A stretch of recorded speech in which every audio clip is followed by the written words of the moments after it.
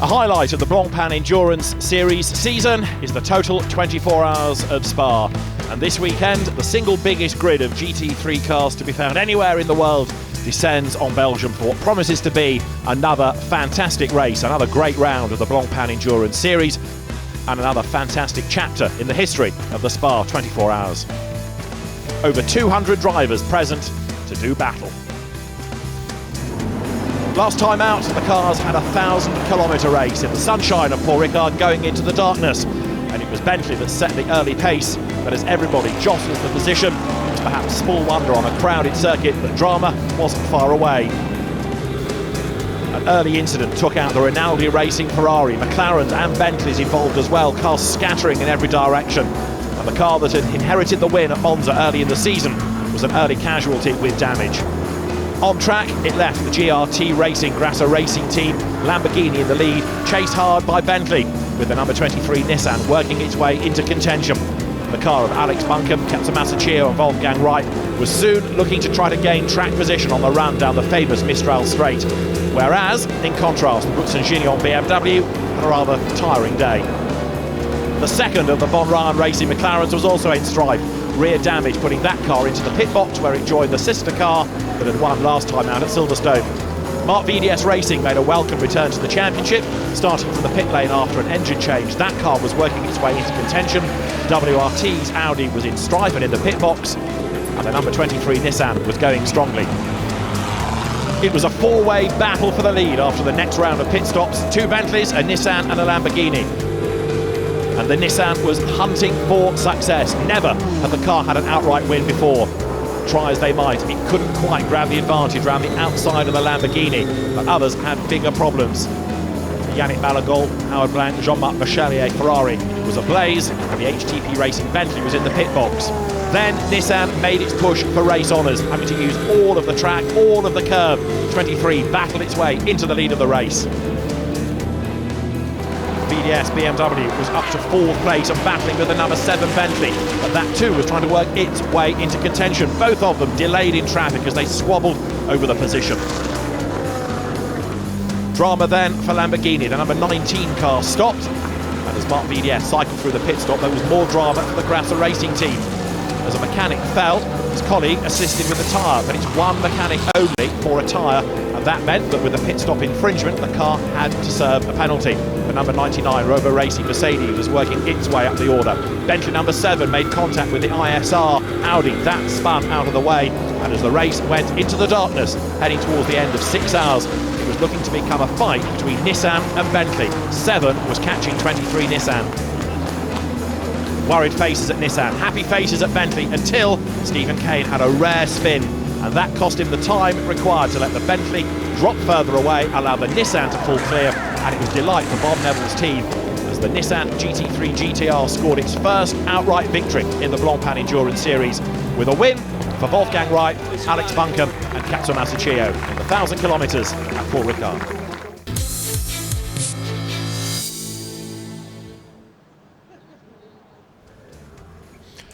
So welcome to a soggy Spa. This is the total 24 Hours of Spa. It is race day. We are 25 minutes or so away from the race getting underway, and after what has been a glorious weekend thus far, it is now very wet indeed. We've had lots of rain all through the day. We've had safety car starts for all previous races. We've had a race that in fact only ever ran behind the safety car at the start of the day for Formula Renault. And the Hardy fans are looking forward to what should still be another fantastic race, but it is going to begin in very challenging conditions, that is for sure. The grid is formed, and looking down onto it, you can see all the umbrellas are there. It is a full field. We've got 57 cars ready to take the start, and with a wet road which is going to dry out, pit stops strategy was already thrown into the air. A total contrast from earlier in the week here at Spa in the sunshine. A regular feature of the total 24 Hours of Spa weekend is the drivers' parade into Spa town itself. It's a chance for the fans to see the cars on the move, and it's a rare opportunity for drivers or mechanics to drive a GT3 racing car on the road. Seldom do you see cars like this in such unfamiliar surroundings. The fans lined the roads, and Spa town came to a virtual halt as every car competing in the race made its way into town, and all the drivers were then present for the drivers' briefing. Stefan Rattel, the man behind the Blancpain Endurance Series, was a very proud man indeed, as he had brought such a strong grid once more to a very strong Belgian fan base. It was no surprise that Maxime Martin, amongst the other Belgian drivers, was the centre of attention as autographs were signed for the fans and Spa was packed out with fans old and young. But another major draw in the centre of the town was Alex Zanardi, because the living legend is here to tackle the 24 Hours of Spa for the first time. He's also been on track this weekend on his hand bike as well. But this weekend is all about 24-hour racing. Spa is, without doubt, is one of the most iconic circuits in the world. Heading down towards Eau Rouge, Alessandro Pierguidi tucks in behind him and gets to the corner safely as this massive pack of cars descends at the bottom of the hill. For us, it's the pinnacle. It's our ultimate race. It's the one that we want to win. It's the ultimate challenge. It's 24 hours. It's exciting. I did the Spa 24 in 2013, and the parade was very special. It's something you can't put a price on, getting people involved, get them to touch the car, and I see all the kids all the time just, bringing in more and more and more and more smile to their faces. It's priceless. To get that close to the cars, to the race drivers, and I think this is something the fans want to see. Spa means a lot to me because I'm obviously from Belgium and it's a very big race, and I think you could say it's the biggest GT race in the world. We go racing! Laurens Vanthoor in the Audi leads them away. How many series are there in the world where you have so many supercars on one grid and such a big grid? I remember going through Eau Rouge for the first time at Spa and I had a huge smile on my face. And that's the hitting that at the best part of 120 mile an hour. Oh, dear me. Hold your breath. So you get into Blanchimont 1, what am I going to do? Am I going to lift or not? No, I'm not lifting. And you plant out on the apex and go, yeah, awesome. You have uphills, you have downhills, you have quick sections. The racetrack, another massive shunt. You need to push, but still keeping in mind that if you do a mistake, you're going to hit the wall pretty hard. Hurt little finger maybe. It makes it really special. Perfect lap. Yeah, you can feel it straight away. Hard on the brakes, catching the traffic. And you try not to miss off the lap. You're like, okay, it's gonna go. And every lap throughout the 24-hour race is a challenge.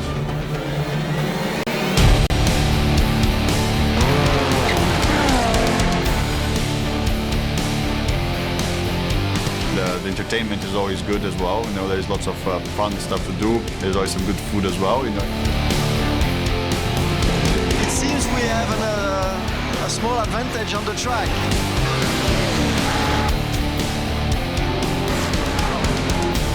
Things run normally. It will be very tight to the very end. For sure, it's going to be close like this. Still 14 minutes to go. Gets up alongside and gets them through. René Rast, Laurens Vanthoor and Marcus Winkelhock will win the Total 24 Hours of Spa. Yeah, a race I will probably never forget. And three delighted drivers celebrate at Spa. Laurens Vanthoor, René Rast, Marcus Winkelhock win not just the Pro Cup, they win the Total 24 Hours of Spa.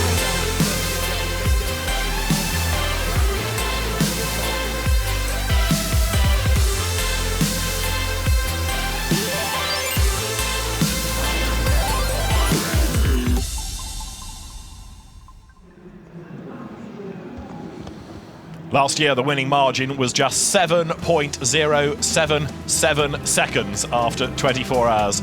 Can we get any closer this year? Well, the battle is on again between Audi and BMW because the two Belgian teams, WRT and Marc VDS, are set to go head-to-head. There's also the championship to factor in. This is how we look going into this race. There's only one more normal point-scoring round to follow, and bear in mind, in this, you score points at 6 hours, 12 hours, and at 24. So come tomorrow morning, we could well be talking about championship situations as much as the race situation. The Nissan, having won at Paul Ricard, gives a 1-point advantage here over Bentley 7 to Alex Buncombe, Kepsa Masachio and Wolfgang Wright, but it's very, very tight all the way behind, and depending on who is where at the 6, 12 and 24 hour marks, it will have a real impact on the championship. And If some have a win and others have bad luck, like really bad luck, and don't even finish, could be that we are thinking about champions being crowned this weekend, but we'll worry about that tomorrow morning, I think, because the first few hours are going to be very hectic indeed, especially given the way the grid is lining up based on the 20 drivers that went into Super Pole yesterday, and also a number of teams put to the back of the grid for a variety of amendments to their times, which we'll come to in a moment. Let's go down to the grid, though, and hear from Alvaro Parent. Alvaro Parent, second row of the grid. Team car directly ahead of you.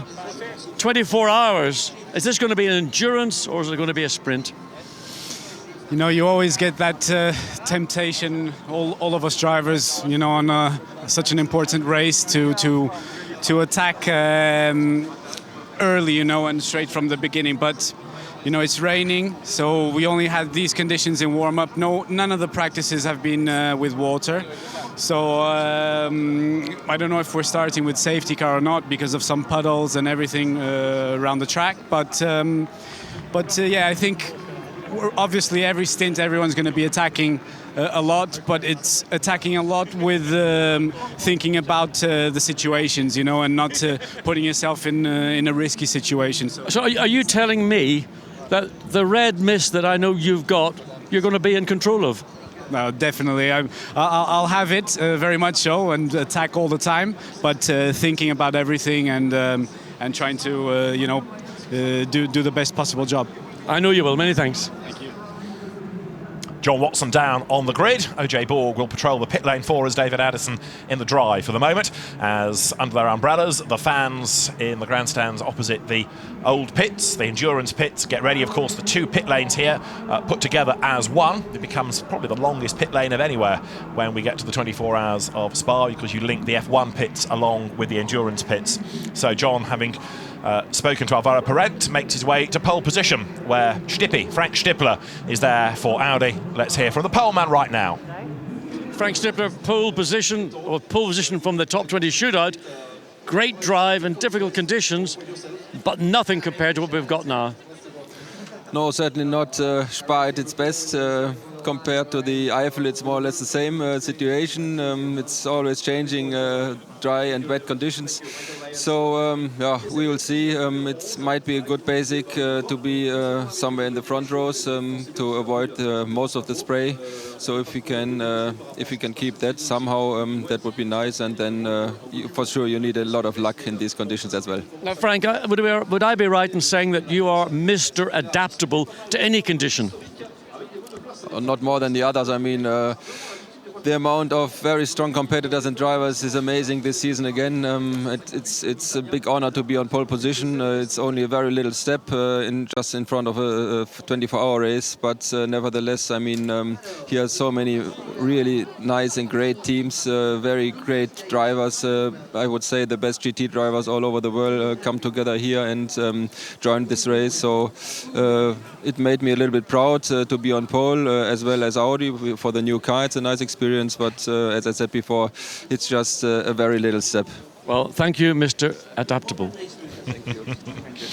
And Frank Stippler, of course, is a winner of this event. Go back to 2012, he did the lion's share of the driving. The maximum you can do in the race is 14 hours, and Frank, I think, was pretty close to that actual maximum. He was worn out when he got out of the car. It was held in hot conditions that year. There are occasional hot conditions at Spa, I promise you.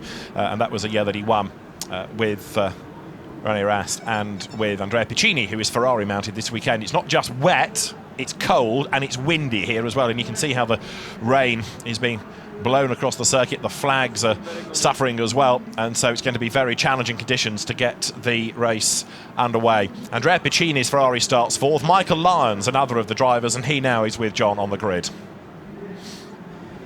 Lyons, second row of the grid, the first Michael Lyons, second row of the grid, the first Pro-Am car. What is a Pro-Am car? What is a Pro-Am car doing in the second row of the grid? Hey, you saw he finished up in the 6th hour, didn't you? Got to have a try. It's nice to be back here. I get to talk to you again. The last couple of races I've been a bit lonely. I've been down that end, but no, Andrea pulled out a super lap. We were super close in the free practice, so feeling pretty good. So obviously you're looking to win your category, but you've got a really good chance, certainly, of making a break in these difficult conditions. Yeah, for sure. I mean, we're going to run. Michael's going to run pretty early on. Get the hours out of the way and do all that kind of thing for the strategy, also using the AMs. But yeah, I think if Andrea might look to double stint if the rain keeps coming down, because he'll know the conditions, and we'll probably double stint the tyres as well. So if he's in a good position, I can't wait to get in and keep my head down, just keep working. But as you know, it's a long race, so we'll push for the points at 6, push for the points at 12, and then see where we are for the rest. Well, just for your memory, when it's wet, it is slippery. Thank you. Thanks. Thanks for that. Interesting that Michael talks about double stinting tyres, because another team has told me absolutely no way will they consider it because of the effect that 100 kilos of fuel, which is effectively a full tank, is going to have on a pre-used set of tyres. So they are thinking, this team that will remain anonymous for now, about changing tyres on every stop. So double stinting isn't in some teams' game plans, but others are thinking that it is perhaps the way to go. Right now, they're thinking about wets rather than anything else. It's going to be a very treacherous start to this race. Well, we've heard from Audi, we've heard from McLaren. Let's hear from Bentley next, and Andy Soucek with John on the grid. Andy, 3 Bentleys in the top 10, your car in the 3rd row of the grid. You've got to be confident. Yeah, but that was in the dry conditions. That was not on the wet, so we'll have to see how the car feels on the rain. We had a bit of the warm-up this morning to get a feel, and it was okay, so we should be in a good position. And, I mean, 24 hours, you know, anything can happen. Now, you say the car felt good on the wet, but I got a feeling from some, talking to people, that car is really good in the dry, but you haven't quite dialed the wet setting in to the best levels. Sure, but we expected it to be worse. That's why I say it was not feeling that bad. I think the car is going to be better with low rain rather than if it starts to pour down. But, it's going to be difficult for everyone. The good thing is we are starting P5. It's a good starting position. We need to get out of trouble. Just drive to the end. I'm sure you will. Many thanks. Thank you very much. Thanks, Andy.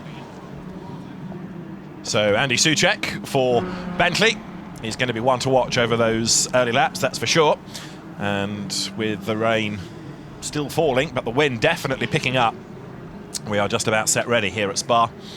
Now, let's go back down to the grid, because OJ Borg has found Bas Leinders for us, overseeing Marc VDS Racing. Let's go to the grid now. Bas Leinders, you a happy man right now? Happy man, it's difficult to say, it's raining, it's Belgium, it's Spa-Francorchamps, so of course we have a lot of fans, a lot of sponsors, Mr. Van der Straten who is here. So we want to do a good job, but it's going to be tricky in the first few hours. If anyone knows how to deal with the idiosyncratic weather that Spa has, it's you and your team. Yeah, maybe yes, but okay. I mean, WRT, they know the track quite well as good. Vincent Vos has raced here as much as I did. I think altogether we are well prepared. Also, the engineers have a good strategy. But yeah, I mean, we're looking at the skies, and at the moment it's still quite grey, so we will see what happens. Last year you were second by just 0.1 seconds. Can you go 7.2 seconds quicker this year? I was actually 7.077, but I'll remember this all my life. But yeah, I mean, we must do better, but okay, our competition has become harder. I mean, the new Audi, there's the Lamborghini, even the new McLaren is performing quite well. The Bentley is performing fast now, so it's going to be a tough fight, and I hope it's going to be like a 4-way fight or a 5-way fight instead of just the 2-way fight what we are used to. Where do you think your car will be strongest in this race? At the start, first 12 hours, or the second 12 hours? I hope at the end when we cross the finish line first. Baz, thank you very much. It's good to have Marc VDS back in Blancpain. Stefan Rattal agrees, as there he is. Shaking Baz's hand, wishing him good luck. But of course, it's this great battle, not just between two German brands, Audi and BMW, but two Belgian teams, with Marc VDS taking on Team WRT, Bas Leinders overseeing things for Marc van der Straten's team, and of course Vincent Vos, along with lots of other Belgian legends of the sport like Thierry Tassin and Pierre Dieudonné, all looking after activity at Team WRT. Now, René Rast, of course, is a former winner. He won last year. He could win again this year. René Rast, you're just about to get into your car. Really awful conditions. Yeah, I mean, we had the same conditions in warm-up. Now it's raining cats and dogs again. We had some issues with aquaplaning in the morning. I hope it will not be the same now. But anyway, I hope we will have a safety car for a start, because it's the safest way. And then we'll see. I think we had a good performance in the warm-up, so let's see. I know this is a very cheesy question, but you got number one on your car. Do you think you'll be number one at the Fenders 24 hours? I hope so. You never know. It's a long race. Competition is high. And we need a lot of luck. But anyway, I'm looking forward to it. Well, that's in safe hands. Thank you. We've had the 5-minute board, so we're getting closer to the start of the race, but before we do get the cars underway, we better hear from the boss, hadn't we? Stefan Rattel is on the grid with OJ. Here we are, Stefan, the big one. How excited are you? Very excited. It's not the best weather, but it's definitely the best race to come. I don't think it's ever been that close. We had yesterday 6 makes in 0.3 of a second. We have close to 60 cars on the grid. We have 36 nationalities represented. We have 11 manufacturers and 6 of them going for the big fight and to win overall. I think that's the big one. I was listening to Adders earlier on. He said this is possibly the biggest grid ever in motorsport. I mean, for a single class of cars, GT3 only, that's definitely unique. And I think we're on for an exceptional race. And it's Spa, it's the weather everybody expects at Spa. It makes the race even more predictable. And it should be, I mean, the drivers are on for a very big one. Stefan, thank you. Thank you. Bye-bye. So good to hear from Stefan Rattel. Yeah, the biggest grid of GT3 cars. I know there are other events, longer laps, where you can start more like the Nordschleife, but in terms of pure GT3 grid, it's the biggest you're going to find anywhere. So we are set, ready to go. And although you've heard drivers talking about the fact that they would quite like a safety car start, I understand it will be a rolling start. So it'll be the usual ceremonial start past the old pits, which is where the cars are lined up. Well, John, here we go again. It's Spa, it's wet, but it's going to be a great race. Well, certainly it's going to be a difficult race, and whether they start the race under a safety car, which for me would be the right thing to do, because the amount of spray that's going to come up from these 58 GT3 cars, particularly as they go down the long Kemmel Straight, the uphill Kemmel Straight, and into the first sequence of Lake Combe corners. And that's not even thinking about getting through Eau Rouge or Radillon. And we know that, well, thinking back to last year, and I don't want to think back to last year, that the accidents that we had in that first 4 or 5 hours, really awful, and I really put them out of my mind. Just want a good, clean start to this 24-hour race, and let's hope we have another cracker as we did last year. Well, it was certainly a great race. Let's have a look at the grid then, because Audi start on pole position alongside McLaren. The second row is Ferrari and McLaren. Andrea Piccini in the Ferrari. Then you go back to Bentley on the third row, and last year's winning Audi #1. It's the new Audi that is going to be run by WRT for #1 this year. 46 BMW starts alongside the red Bentley from HTP.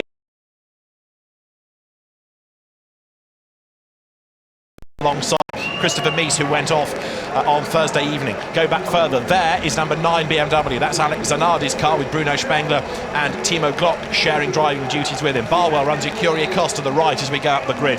More Ferraris, more Mercedes as well. And look there, you've got the bright turquoise Audi lining up. Car 3 also from WRT with Jean-Carl Vernet and Robin Frins among the drivers. Demon Tweaks backing the BMW of Team Russia there. We've gone past the Emil Frey Jaguar to the right, and the rain is getting heavier, as you can see, as we work our way back towards the back end of Pro-Am and then the leading AMS. Team Brazil here, hoping for better weather. And there, looking down onto the grid, is 58, Kevin Est in the Von Rahn Racing McLaren on the outside of the front row of the grid. Well, if anybody's going to make a lunge for the lead, that's going to be Kevin Estre, because that's just the way Kev drives a race car. Frank Stippler, as I mentioned on the grid, probably the safest pair of hands at this end of the grid. He will not do anything, in my view, and I hope Frank's not going to let me down, but to jeopardise the benefit of having that pole position, the opportunity to get basically clear air until you start catching up to the tail enders and begin the whole process of lapping that will then continue throughout the remains of the 24-hour events. You can see how gloomy it is overhead. The rain is still falling, but the forecast is that this will pass through, and by about 5 o'clock it's going to brighten up. Well, we'll see. You're talking about 5 o'clock tomorrow morning, not 5 o'clock this evening. Depends who you talk to. Everybody seems to have a different weather forecast, but I mean, it looks much later in the day than it really is, because now all the headlights are on. It is really showing you how dark it is out there. Well, I mean, I went onto the grid about 20 minutes, 30 minutes ago, and it had virtually stopped raining, but as I worked my way up through the grid, it just began to fall heavier and heavier. And I mean, as we look out of the commentary booth, it's sort of coming from whatever direction it is, I can't work it out, but it's now raining as they're facing down the hill. It's coming into their face. So as they go down through Eau Rouge, up Radillon, along the Kemmel Straight, it's going to be right in their windscreens, in their headlights, and visibility will be obviously the key. That's why I'm wishing that we do get a safety car start.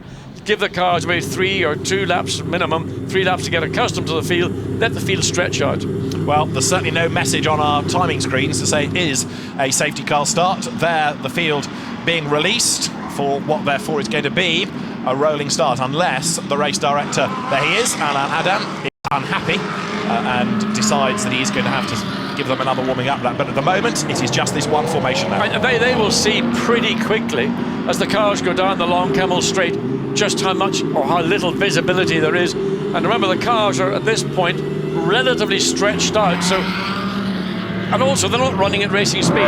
So if they think that the visibility is sufficiently poor, it may be that they'll give them a second formation lap or have a start under the safety car. But we're not getting currently any information on our timing and scoring to indicate that that is going to be the case. There's an idea of what the visibility is like, and they're running at maybe a third of what would be racing speeds. And so, with the cameras all around the circuit, the race director and his team in race control will have an idea of where the weather is at its worst, where the real danger points are. And by the time Alain Adam has sprinted from one start area to the other, because race control is coming out of the bus stop, of course, he's got to get himself across the paddock and up the hills, back into race control. He will have a look and see whether a second formation lap is needed. For my money, I would say yes, but let's see what the decision is.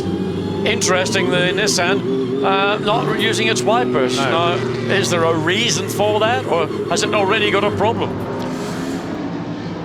Air pressure to try and clear the water off is the other option, but yes, the fact that it's not being used at all, that wiper, is a surprise at the moment as the cars go down to Bruxelles. Everybody looking for where the puddles may be, where the grid may be. Take a deep breath and let's have a look at how the grid lines up. Frank Schnippler lines up alongside Kevin Est on the front row of the grid, with Andrea Piccini and Alvaro Parente on row 2. The third row is Maxime Soulet alongside Randy Rast. Then Lucas Lohr lines up alongside Mike Parisi on the fourth row of the grid, where you have BMW lining up alongside the Bentley.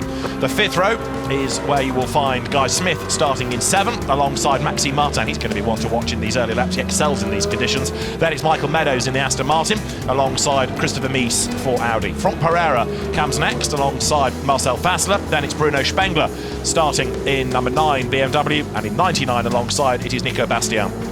Hubert Haupt comes next for Mercedes. Lining up alongside is the sister car of Bernd Schneider. Matt Griffin's Ferrari is 19th on the grid. 20th, Alexander Sims starts for Curie Cost. Those are the Superpole qualifiers ahead of Tony Villander and Alessandro Pierguidi on the next row of the grid. Adam Christodoulou will start 23rd and Jean-Carl Vernet 24th. 25th on the grid is a newcomer to Blancpain, Clement Schmidt in the Bentley of HTP. Alex Buncombe, Paul Ricard winning car. That's only 26th on the grid, hit rather by the balance performance this weekend. Johnny Adam lines up alongside Mark Bosseng next. Then it's Johnny Cocker alongside Frederic Verviche.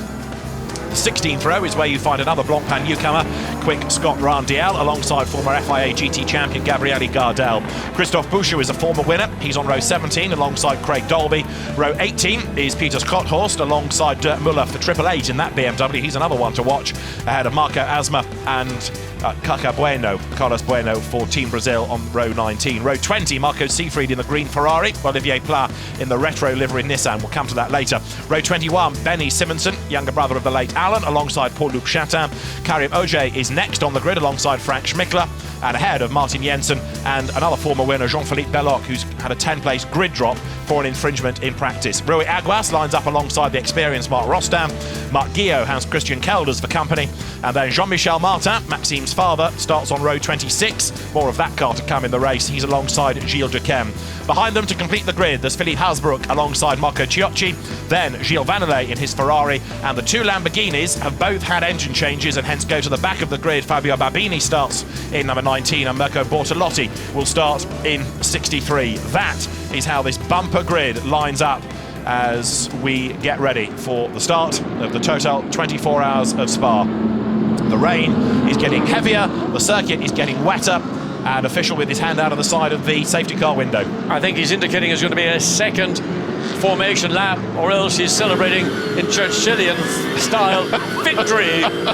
Well, some way away from that yet. I'm waiting for the next message to come onto the screen, but no, I'm being told from race control that it is going to be a start this time. And so, as is the tradition, as the cars work their way out of La Source, the safety car we anticipate to peel off and then bang on 4:30. The race will get underway. Here they come towards the timing line. The Spa 24 Hours for 2015 is go, and a very good start by Kevin Est. Slow away in contrast was Frank Schnippler. We get a McLaren 1-2 as they drop downhill, because it is Est ahead of Alvaro Parente. And now take a big deep breath breath. Are they all going to get through Eau Rouge safely on this first lap in the spray on a wet road? So far so good as 57 GT3 cars power uphill for the first time. The biggest race in the GT calendar is underway, and it is McLaren's first and second as they head uphill, and that has been a remarkably tidy start. Yeah, I mean, Frank Stippler on that pole position seemingly got caught out or was just overly cautious. I don't know which of the two it was, but certainly Kevin Estre, no surprise that he took advantage and put his McLaren into the lead, albeit for the first third of a lap. So let's see how long it is before Frank Stippler makes his attack to try and get back into the lead. Of course, at this moment, they're still trying to work out grip levels. They're trying to get warmth into the tyres. They're looking for visibility. All these things that drivers have to factor in as well as battle for position. And there's the first casualty. Round goes 75, and that is a lose for Frederic Verviche, who goes off the road. Others scatter in avoidance. Well, I mean, it was an unnecessary overtake up the inside and the exit of Les Combes, contact with the other Audi, and quite why it was felt necessary on this opening lap to put yourself into a compromising position, damage your car, potentially damaging the other car. I don't know. I mean, talk about exasperation. There's always one, isn't there, early on in a Spa 24 Hours that does it to you, John, and this year it's Frederic Verviche. But you're right, I mean, he's got 24 hours to go, and there he is in strife, not even halfway around the first lap. Well, I think totally unnecessary, and he may get a penalty for an unnecessary or avoidable collision, but of course he's done the damage by losing control, spinning, and the whole field has gone through. He may have to make a trip into the pit lane because some of the carbon fibre attachments did come detached. Now, whether that will affect the car handling in this condition probably is not going to be as noticeable as it would be in dry conditions. Nevertheless, totally avoidable and, in my opinion, completely unnecessary. There's one car that is in the pit lane, which is Olivier Pla in the Nissan, and that car has made its way into the pits. Now, is it an early problem, or is that a very clever idea to try and keep out of trouble and keep out of the spray? Well, either way, 22 then is in the pit lane, and Olivier Pla hopefully will join in and not lose a lap, because the race leaders are about to come over the timing line. The timing line is here, even though the start line is on the other side of La Source, and a good battle has already developed between 8 Bentley there. Look in the hands of Maxime Soulet, and right up behind him, looking for a way by in the Marc VDS BMW, is Maxime Martin. Just wallow in the way that Maxime drives in the wet. Yeah, but remember, we saw in Paul Ricard this car, or one of the BMWs, having to battle forever and overruns in the braking into La Source, and the Bentley comes through underneath Lucas Lohr. He knows how difficult it is to get past a Bentley. He's trying again down the hill, the run down into Eau Rouge, but the Bentley has just got enough where it can't in a straight line. So nose to tail they run, and the Marc VDS BMW needing to try and find a way through. You're on board with Maxime Martin now then as he climbs uphill, and he's in the spray. The wipers working overtime as they power now on up towards Les Combes for this lap number 2. Up front, Kevin Est is leading by over 4 seconds already. But what can Maxime Martin do? He was a little bit subdued in the Superpole yesterday. And there, look, working his way up the order. Number 1 is René Rast starting, and he's got himself up ahead of Frank Stippler. Yeah, I mean, René Rast, a master in Audi, particularly in endurance events, getting past a more cautious, certainly a very cautious starting Frank Stippler. But Frank's not giving it up. He's there at the races, and he's going to come out of Bruxelles side by side. In fact, he comes out ahead of René Rast. And the outcome of all of that is that Stippler goes back ahead. And of course, these two are teammates. They're both at WRT. The last thing Vincent Vossi's squad wants is for the two cars to touch and compromise their run early in the race, as up front the two Von Rahn Racing McLarens get away. Kevin Est leading Alvaro Perret. Stippler runs third. René Rast fourth then. These the new Audi R8 LMS. They're not Ultras anymore. The new car just known as the R8 LMS. And the grey one is Stippler. And behind, in the red colours, is René Rast. And of course, that's the same winning team of drivers. Rast, Vantour, Marcus Winkelhock that we had here last year. And Kevin Estre beginning to stretch that advantage, but having nothing ahead of him until he comes up to here. We watch the start again. And where was Frank Stippler? I don't know what he did, but he just seemed to be either... I don't know.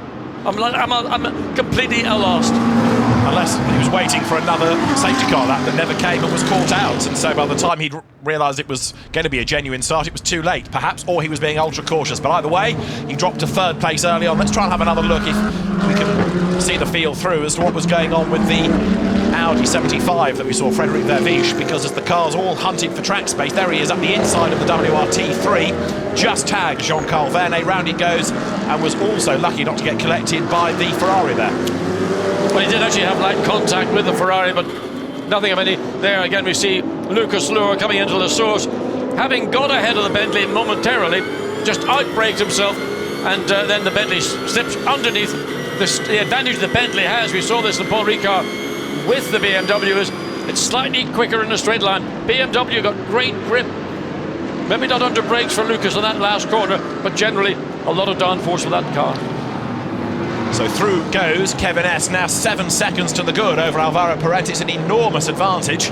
And you can see the Audi's running third and fourth. It is Stippler ahead of Rast still, and then a big gap back to in fifth place Andrea Piccini in the Ferrari. Now that is the Pro-Am leading car at the moment, and behind, look, we've had the change because Maxime Martin has got himself now up past Maxime Soulé.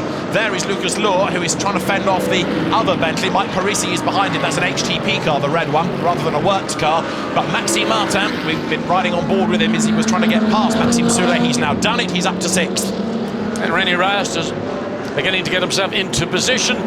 He might have another little look if he thinks he's close enough to take a dive down the inside. Frank Stippler takes the middle road, so effectively blocks the Audi from going either down the inside or thinking of doing the long way around the outside. And remember, in these conditions, it sometimes is the outside line of any one of these 19 turns that's got more grip.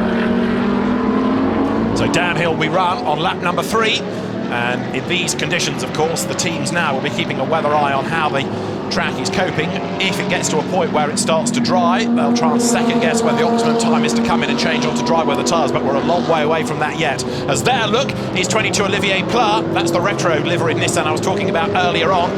The colours that were carried on the Group C Nissans from late 80s, early 90s. Jean-Carl Vernet diving up through the traffic as well. Olivier Pla is already a lap down, don't forget, after that pit lane start. So your race is compromised there even before it begins. Yeah, and Olivier Pla, again, a young driver coming from LMP2 and high downforce single-seaters, finding it slightly more difficult to make the adaptation. We heard from Andre Lotterer also in the Audi that was 7th on the grid, that driving a much lower downforce car than you do for your normal day job takes a lot of adaptation, particularly in conditions like this. And there in 47 to the outside line is Alessandro Pierguidi, who drew attention to himself a couple of years ago with his big spin at the first corner, but he's just put himself up ahead of Marc Bosseng there, former GT1 world champion, as Kevin Est has the road to himself as he powers his way now over the timing line. 3 laps are done, and the Von Raan Racing McLaren that won at Silverstone, this car, don't forget, is comfortably in the lead. That, thus far, the perfect lap. Absolute best across all the sectors. Dare one suggest it's looking a bit drier on that part of the circuit? It may be showing indications of the difference between the bit of track that's been used by the cars and the unused bits. That's where you'd expect to see any drying come. I think there's still quite a long way to go before we get anywhere near as the Acos BMW slips up the inside of its sister car, the Mercedes. That's the car driven by Stef Dusseldorp, trying to get into the 2 Mercedes, the 2 black Vulcan cars, trying to find a way around the Acos BMW. Alexander Sims for Écurie Acos. You've got one of the Black Falcon Mercedes and the Rover Racing car there, 99, which is Nico Bastian at the wheel. And the Black Falcon car, as they turn downhill, is your old mate Bert Schneider. Another star in 24 hours, in any condition, anywhere in the world. No more needs to be said. He is a star, we know that. And here's the battle raging on lower down the order, where Lucas Luhr has got Mies behind him. Up to third goes Rast into Lecon. René Rast has done it again. He's got himself past Frank Stippler. Now this time, can he hang on to it? This time he will hang on to it because he's now clearly a car length and a bit ahead. Frank Stippler again sticks the Audi right in the middle of the racetrack. But René Rast has got the track position and he can take the normal racing line without fear of Frank Stippler sticking the Audi down the inside on what would have been an impossible overtaking manoeuvre. So downhill they go towards Pouhon. Now these cars lapping in the 242s, the McLarens 239s, 240s. So at the moment the Von Raan cars are getting away, but of course it's all about being there this time tomorrow. Well, what we are 10 minutes into this race and we've got 23 hours and 50 odd minutes remaining, and an awful lot can happen. And in spite of Von Raan Racing, the 2 lead cars are run by Von Raan Racing, the 2 McLaren MP4s, the 650S model. One of their guests this weekend is another famous ex-McLaren member, Steve Hallam. Oh, right. He's here. He's been everywhere in the last 10 years, but he's here this weekend Spa 24.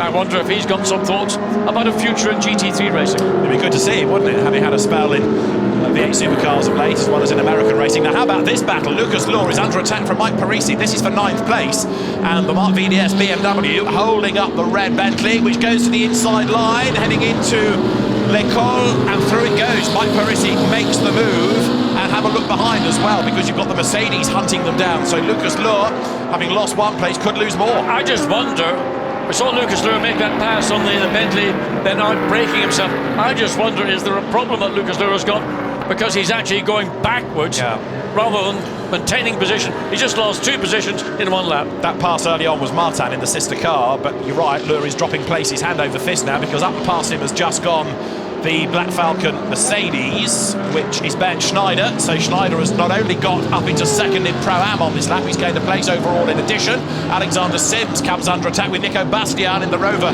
Mercedes right there behind the Rover Oils car over the timing line. But yeah, there's something a bit odd about the way that Luhr is falling away here. Yes, and he's under attack now from, there we see the pass attempted, and again Lucas Luhr holding the middle round, coming into the source. But Alexander Sims is probably going to be perfectly positioned on the run down into Eau Rouge. I don't think it'll be an overtake into the Eau Rouge sequence, but certainly up the Kemmel Straight could be positioned ideally to make a move up to Lake Combe. Now, a warning flag has been given to Jean-Carl Vernet for driving standards, which is interesting already. He was one of the drivers involved with 75, wasn't he? We saw his Audi just touch Frédéric Verviche early on in the race, but a warning flag to JK, Jean-Carl Vernet, for driving standards. There is Maxime Martin. Yes, and he is beginning to make a little bit of progress. So currently Maxime Martin is in the 6th spot. Mike Parisi is under attack from Ben Schneider. If you see a luminous number on the windscreen, it's the Lumirank to tell you where they are in class, not an overall position, but their class position, so you can quickly see where people are. So there is Jean-Carl Vernet, and he's 14th in the Pro Cup at the moment. That's what the number tells you. Of course, class sometimes has unfortunate connotations. It's category, really, isn't it? You've got the Pro Cup, you've got Pro-Am, and the AM, what used to be the Gentleman Trophy, but is now known as the AM Club, or the AM category. 23, let me do it, he's Alex Buncombe. You're riding on board with him as they go down towards Bruxelles. 29, Mercedes, just ahead there, you can see. There's Adam Christodoulou. He's a regular Spa 24-hour competitor. But come on, John, explain to me, how can a Nissan be so good at Paul Ricard and yet it's in the body of the field in the next round of the championship? I'll have to whisper it to our audience. B.O.P.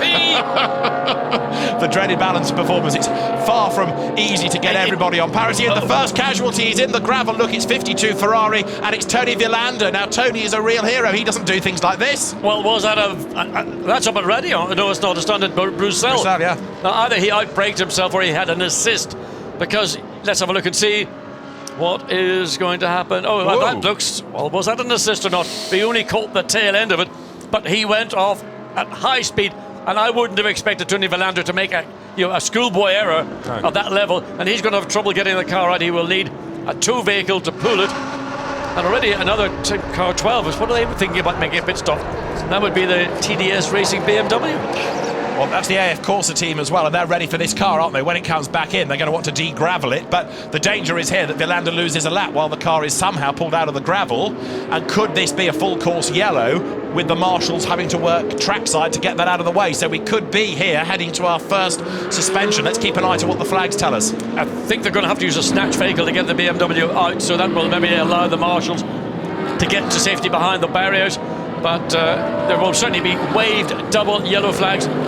And as we know, that means you must be prepared to slow down from racing speed, or even be prepared to stop. Absolutely right. And how many drivers pay attention to it? Negligible number. None. Exactly so. There's Michael Meadows at the inside of Marc Bossang, and he's gone by. Still waiting for any more news about this yellow flag situation. But the race director will be keeping an eye to it. Of course, that full course yellow means that people have to slow down immediately to 80 kilometres an hour. And it's something that can be used here, of course. This being the length of lap that it is, you have 2 safety cars. So the safety cars can really work against you if you get caught in the wrong stack. And how are we doing over at Bruxelles? The leaders have gone through that part of the circuit, haven't they? So there you've got Kevin Estre, race leader for Davy Ryan's team. Yeah, and it's a very comfortable 8.3 second advantage. And Kevin Estre's Chris Goodwin. Yeah, Chris Goodwin, who's Mr. McLaren, actually, or as he likes us to think he is. But Chris, of course, a racing driver in his own right, in historic racing, and very much incremental in the whole development process of the family of MP412Cs and 650Ss and 675 LMs and 575s. And I mean, every day there's a new version of the same product coming out. And Chris drove for Von Ryan in this race a few years ago with Bruno Senna, who he looks after. There's the flashing yellow light, yellow flag still being waved down at Bruxelles, but the race continuing unaffected. There's 63. Now that car, remember, is working its way up from the back of the grid. It's at 39th place. Yeah, last on the grid, Mirko Bortolotti at the wheel, and 39th. That's good progress. It is, I think in really demanding conditions, to make that progress from literally the tail of the field, 58th or something in the grid, to get up to 39th in the space of, 15 minutes, is good professional driving.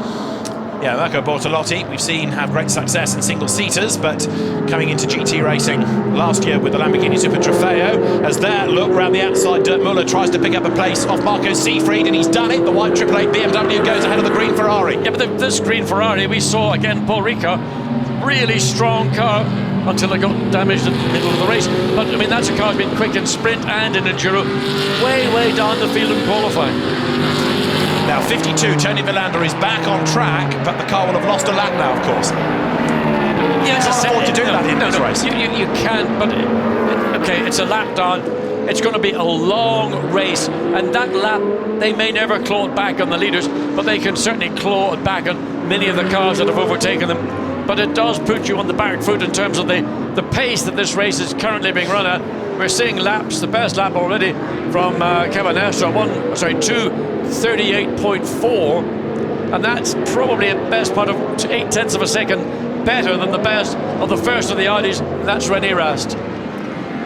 So Kevin Astra leads, Alvaro Parente second, René Rast is third, Frank Schnippler is fourth, fifth heading Pro-Am is Andrea Piccini, sixth is Maxime Martin, in seventh place Maxime Soulet, in eighth place it's Marcel Fassler, ninth is Christopher Mies, and 10th is Bert Schneider. That is just a snapshot of what we have as the leading order at the moment, but of course there are still so many battles to be played out over the course of this race, and Tony Villander, with that incident up at Bruxelles, back into the race. He's now dropped into 57th place behind Olivier Pla with that Nissan that was troubled at the start.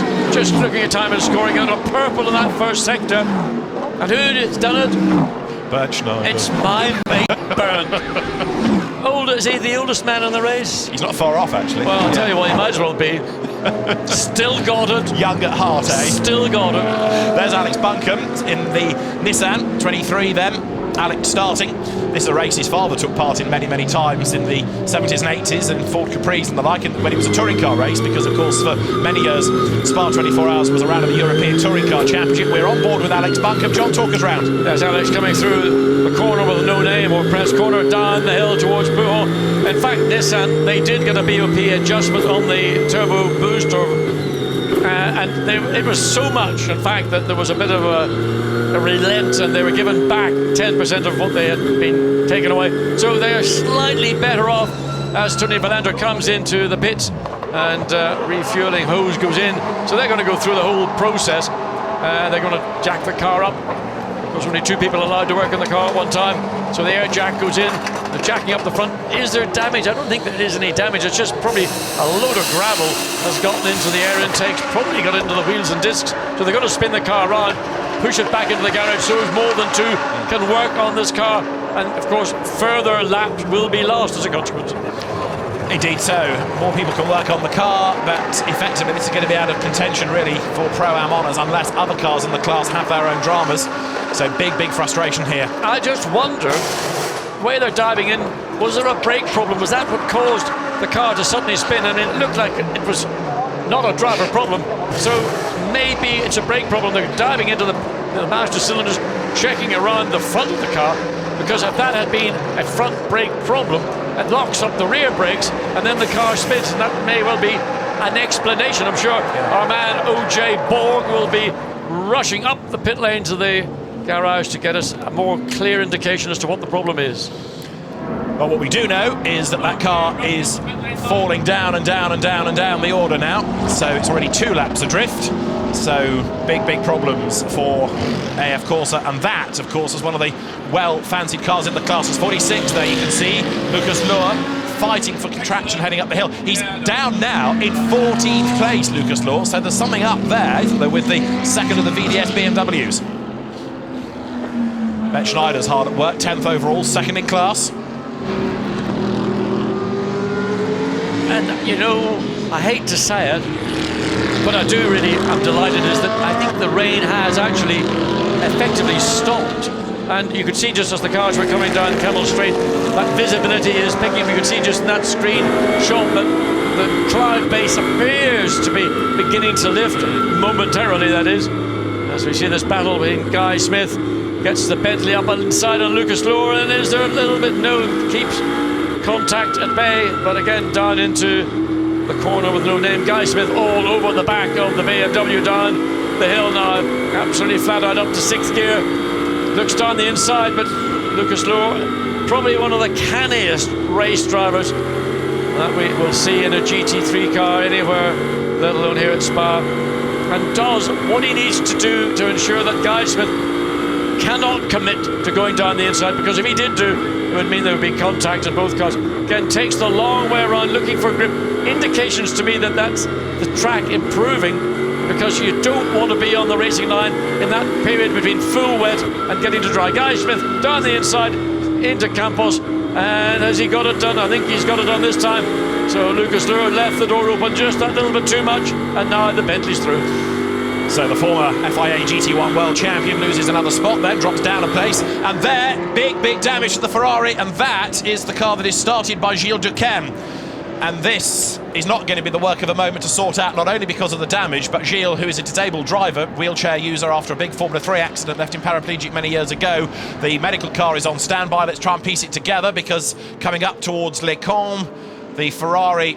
Oh, it just suddenly turned sharp right, and again, big heavy impact, and that car is all over and done with. There's heavy damage to the front. It'll be potentially suspension, if not chassis damage.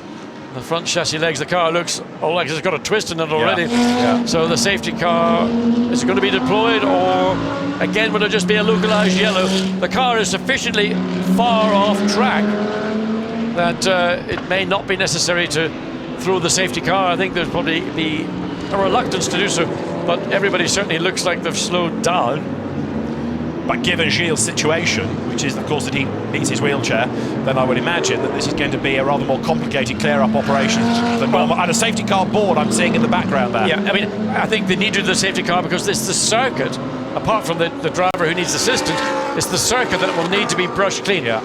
There's a lot of grass and earth on the racetrack, but more to the point, there will be a lot of carbon fibre and carbon fibre shards, which are absolutely the last thing a racing driver wants with a set of wet weather or slick tires. You can see some of the drivers are even clipping bits of that carbon fibre. There's one bit of, and there we see the medical assist vehicle has now arrived at the Ferrari to assist the driver as we go back to Tony Villander's car, and it is work on those front brakes in the Ferrari. And my best shot is, and I'm sure OJ is rushing up there as we indicated earlier, to find out what the cause of that incident was. It will be a front brake problem.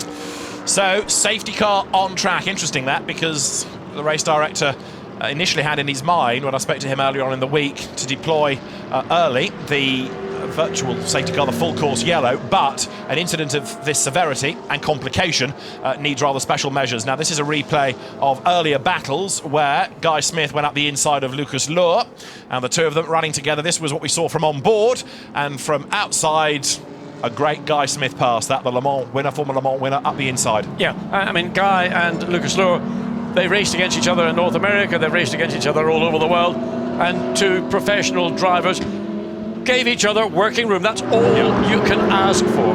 It's when some numpty decides to close the door when a car is literally alongside. Sorry, mate, I thought I had the corner, you know. Give me patience. Also on the numptyometer, I'm pretty sure when we looked at that AF Corsa pit stop, somebody managed to clobber the fuel tank against the rear wing, so that might need sorting out as well. However, here comes the field, and you would have spotted that the safety car has not picked up the leader. What it has done is pick up the third and fourth place cars. Fourth and fifth place cars, I should tell you, Stifler and Piccini. Will the safety car then wave through the remainder of the field until it does pick up the first and second place cars? That would be my logical assumption. we've got 2 safety cars round Spa, so we need to see who's behind the other one. Are both safety cars activated? Yes. In that case, then we go back to plan A. Yeah, you've got the 2 waves. One comes from the F1 pit exit. The other safety car joins in at the Pif Paf. And so there is the field turning its way, or the first 3 cars turning their way through Les Cons. Yeah, I mean, and actually they're not that far behind one of the lead safety car, or the safety car that has picked up on 4th place position, Frank Stippler. Neither safety car has got the leaders, but we'll worry about this in a moment, because for the race director it's going to take a little bit of sorting out, so that will happen.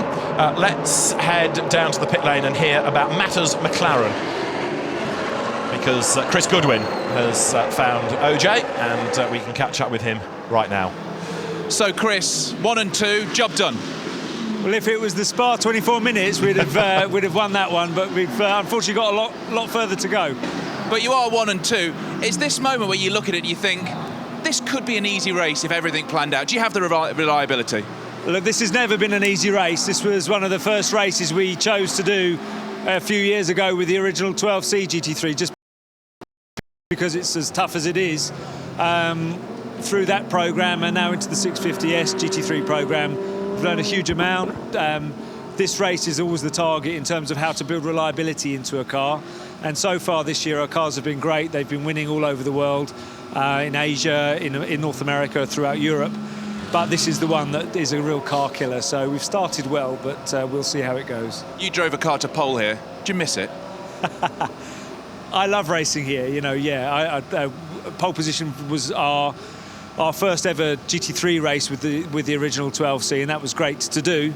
But this is where the competition is. This is one of the toughest races in the world right now. I think even more so than Le Mans, where you have a big grid but multi-classes. Here, everyone's in the same category. All the manufacturer teams are here. So we missed pole by less than 1/10 of a second yesterday, which was a shame. But to be leading now is good. It's a good start. But really, this is where the team that we've put together, the Von Ryan team, has done a fantastic job all year long. We've got great support from a bunch of very loyal, enthusiastic sponsors, many of whom are involved with our car business, who are owners of our road cars. So we're developing quite a passionate, close-knit family that is going racing. This is the hard part now. The guys are out in the car. They're doing a brilliant job. Kevin and Alvaro are fantastic in these conditions. We've got a world-class driver line-up. Let's see if we can keep the car in one piece, avoid trouble. You know, you've got to have a lot of luck in this race. Let's see if we're lucky today. Who do you think are going to be your biggest rivals over the next 23.5 hours? Well, anybody that Alvaro and Kevin can see in their mirrors right now. So, you know, every manufacturer has a good car, at least one. So you could take your pick from anyone currently in the top 20, I would say, could win this race. But certainly at the moment they've got to overtake us. For mortals like myself, what is it like to drive here at Spa? It's wonderful. I love it, actually. I've just been testing one of our new road car programs in Spain. I've flown in today. It was 35 degrees and sunny there, by the way. And I've come here, and this is what it's all about. You know, normally when I've done this race, it's normally in the middle of the night when it's dark that we have the rain. And that's part of the charm, is not the right word, but it's part of the challenge of this race. It's just wonderful. Such high speed. It's a very, very difficult place to deal with in the changeable conditions. These are fast GT cars. So it really is a much harder edged challenge, I believe, than the 24-hour race in Le Mans, for instance. So yeah, if you like a hard time and a big challenge, this is the place to be in a GT3 car. Thank you. You're welcome. Always good to hear from Chris Goodwin. And there is Tony Volander's Ferrari set to rejoin the race, but that car now is 5 laps down. Yes, and of course the car now has to wait at the bottom of the pit lane until the safety car line goes through. Here's it coming down the hill. Sorry, you're going to have to wait another a minute before this line of cars finally clears. And if you're lucky, there'll be a gap before we get the second of the safety cars.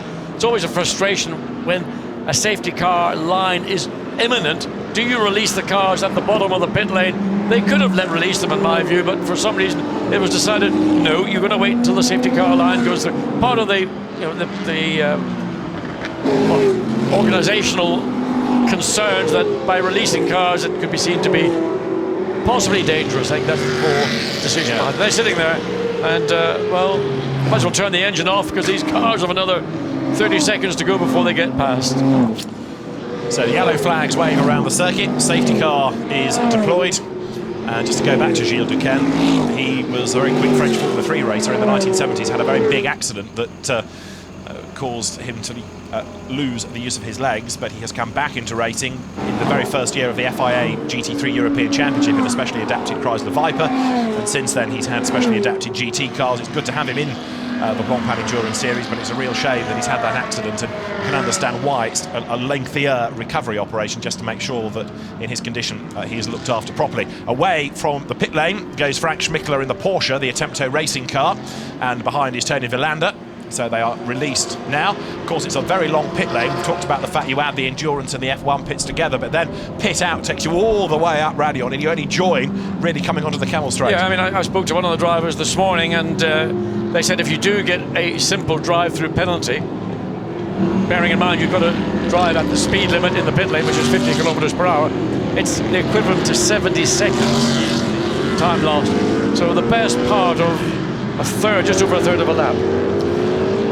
And of course, if you were to pit under a safety car, you lose about half a lap. If you pit under a full course yellow, you only lose about a quarter of a lap, given the speed that people are able to do and how the field forms up. And it's all to do with the safety cars. Now, this is the Kaspersky-backed Ferrari that's just recently made a pit stop. We did see that whilst we were getting ready to hear from Chris Goodwin, and this is Riccardo Ragazzi who has taken the car over.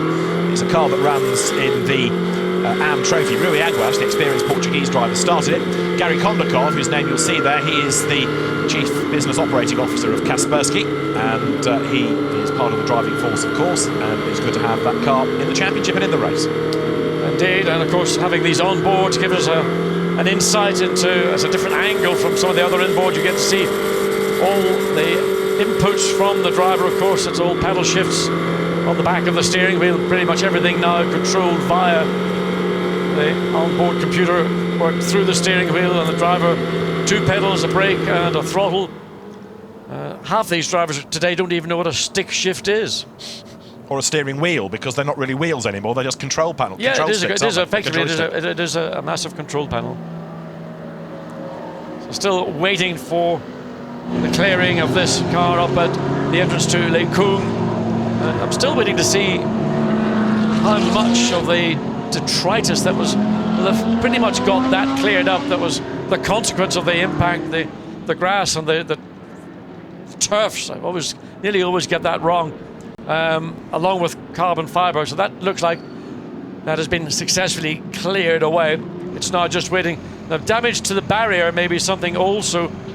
The barrier you could see that when the car struck the barrier, there was quite a bit of deflection, but it seems to have sprung back almost to its original shape, but it still has to be inspected to see if any of the barrier mounts, the supports for the barrier, have been damaged, which of course would mean that they would have to be replaced.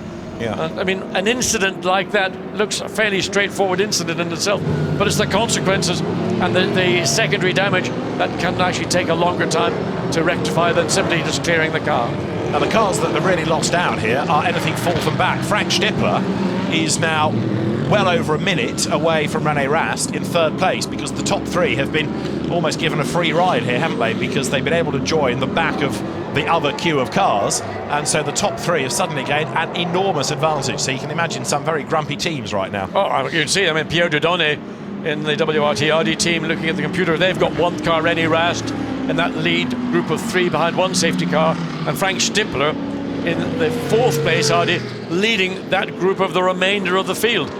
So, as you pointed out, David, a substantial amount of time between 3rd and 4th place. The good news is for the top 3 cars is when this race gets back to green flag running, those 3 cars will have virtually clear track for, let's say, 5 or 6 laps until they then start to close down on the tail of the field, which would comprise the remaining, 54 or so cars that are now remaining in the race. So there is Frank Stippler in 4th place, going through Les Coombes, and the race leaders are going to be pretty much at the back of that gaggle, I think, by now. They'll have caught right up to it. It's still taking some time to get that Ferrari moved away. a quick look at the classes. Pro is where you find overall Kevin Est leading Alvaro Parent, leading Rene Rast. Pro-Am, Andrea Piccini Ferrari leads Ben Schneider, Mercedes leads Alexander Sims BMW, and then in the AM class, as there Adam Christodoulou's car is about to rejoin after a pit stop. In the AMs at the moment, it is a class being headed by 24, which is Benny Simonson for Stuart Parker's team, Team Parker Racing. Second in that category is Paul-Luc Chatin in the Delahaye Racing Team Porsche. And third is Marc Guillot in the Sport Garage Ferrari. And there you see, in fact, effectively the lead cars have now caught up to the tail of this long chain of cars that were being led by the second safety car.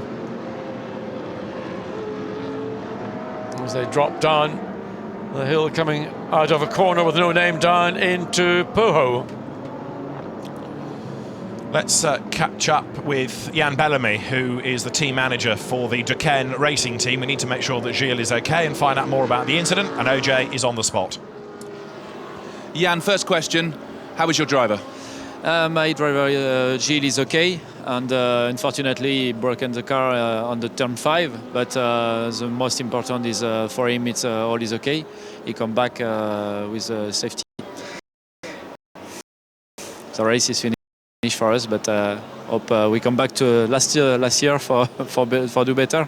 How did it happen? I think just a little mistake on the brake at the turn 5, and he lose the rear of the car, and he hits the barrel. Is it repairable?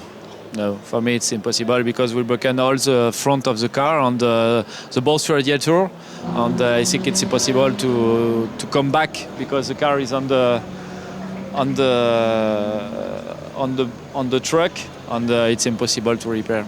So there's no chance you'll give it a go and see if you can get it back out maybe for the last few hours? Yeah, the problem is if the car come back here, perhaps it's possible to repair, but the problem is now is they go directly to Parc Fermé, and for us it's finished. Well, thank you very much for your time. Thank you, bye-bye. So all that effort, all that preparation, and you're done within an hour? Well, you're not even within the hour. I mean, it is obviously for a team that they work tirelessly, really getting here probably in some cases on Sunday, Monday, and they all work towards achieving a 24-hour finish, and if there's success, a podium in the respective classes, then all to the good. And really, how disappointing it is for the team and the driver to go out so early, but it looked like a little bit of rear brake locking, which caused the back end of the car to lock up, and then the car turned more or less sharp right. And it was a heavy impact. Yes. I mean, that will leave burn marks from the seat belts. You'll get a bit like getting carpet burns, David. You know what I mean? So it's that kind of thing you get with the seat belts when you have a big impact, and you will find there will be marks on your shoulders and maybe in your groin area because the crutch straps are there to stop you going down into the foot box of the car. So the safety car is going to be in this lap. We are set, ready to go back racing here in the total 24 hours of Spa. And as you've heard, we have lost one car already then. So sad to say, Gilles Duquesne and his team out of the race. That car, as the sun is starting to break through, I said it was going to arrive about 5 o'clock. It's 10 past nearly, and so the sun is shining through. Safety car in this lap.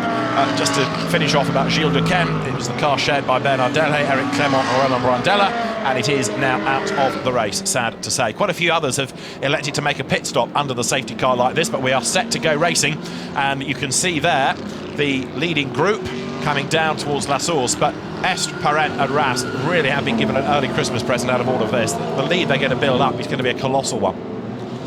Well, that's the luck of the safety car deployment, and sometimes you win and sometimes you don't. There is the lead car and the second place and third place cars, and they are somehow or other they've managed to catch up to the tail of, so the pace that they were running at and the pace of the safety car.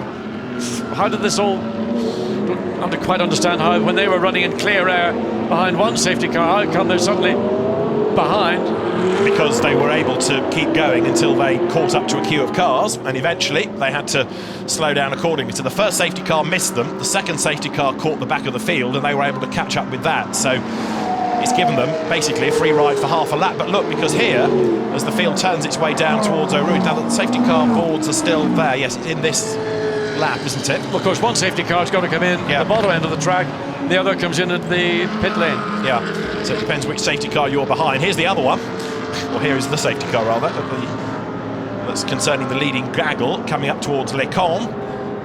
Now, is this safety car 1 or safety car 2? If this is safety car 2, then it's got to go all the way around to Piff Paff.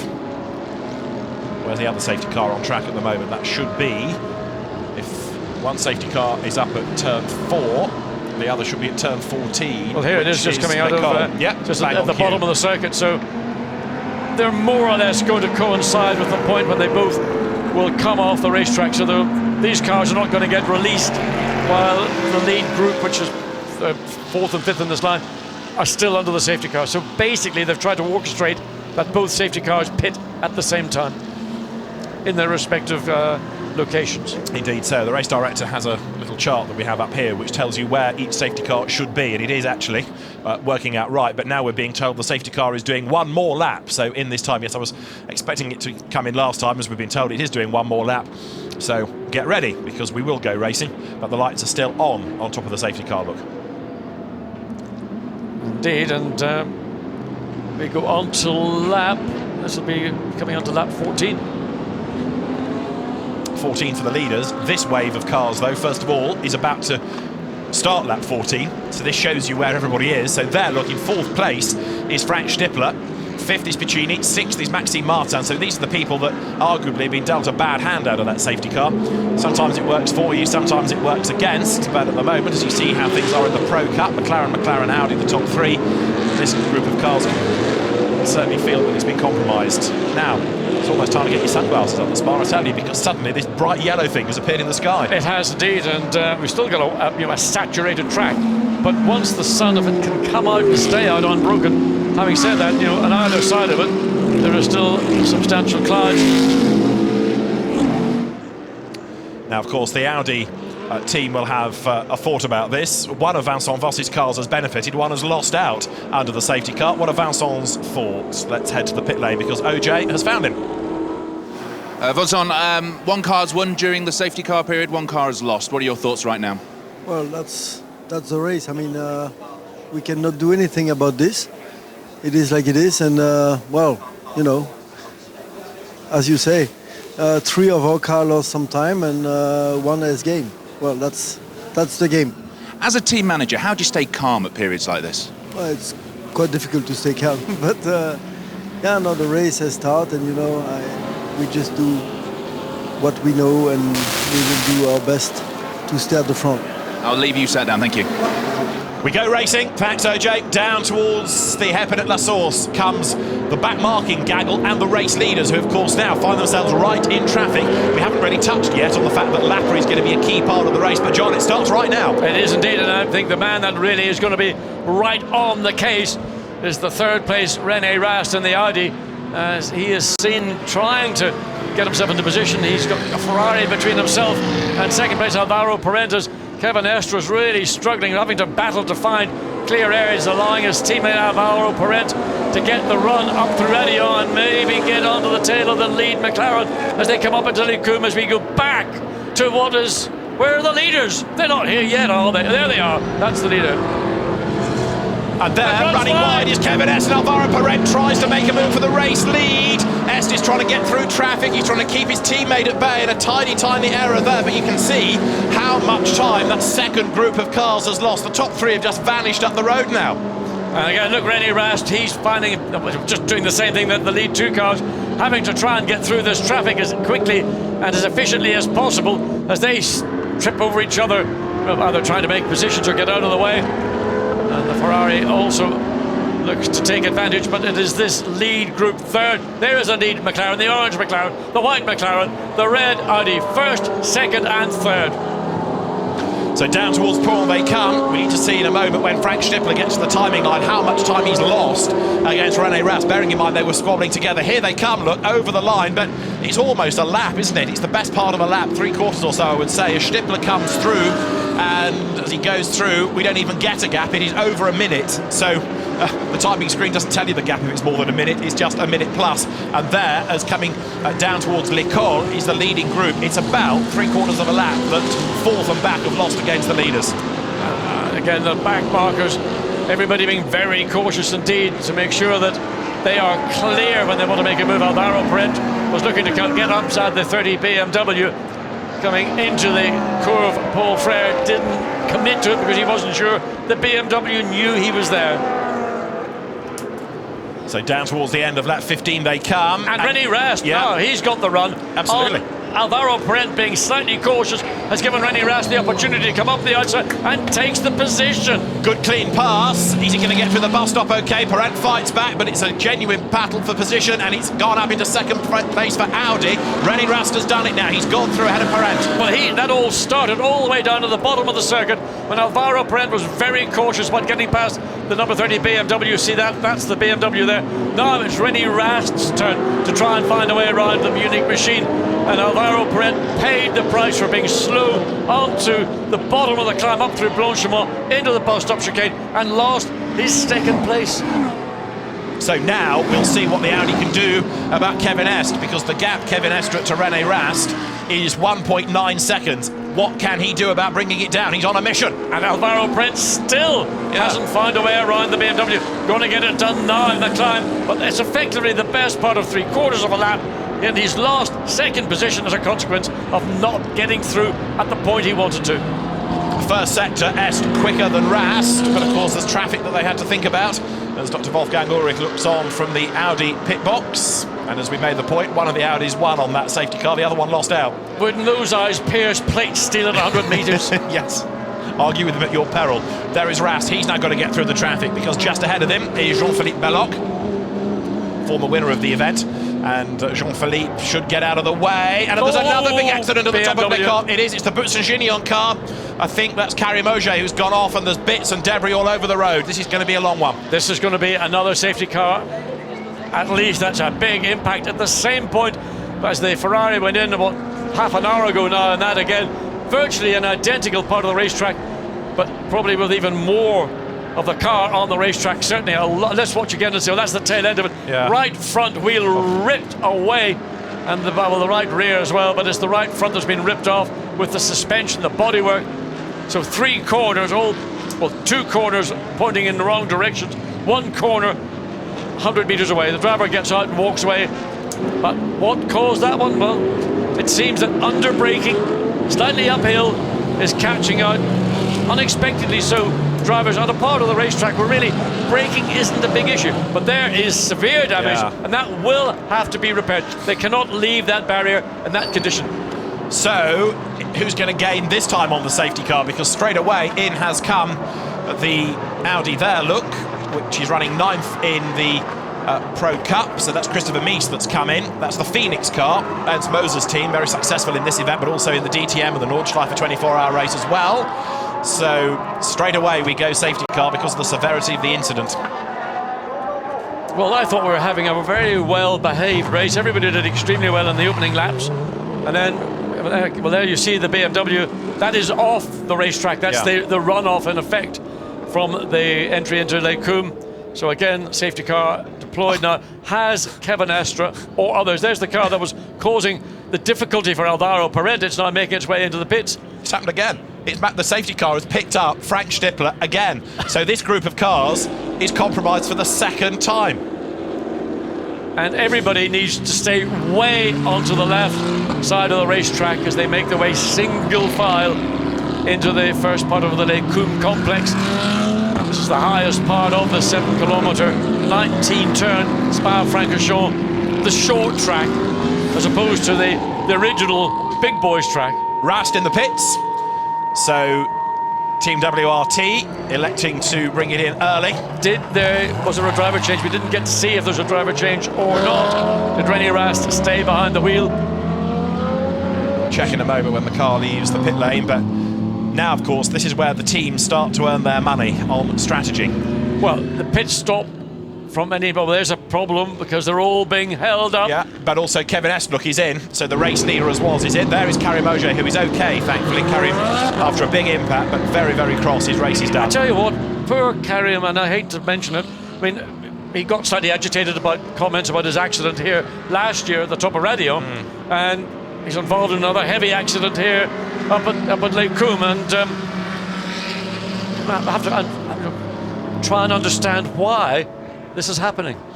Out comes the recovery vehicle, and that now gets in the way of the cars, and you can't cross that white line. So there's another delay for the drivers there because they had to queue behind the truck, but they get away now. So this is going to affect the order as well as affect the gaps, but it's going to be a lengthy clear-up. John has made the point that the barrier needs repairing as well as the grass needing to be swept off the circuit.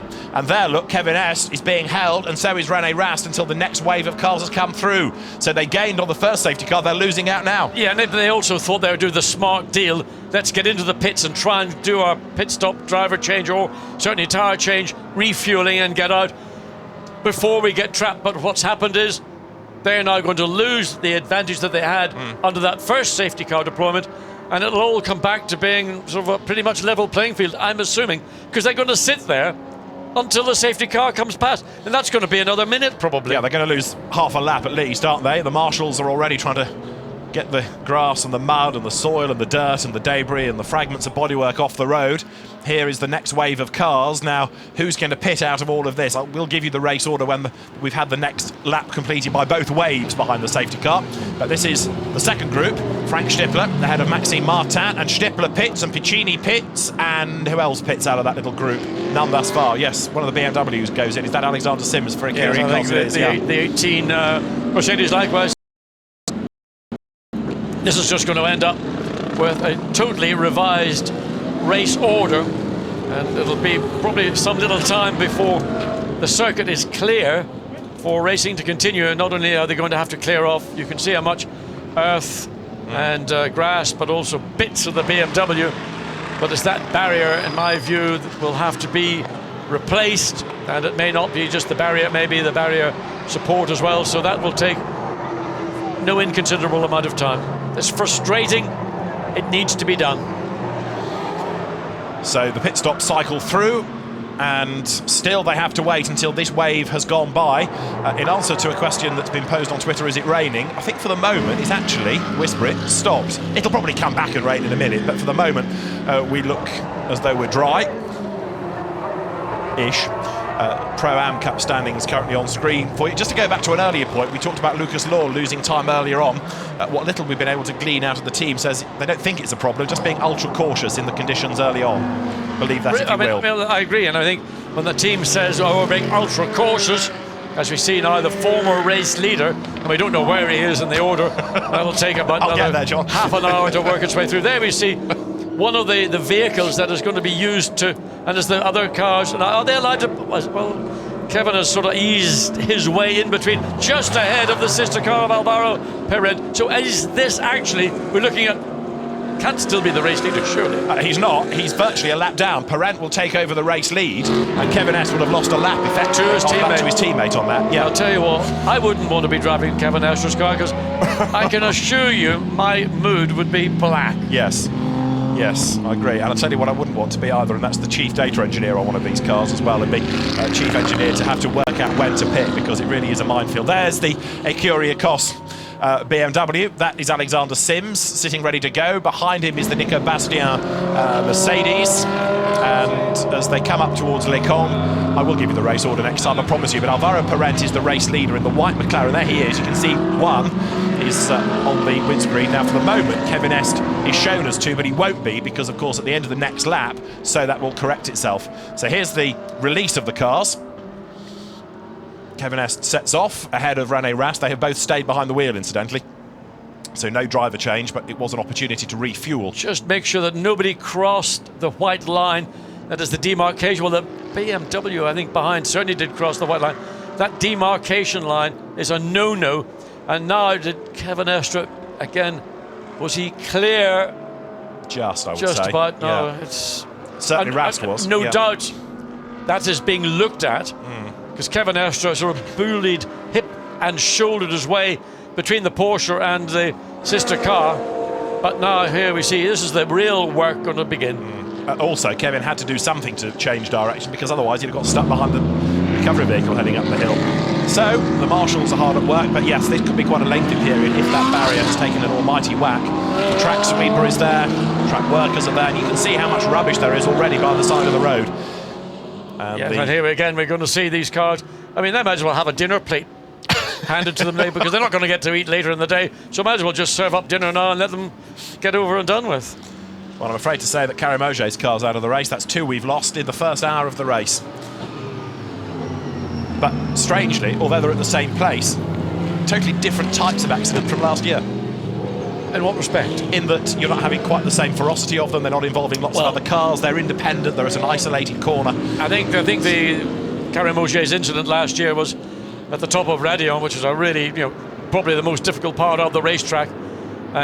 Whereas this one, while it's a straightforward brake in a straight line, off the brakes, turn in, whatever gear you want, and I'm assuming that on the downshift, maybe on the downshift, it locked the rear tires. It is so easy, depending on how aggressive or otherwise you have set the computer that controls the engine performance, you can have it set that it's very soft or very aggressive.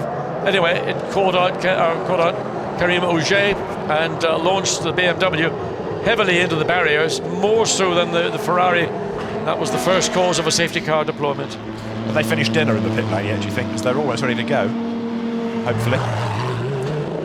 And there, look, side by side, almost in the pit lane. Now, what are we waiting for here yet? Are the stragglers still to come through? Yes. See, this is the other problem. When there's a line of cars, you've got to wait for the stragglers to come by. I'm pointing at an almost shadow of a dry line. Yeah. Now, assuming that it doesn't rain, how much longer are we going to see people staying on the wet weather tire? In my opinion, they're going to do another 3 to 5 laps, assuming it doesn't rain, and assuming that the drying line develops as we just see it there coming into Eau Rouge. It may not be as positive as not. You can see it coming out of Les Combes on the run down to Bruxelles. It is still essentially a wet track. There's no indication here of any dryness, but if it's drying at some parts of the circuit, eventually the process will, with what, 54 cars remaining in the race?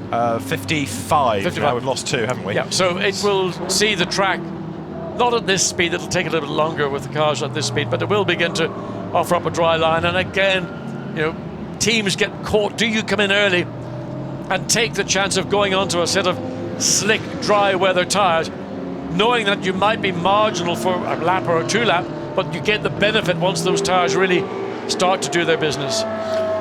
So, in this queue of cars, the first one behind the safety car is Maxime Martin's BMW, and it is second, and the white McLaren there of Alvaro Parente is the race leader, so he has gained virtually a lap now on the second place car. It's also a remarkably muddy front to that car that he's got, but one of the perils of racing in the rain, of course, that all the rubbish off the road gets thrown at you. So there, look, second place car heading this queue.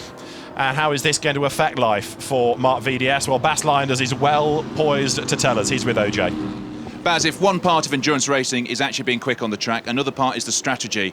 McLaren, Audi haven't had the greatest of strategies there. They've gone backwards. Yeah, maybe they've gone backwards, but the race is still long. What upsets me a bit more is about the second safety car that apparently went out at T8, where it should have gone out at T12, and it was not in sync with the first safety car. So we lost a lot of time there as well. So I don't know what happened. So I think they have to brief their safety car drivers better, or maybe a race direction, I don't know. But hopefully it doesn't happen anymore, because this can actually decide the outcome of this race. And how long are you going to stay out? Well, 65 minutes, that's the maximum of the driving stint, with plus 5 minutes with safety car, so we will see. I mean, at the moment we haven't come in yet, but they're coming in now, I think. Do you have the pace in the wet? I mean, it is still a wet track, it's stopped raining right now. Actually, I think you're just pitting right now. Do you still have the pace in the wet? Well, it's tricky. I mean, it's very sensitive to the pressures of the tires. So it's very difficult, very difficult. Baz, thank you. I do like it when a team principal pulls the chain of an organisation. You're so accustomed to being the one that's up in front of the beak, being told that you've done something wrong and getting penalised. So Baz pointing out something he feels was incorrect. And I do like anti-authoritarian people. Baz, one of my crew. It's a fair point, because if things are going haywire, it's going to cost people dear. Here you've got them double stacking, and there also is the Insight Racing Ferrari, the Anderson Jensen Fjordback car. So 45 Maxime Martin, 46 Lucas Luhr, and they are in together. But Lucas Luhr, of course, was losing time early on, wasn't he? Well, he's been sent back out again, so the work is focusing on Maxime Martin's car. Whether that was a little bit of misinterpretation on the part of Lucas Lohr when to come in, or whether maybe Maxime Martin dived in, we don't know. There is the damaged barrier. It's been already cut through, but it's the 4 tiers of the barrier that effectively been damaged, and the new components will now have to be put into place, bolted together, or maybe in some cases, I don't know whether they can weld. That's galvanized steel, so I doubt it'll be welded, but it'll have to be very securely replaced to ensure the integrity of the barrier. A part of the racetrack, I'm most surprised to have seen 1 incident, let alone 2. Just to go back to that Marc VDS pit stop, for the moment, he may have to come back in, but for the moment, Lucas Lohr will be ahead of Maxime Martin. So they traded places in that pit stop. Yeah, but you don't know if he got out. He's not at the bottom of the pit. Maybe he did get out. He didn't get delayed at the bottom of the pit lane. But even if he's delayed, he's still ahead in the queue. He certainly is ahead of the queue, but I'd rather be on the track and not be ahead of the queue in the pit lane. But the point in fact, both cars are stuck now. But what I was saying is that Martin came in 4th, Lohr came in 9th place. They're going to go out in reverse order, so they've switched around, although, there's not going to be much to choose between them. And, of course, under the safety car, you can take your time about a stop like that. Yes, OK, you don't want to miss the wave leaving the pit lane, but you can do a full service, can't you, if you so desire. So, we are now making our way for the next safety car. So 1 wave has gone, but you then have to wait until the next safety car has come by. That's the regulation. Once 1 wave of cars has gone, you've got to wait for the next. And so here comes the safety car. It's one of the downsides to having 2 safety cars in use around the lap, and it can sometimes, as we've seen, work for and sometimes work against you. Well, I mean, the thing that is guaranteed is it is a total frustration to those that are stuck at the bottom of the endurance pits, waiting for this chain of cars to come through, and they've been sitting there now probably almost 3 minutes, and basically they just turn the engine off and sit there, because if they kept the engine running without the air going through the fan or through the radiator, they would be overheating. So they wait and they wait and they wait and they wait, but this is where you could lose another half a lap. So Lucas Lohr will go away first. Maxime Martin is in the second of the VDS cars now. They're released. So Lucas Lohr blasts away. Alvaro Parente in the meantime staying out, and of course he now leads the race. Maxime Soulet is second for Bentley. Third is Guy Smith for Bentley, as Augusto Farfus there has some lunch, and the workers are at their toiling best. Yeah, they're having to cut the barrier because of the way it's twisted. It's very difficult to get those bolts, so just take the acetylene torch and apply a couple of thousand C of temperature to it, and it'll cut through anything.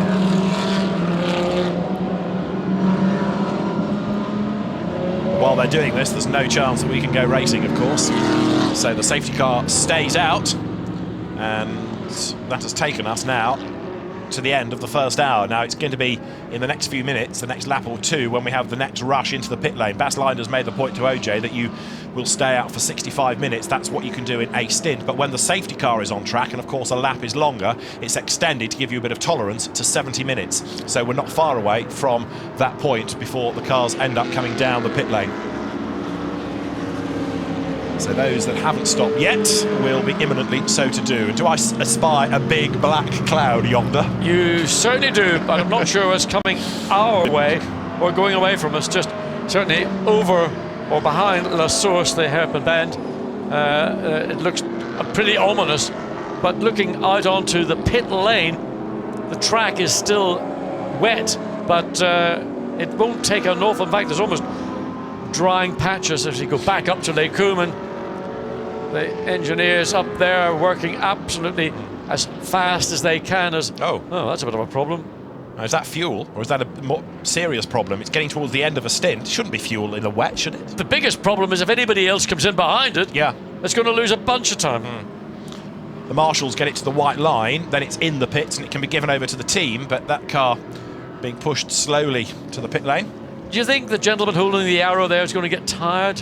Yep. I mean, he's been there now, what, 10, 15 minutes? Well, he's allowed to drop it when there's nobody coming. I suppose that's one relief. But he's not finished with it yet, I tell you. He's going to have to stand there for quite some time. Why can they not release these cars? I don't understand. The regulation says you've got to be released when a wave has gone through, and if you're not in the queue when the cars are coming past, then you've got to wait for the next one. But more than that, the reasoning behind it, I can't tell you. All I can tell you is what the rule says. Well, and that is that you yeah, must wait. I understand the rule, but when the next car due through is probably 3 minutes away, what's the problem? Other than those cars that would be released would be allowed to run potentially, or might try to run at a pace beyond what they would be expected to do, which is the pace that the safety car, therefore they could, in some form or other, maybe gain an advantage. But certainly they are right now at a disadvantage by being held.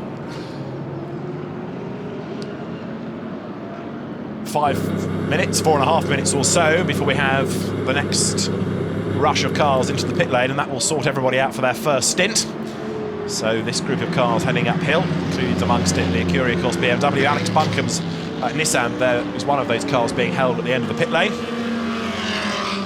So, as I say, it is Alvaro Parent leading Maxime Soulet. So McLaren leads Bentley, Guy Smith, Bentley third. Bruno Spengler, we've not really seen much of number 9 BMW, but the former DTM champion, Bruno Spengler, is fourth. It's a largely white Z4 with the Michel Vaillant livery. Fifth now is a 47 Ferrari, Alessandro Pierguidi, and sixth for David Bartram's Oman racing team is Johnny Adam in the Aston Martin. But a lot of this is because they have yet to stop. So this little group of cars gets underway. Alex Buncombe, who was absolutely outstanding, and Paul Ricard had a massive battle with Stephen Kane in the Bentley. And the last hour of that 6-hour race was absolutely finest racing I've seen in endurance racing for many a day. So frustration for the drivers that want to get on and try and gain back some places. You can see one or two weaving around to try and maintain a bit of warmth in the tyres. It's not exactly a warm day, but overhead, although it's got a very fast-moving cloud above us, there is a break in it, there is a little bit of blue sky, a little bit. Bentley getting ready.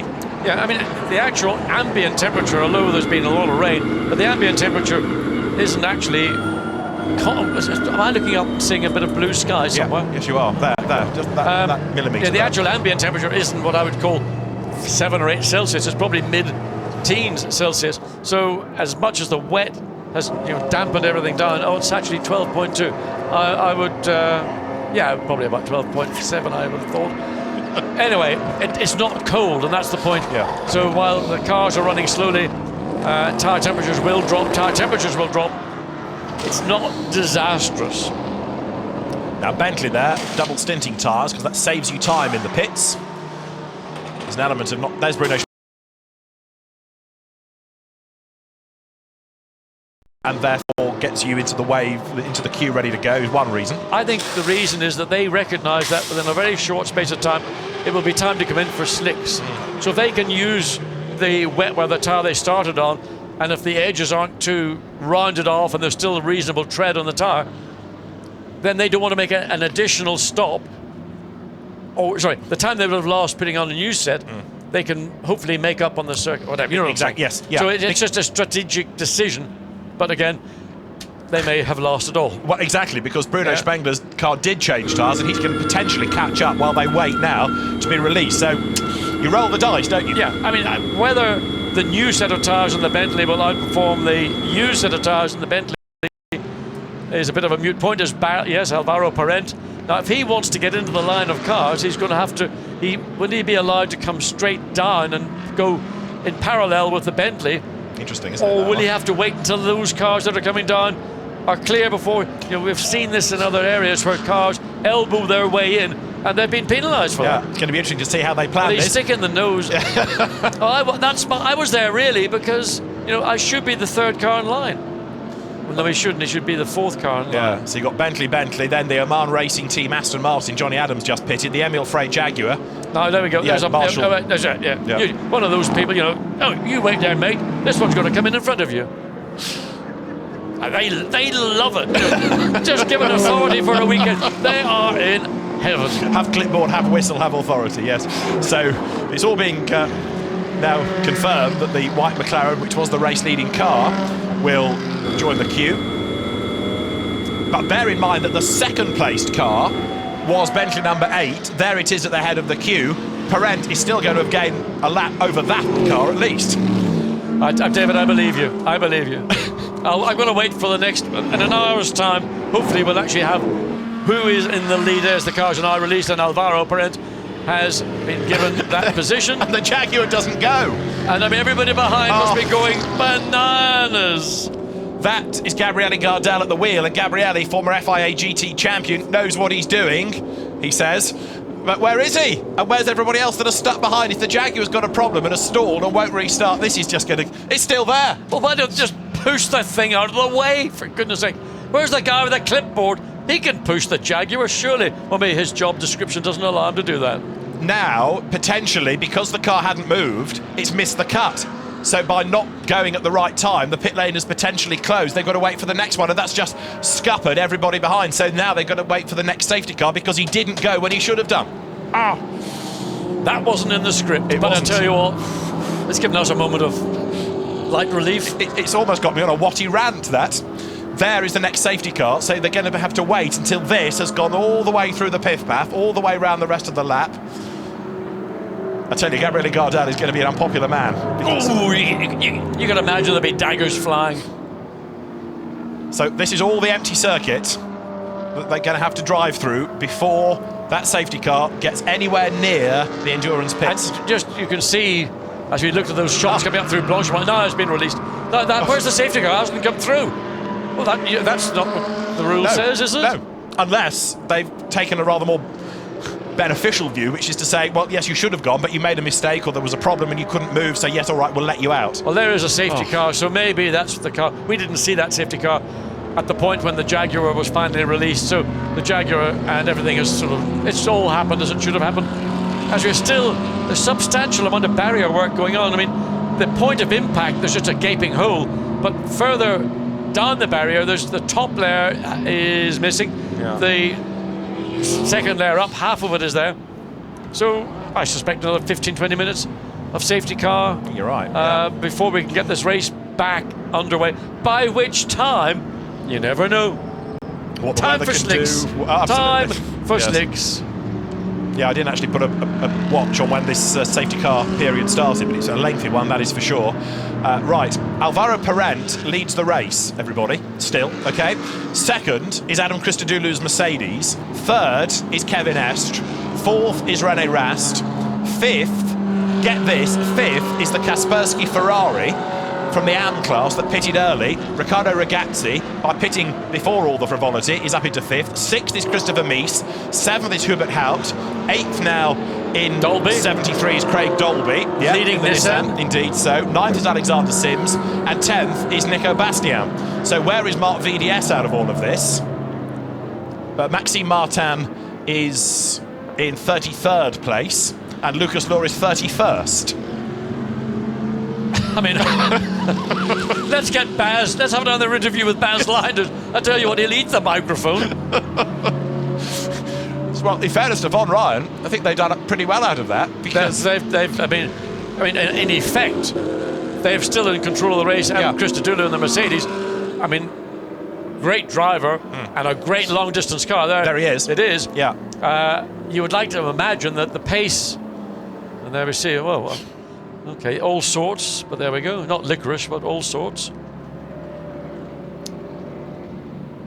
Adam Christodoulou behind the safety car. Now, what we need to see is the white McLaren, which will be in the next wave, but that has effectively got the best part of a lap's advantage. Yeah, I mean, it's a substantial advantage. The big focal point will be watching to see Kevin Estre just absolutely devour the Porsche as he grapples to catch up to the tail of the Mercedes. And it's not going to be an easy pass on Adam Christodoulou because he is a very, very strong competitor and knows Mercedes inside and out. And of course, René Rast will be sitting there just waiting for any opportunity to pounce. And there we see the Audi going through as the field makes its way up and just trying to look the glare, the flare from the headlights is picking up on a track that is still in a slick condition.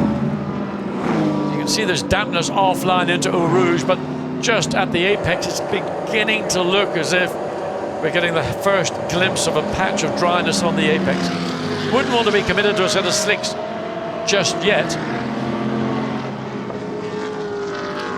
As they climb up the hill, running something like 80 kilometers per hour behind two of these Audi safety cars that are currently in use.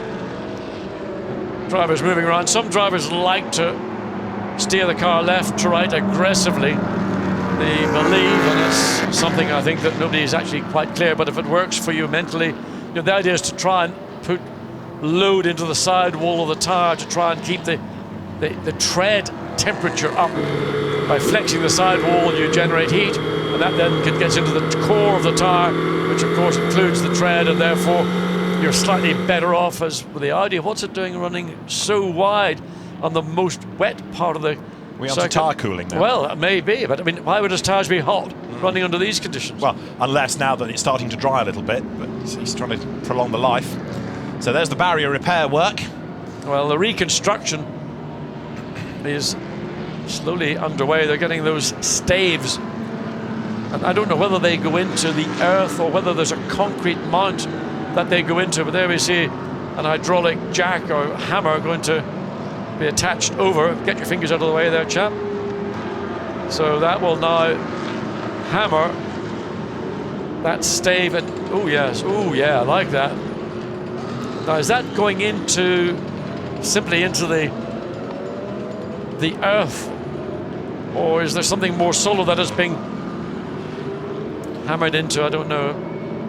Danger of barriers going into, we've seen this at other venues where barrier supports have not been mounted in anything solid, so when the barrier has been hit, the barriers have actually bent and then acted as a launch pad. So I would like to think that those barriers are going into something that is solid, or the staves are going into something solid, not into soft earth. Just go back a stage. Question has been posed as to how come the likes of Kevin Est, for example, and the WRT Audi of René Rast are in the middle of a queue of cars if they had to wait for the pack to go past. I need to kind of explain a little bit on how this works, because I've slightly given you the wrong idea. It's not that they have to wait until every car has gone past. What has to happen is that the last car in the queue has to go over what is called a safety car line. There are two safety car lines, and one of them is at the exit of La Source. So when the last car in the queue has gone over that line, then the indication can be given that the cars can be released, because in theory, when the last car over the safety car line is heading up Raidillon, so the cars from the pits will be joining in roughly towards the back of that queue. It sometimes works perfectly, sometimes it doesn't. So it's not that they have to wait for the last car to go past and then they can be released from the pits. It is that they have to wait for the last car in a queue to go over the safety car line coming out of La Source. Apologies for not being totally clear on it earlier on, but that, if you're wondering why those cars in particular are in a queue, not at the back of a queue, that's hopefully helped with the answer. But the fundamental problem, of course, is that where you use multiple safety cars, as opposed to on a normal, say, a 5 kilometre track or something shorter, you'd only have a single safety car. It is much easier to manage it with a single safety car than it is where you have two out, and because no one must be seen to gain an advantage, which is the principle, I think, the reason why we're seeing cars being held at pit lane exit until a chain of safety cars has actually past the point where those cars can be released from the pit lane. And then, of course, the danger would be that if you were to let people out willy-nilly, they would be going at an uncontrolled pace, and then it's dangerous, and that's what we have to avoid. But also, that's part of it. I think the other part is that they could actually gain a strategic advantage, which would be seen to be unfair when everybody else is running at the pace of the safety car. Now, remember when we saw the Jaguar having its dramas earlier on, that car is now having its team manager summoned immediately to the race director. So I think there's some explaining to be done there. That's not for a cup of coffee. No, quite. I think also there was a moment where the Jaguar didn't have its lights on, but maybe an electrical problem, but the lights are back on now. Right, we're riding with Bruno Spengler here. I can't say hard at work. This is the car that Alex Zanardi will be driving later, and of course Alex Zanardi has got unique controls to enable him to drive, because he has not got the use of the artificial legs he uses. So a lot of this, I mean, in terms of braking, so it's quite an adaptation for Bruno Spengler and others too. They've got to make some adaptation to a car that is adapted to a driver who has got very limited use of his legs, his paraplegic legs. Same true of the defunct Ferrari now, the Gilles Duquesne car, similar situation. But Alex, an amazing competitor. He, on Wednesday, will be in Switzerland competing in his his handbiking life to try and win keep a world record. There's another one to defend on Friday. So on Wednesday, he went and had a look at the course, then drove here. And here's another drama. Behind a safety car, Marco Ciocci, an experienced driver, goes off the road under waved yellows, under a safety car. That, John, is unacceptable. Do you know what? Top marks for TV production for getting that and airing it, because some people might never have known it had happened. And of course there's cameras around the circuit which are observed all the time apart from our own cameras. So little moment, Ciocci, that was rather embarrassing, I would have said. Yeah, I go along with that, to say the very least. Just to confirm something else from earlier on, the Tony Villander Ferrari had a brake caliper change, front left brake caliper. Yeah, all right, Watson. Yeah. Bonus point. I didn't even need O.J. Borg to go and tell us that, did we? The fuel churn as well. So, yeah. You didn't say it was the front left. I don't want to be too clever or too smart, you know. I mean, I can behave badly when I need to, but I didn't want to do it this time. So that hopefully for the moment sorts out what happened to the Ferrari. What else can we help you with? There's the Nissan of 23, Alex Buncombe, and where has that dropped to after the safety car and pit shenanigans? 34th it is. 19th in the Pro Cup, that's why he's looking at 19 on the windscreen. So still we ran behind the safety car, and it is Alvaro Parent in the lead. Now, because of the way the safety car has panned out, what we have got is Adam Christodoulou half a minute behind. So what was a lap at one point now is half a minute. We've got a team manager also from 888 summoned to the race director. More news on this when I have it, but for the moment, if you're a fan of Armco rebuilding, this is the place to be. Well, I mean, it's going to be, I thought maybe 20 minutes, about 15 minutes ago, and I think I'm going to revise that. We're probably looking at another 30 minutes before that barrier will be satisfactorily secured.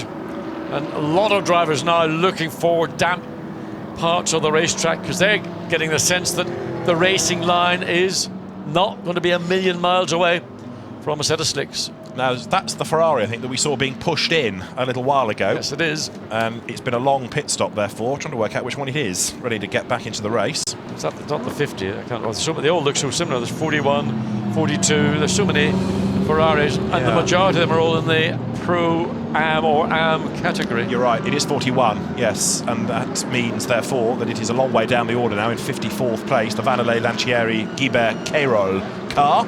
And it has got to wait until the next queue has gone round, otherwise it will be at proper race pace trying to catch up to the crocodile ahead, and that is not safe. I wonder what the radio traffic between all these cars and their respective pits is about. It's saying, I guarantee you, when is the safety car going to be taken in, because we think the track is going to be dry enough for a set of slicks. We're not far off, are we now? No, I think that we're going to be another, well, I think maybe 30 minutes before the racetrack will be released to the competitors, by which time it will be, unless there's more rain, of course, which is always liable at Spa. I mean, you come to Spa, one thing is sure, you can get the best Fritz and Mayo as well as rain. Look at those cars, indeed. I mean, can't get almost, they're almost onto the grass. Yeah.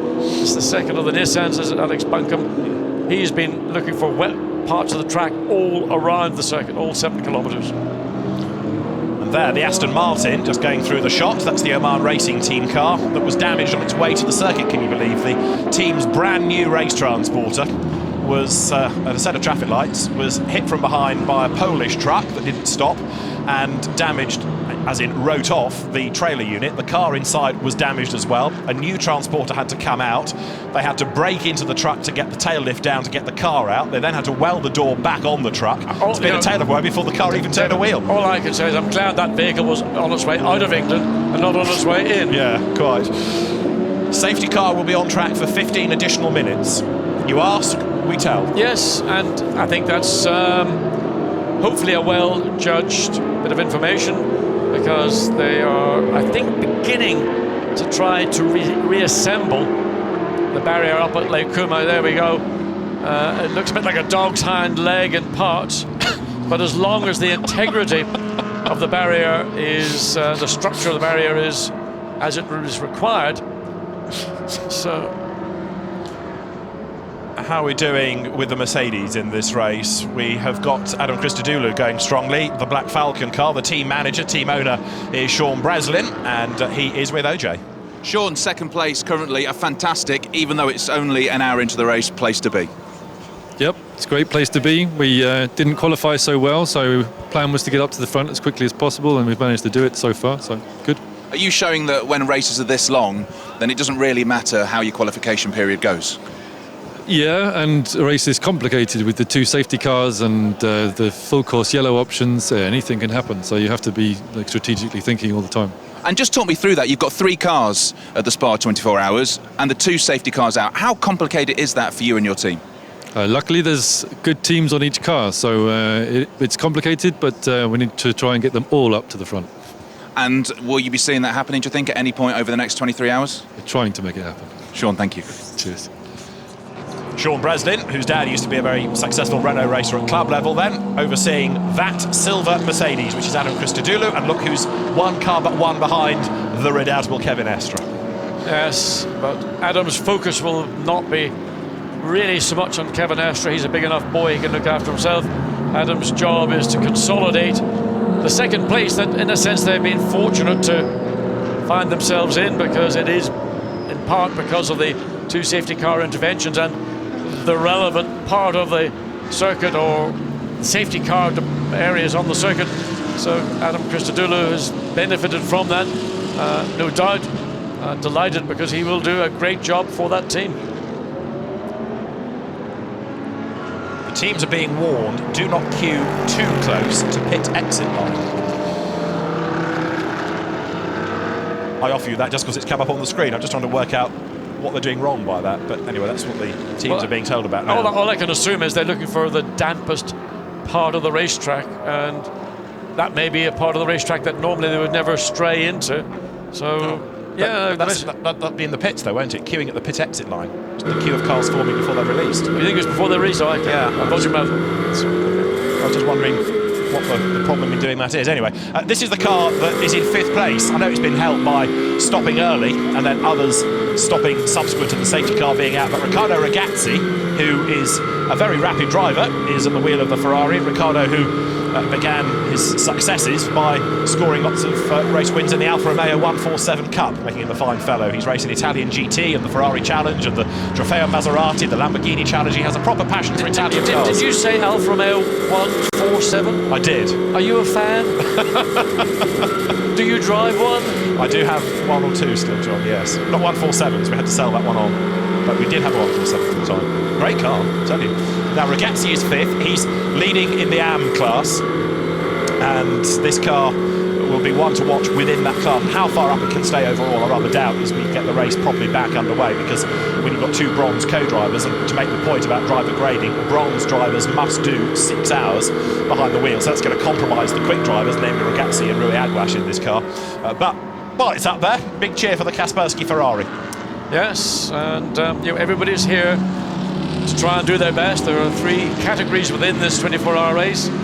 There's the Pro, the Pro-Am and the AMs, and they will respectively need the maximum they can get in their category. They will want to stand on the podium, and how they get there really is part of what we're seeing now. Early stages, just an hour and a half into this 24-hour race.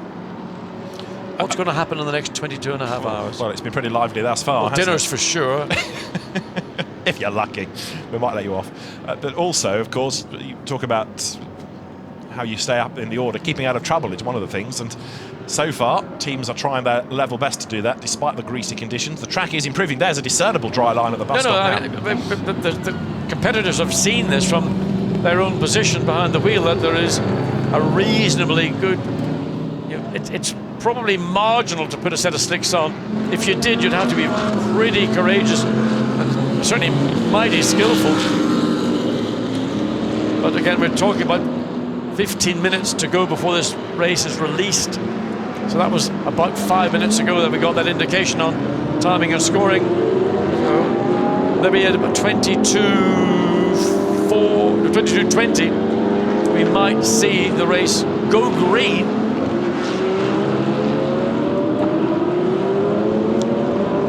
So safety car stays out on track. As to say, we have this extra time that the safety car is staying on track, so it'll be a few more minutes yet while the safety car circulates. Everybody formed up behind the 2 safety cars. I talk about safety car period, but it is, of course, the 2 safety cars on track.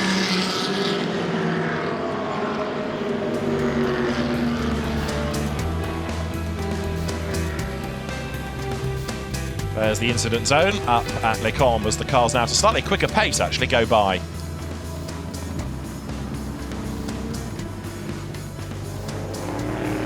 Turning their way up through Les Combes. Let's have a look back at some of the highlights of the race thus far, and you can see how wet it was at the beginning of the race as the car sprinted away on a damp road down towards Eau Rouge for the first time. Spray kicked up by Kevin Estre in the race-leading McLaren. Alvaro Perez second, and despite all the fears, they got through the first few corners safely, but they didn't get out of Les Combes, okay? Round went Frédéric Verviche. He just clipped the yellow Ferrari as that went by, and Verviche was able to rejoin, albeit somewhat red-faced, having just been clipped by the AF Corsa Ferrari. And then Tony Villander had his big drama and went off the road into the gravel bed. He lost a couple of laps, then had a long pit stop as well as Guy Smith's Bentley worked its way up through the order. It was a brake problem that put Villander off the road, but he's back in the race, albeit many laps down now. Then we had the first safety car period after this big impact for Gilles Duquesne. The Frenchman crashing at the top of Raidillon, damaging car and barrier. But worse was to come. The safety car was deployed. It didn't pick up the leaders, and so the top 3 got a free ride. I'll leave you sat down, thank you. Down towards La Source came the cars, the fans, cameras trained at Les Combes saw another big impact. It was Karim Auger this time who went off in the Boutsen-Gignon run BMW Z4, another car out of the race, and then with a long safety car period ahead, the team seized the opportunity to come in and to, in some cases, refuel and change tyres, in other cases just add fuel, 1 or 2 also for a driver change. But for the second year in a row, Karim Auger out early after a big off and lots of damage. Kevin Estre and René Rast rejoining after pit stops, and they were able to blend back into the queue of cars as the race was being controlled by Von Ryan Racing and the McLarens. Maxime Martin came in, so too did the sister car of Lucas Law. They were cycled through, dispatched back into the race, but again they had to sit at the end of the pit lane and wait until the signal was given for them to be able to safely rejoin. Number 7 Bentley made its pit stop. Guy Smith bringing the car in and staying at the wheel. In 37th place he rejoined as Alvaro Perez, the leader, had to make his stop. He got in front of Gabriele Gardel's Jaguar, but then went nowhere and balked everybody stacked up behind. The barrier repairs continued, and we are behind the safety car still here at Spa. The 24 hours began in the rain. Track conditions are improving, but it won't be long, of course, before the light starts to fade once more as we head towards dusk and then into the darkness. Spa is busy, lots of fans here, and they're dealing with the elements pretty well. So too are the teams, not just those in the pit lane, but the track maintenance team as well, as they try and get this barrier damage sorted out so that we are good to go racing again. Car 52, there it is, turning its way out of Les Combes. That's the Tony Villander car after its earlier delays. And it is now being driven by Adrian Delina, and in 53rd place overall. 57 started, and we've lost 2, so we're down to 55. Riccardo Ragazzi, who was leading the AM class, will still lead his, I suspect, but he's now going to drop away from his 5th place overall as he comes in. We have also just had Kevin Estre and René Rast go by, 3rd and 4th. And a message has come now telling the teams that they must respect distances behind the safety car, in other words, not stay right on the tail of it, but just lag back a little. And they also now have to queue 5 metres from the line at pit exit. I think there's a timing issue if you stand too close to that line, because what it means is that the beam is constantly broken by a car that's not going anywhere, and it plays havoc with the timing system. Yeah, I mean, some of these drivers may have competed in hill climbs in their youth, and of course that is absolutely key to getting a good time up a hill, getting as close to the beam, so as that when you do break it, those milliseconds that you shave are working to your advantage. This is how we are after 28 laps. Von Ryan Racing's 59. McLaren leads the way. Alvaro Perez at the wheel of it. Adam Christodoulou was second, but he has now pitted.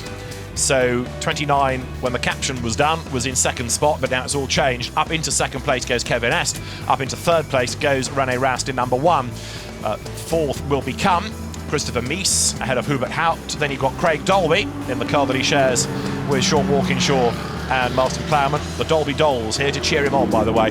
And as you cycle through the order, it's all shuffling as people make pit stops and rejoin. But from the very back of the grid, car 63 is worth a cheer, John.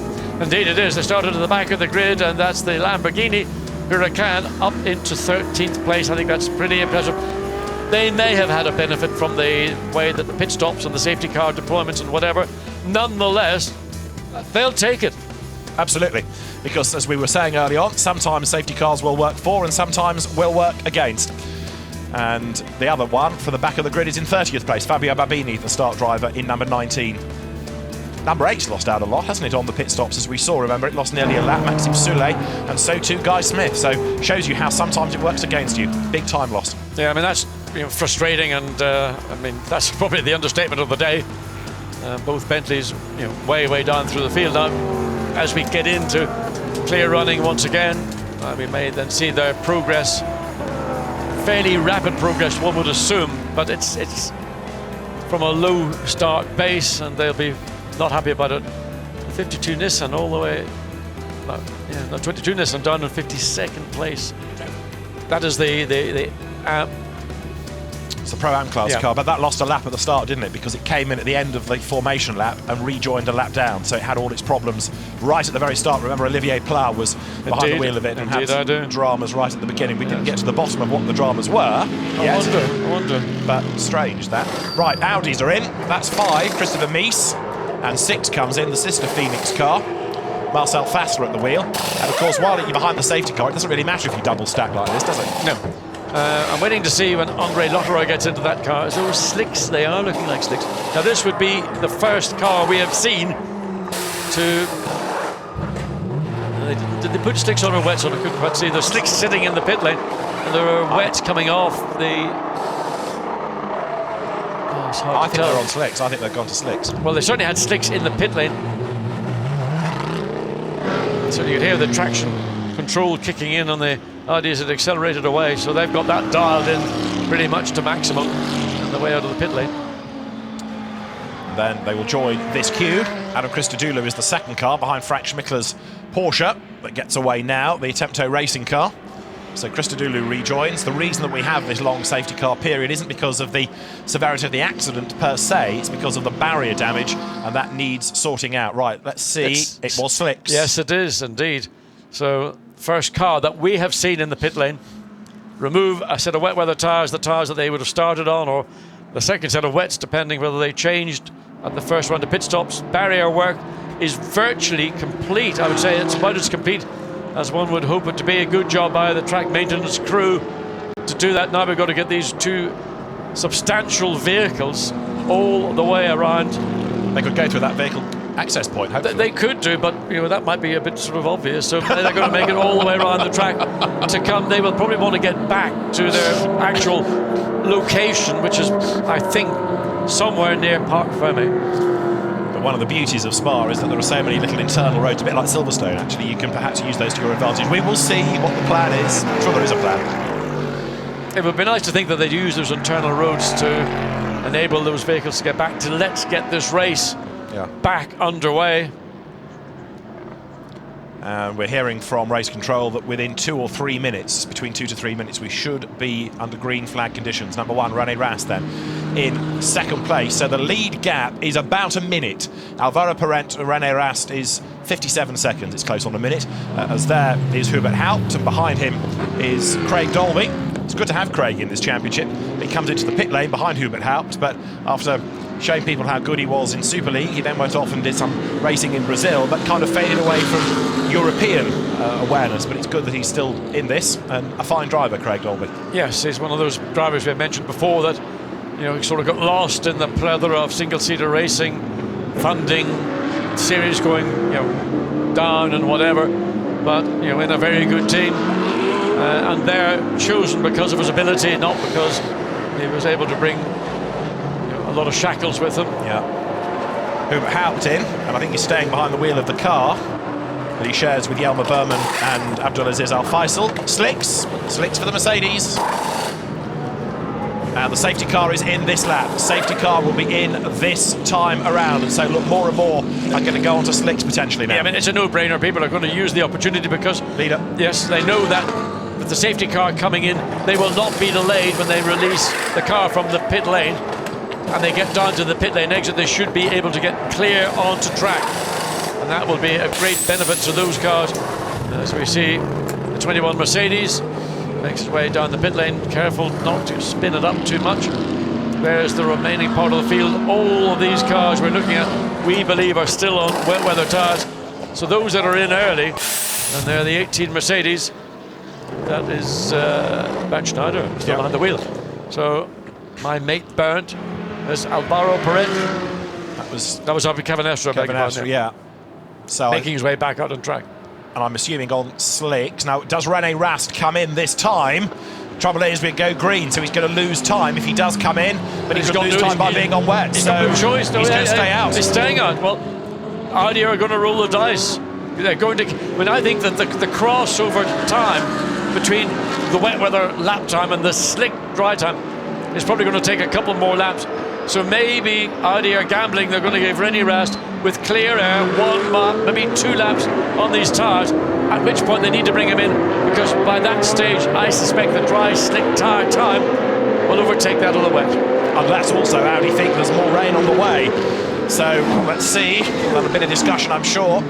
Could also be that the driver himself has a say in this. Where it's marginal like this, it may well be that the pit wall talks to the driver. Yeah, I mean, the benefit the driver has got, he's all around the racetrack, and to some degree he can see skyward, not necessarily as much as maybe a bloke on the ground will see. He knows what the track conditions are like. He might feel at some part, looking here into Lake Coombe, there's a clear, dry line. But as you go out of Lake Coombe down into Bruxelles, it may not be so secure that a set of slicks, we need to pick up on a car that is on slicks to see how they're dealing with these track conditions. The best lap so far on a wet road, and we haven't had that many racing laps in real terms. Alvaro Perez on a 2:38, but soon we'll start to be able to monitor those on the slick tyres. There, look, number 9, BMW Bruno Spengler battling his way through the traffic. Alexander Sim in 3rd place. Now he's just the fastest 3rd sector time, we assume. I don't know whether I'm right, but I'm assuming that's on a set of slicks. If it is, he's gone onto them very early, because he made 1 pit stop, and that would have been a good 10 or 15 minutes ago. As here, look, you've got the wet shod Audi ahead of a slick shod Mercedes. Okay, those slicks are still getting temperature into them and the road is not bone dry, but Rene Rast, at least for the moment, has still got the life in those tyres. He does, but the dry set tyres on the Mercedes, the difficulty he will have is he will have to go offline onto a wet part of the racetrack to get ahead of the Audi. Rene Rast, I hope, will be made aware that, oh, the Jaguar. Well, actually, he had to do that because the BMW suddenly slowed down massively on the exit for the first part of Campos Corner. Best middle sector of anybody in the race, just done by Rene Rast. Now, granted, we haven't had racing laps in such good conditions yet, because when they were at proper race pace earlier, it was still a lot wetter. But Rene Rast, at least for the moment, is proving that the tyres are still giving him enough life and enough pace. But how many more laps will he stay out there for? As he comes into the bus stop and goes a little bit deep into the corner, he's actually fighting for traction now. Well, let's look and see. The Mercedes-Benz is right on the tail, so this looks a relatively dry bit of the racetrack. Will be still damp offline, so it'll be the run now. The lights flashing in the Mercedes, it'll be the run out of the source. The Mercedes back end steps out. And Rast has just done the fastest lap of the race, a 2:33.7. Rene Rast, the fastest lap of the race. That is impressive. It is, isn't it? So it's still good enough for the wets, but they're going to have to be very, very conscious of this. Adam Hardy is the chief engineer on that car. It's Adam's decision when they box, as he phrases it. But when it's a situation like this about tyres and about weather conditions, he will talk to the driver, and between them, they'll decide when is the optimum time. And of course, the data coming back from the driver will be the tyres are going off and struggling, and then they'll decide when to bring the car in. So that's when it really does become teamwork. And what we now also have is, because of Alvaro Perez's second pit stop, Rene Rast into the lead of the race now, of course, but he's made 1 fewer stop. But it's number 1 Audi, last year's winners, lead again. So up the hill into Lake Coombe, and we've got a motor race on. We've had a long break while that barrier was being repaired. The Jaguar again oversteering wildly as it enters into the exit of Lake Coombe. There you can see dry track. As we go back to their cars, Alexander Sim in 2nd place. And well, he may well still be on the slicks. He's only made that 1 pit stop. He's got the track position, but of course the pit stop and the consequent time loss will see the Kyrgios BMW drop down. Yeah, the best of those that have made 2 pit stops is still Alvaro Parent, down currently in 5th place now after the most recent stop. So heading Pro-Am is Alexander Sims, and behind him, number 99 is Nico Bastian in the Rover Racing, the Rover Motor Oils Mercedes. Look, they're heading up towards Les Combes. So this is the battle for 2nd overall, but also they're in different classes. Pro-Am, the Barwell run in Kyrgios car with the lights being flashed by Nico Bastian. Bit cheeky because that's a genuine battle for position, 2nd overall. Yes, but Nicky Bastian's last lap was a 2:32. I mean, identical time to that of Alexander Sim, but the difference is the Mercedes, which is, we think on those slick tyres, is going to have a massive advantage. Can he look down the inside? He's not alongside, and Alexander Sim gives him that little bit of room, but in doing so opens the door. Just more bite and grip from the slick shod Mercedes, sees it go through, and Alexander Sim really is now going to be left with little option but to get into the pits as quickly as possible. Looking skyward, it's still, well, it could do anything. Yeah, precisely. It is Spa after all. So what we thought was blue sky a few minutes ago, it's looking a bit grey once more. Nico Bastian now getting away, isn't he, from the BMW. So the Mercedes pulling clear. These cars have only made 1 stop, remember. So unless they changed onto slicks very early, I'm thinking they're still on wet tyres, riding the curbs, but equally it won't be long before they do have to come in. Now, how are we getting on with René Rast in his sector times? Personal best in sector 1. He'll be in traffic, of course. That's going to compromise things a little bit. How are we doing with numbers 5 and 6, though? Because they were the earlier cars to go on to slicks. Last time, Marcel Fassler in 6 did a 2:34. And Frederic Verviche in number 75, remember it spun early in the race, he's just done a 2 minutes 30 as the best lap of the race. Adam Christodoulou, who's all the way down in 29th place, has done a 2:31, and cars around him, Kevin Estre, who's in 28th position, likewise at 2:31. Part of this now is hard to read a proper pattern into because the track is at its best, so they would be going quicker, and also they're getting through a fuel load, so the cars are getting lighter. There's a drive-through penalty for the 888 BMW for a pit infringement. Drive-through penalty for 888 for a pit infringement. The infringement's nature I don't yet know, but I'll try and get to the bottom of it. But that is a car that will lose time. It's currently in 22nd place, Dirk Müller at the wheel. Over the timing line goes 63. Mirko Bortolotti was the start driver in that car, and it's now in 5th place overall. But again, of course, it's only made 1 pit stop. How about this for a traffic jam? The second of the Hurricanes here with both the VDS BMWs for company. Yeah, I mean, that's a little battle going on the field, and the Lamborghini will be right in the midst of it. It's got a good straight line performance, apart from the problems of having to change engines, but the 2 BMWs are more or less now line astern. The Ferraris, hopefully not going to be an issue between the battle between the 2 VDS BMW. Best lap of the race, Adam Christodoulou, 2:29. It was Alvaro Parent, but it's now Adam Christodoulou at 2:29.2. Does that tell us that he went on to slick tyres, and does that tell us that it's the way to go now? Oh, there's no question right now. You've got to get in, get a set of slicks on, because you're only going to go backwards as the track begins to dry out. You've just got to get onto those dry weather slick tyres, and that's what Adam Christodoulou is doing. But it's raining on the start line, just as you said that, John. It started to rain again. It's not raining, it's pouring. I mean, everybody at the top of the circuit, there doesn't appear to be any rain there, but you can see behind in that background shot, it is pouring over the pits and the Eau Rouge part of the circuit. So when they make their way back up the hill to come to the bus stop chicane, they need to be aware that track conditions on slick tyres are going to be horrendous. And so the pendulum swings back the way of René Rast, still on his wet tyres. So by staying out, they call it right. They may be, I said a wet slicks, they may not be wet tyres, because he stayed out on those, and no doubt in these conditions, you do wear them out rather quickly. But of course, it's worked to his advantage by doing so. Maybe the Audi gods have said, stay out, we know there's rain coming. Well, it seems to have worked for the moment, so this potentially, depending on how much more rain we get, is going to throw people back into the pit lane. But you can see its wipers on once more, and driver's going to be tiptoeing around now. Here it is on the windscreen. Yes, this is coming to the lowest part of the circuit, out of the Fagnes sections of corners into Campos and into Courbe, Paul Frere, and BMW's passing sister BMWs. Lucas Law up ahead of Maxime Martin. It's not often you see Maxime Martin taken by a sister BMW driver, let alone a teammate. But Lucas Lohr here throwing caution to the wind. Lucas Lohr is absolutely, well, he is just such an amazing guy behind the wheel of a race car. But he was being cautious, we felt, in the very first few laps of the race. Not being cautious now, he's on it. And there's the Team Parker Racing Audi just up the road ahead of us. Watch under brakes. This is where you can really catch yourself up as the BMW tries to get the long way around. I think it was more a matter of Lucas Lohr just getting it stopped and has to fall in behind. The Audi just lost momentum in the middle of that left, or right left. Back with Maxime Martin as they run up the hill. Just looking to see whether they are on. They're on slicks, aren't they? I think they're on wets, aren't they? Yeah, I think they've only done one pit stop. They may well have. The pace Lucas Lohr and the commitment, if you were on slicks, then I think very brave. I think these are wet shot cars. Alvaro Parente has just come in again, so he was on slicks, he's going to get back to wet, and that then is going to compromise him. Oh dear. Maxime Martin getting held up by the Audi, got through Audi, having to back out of it, loses the momentum.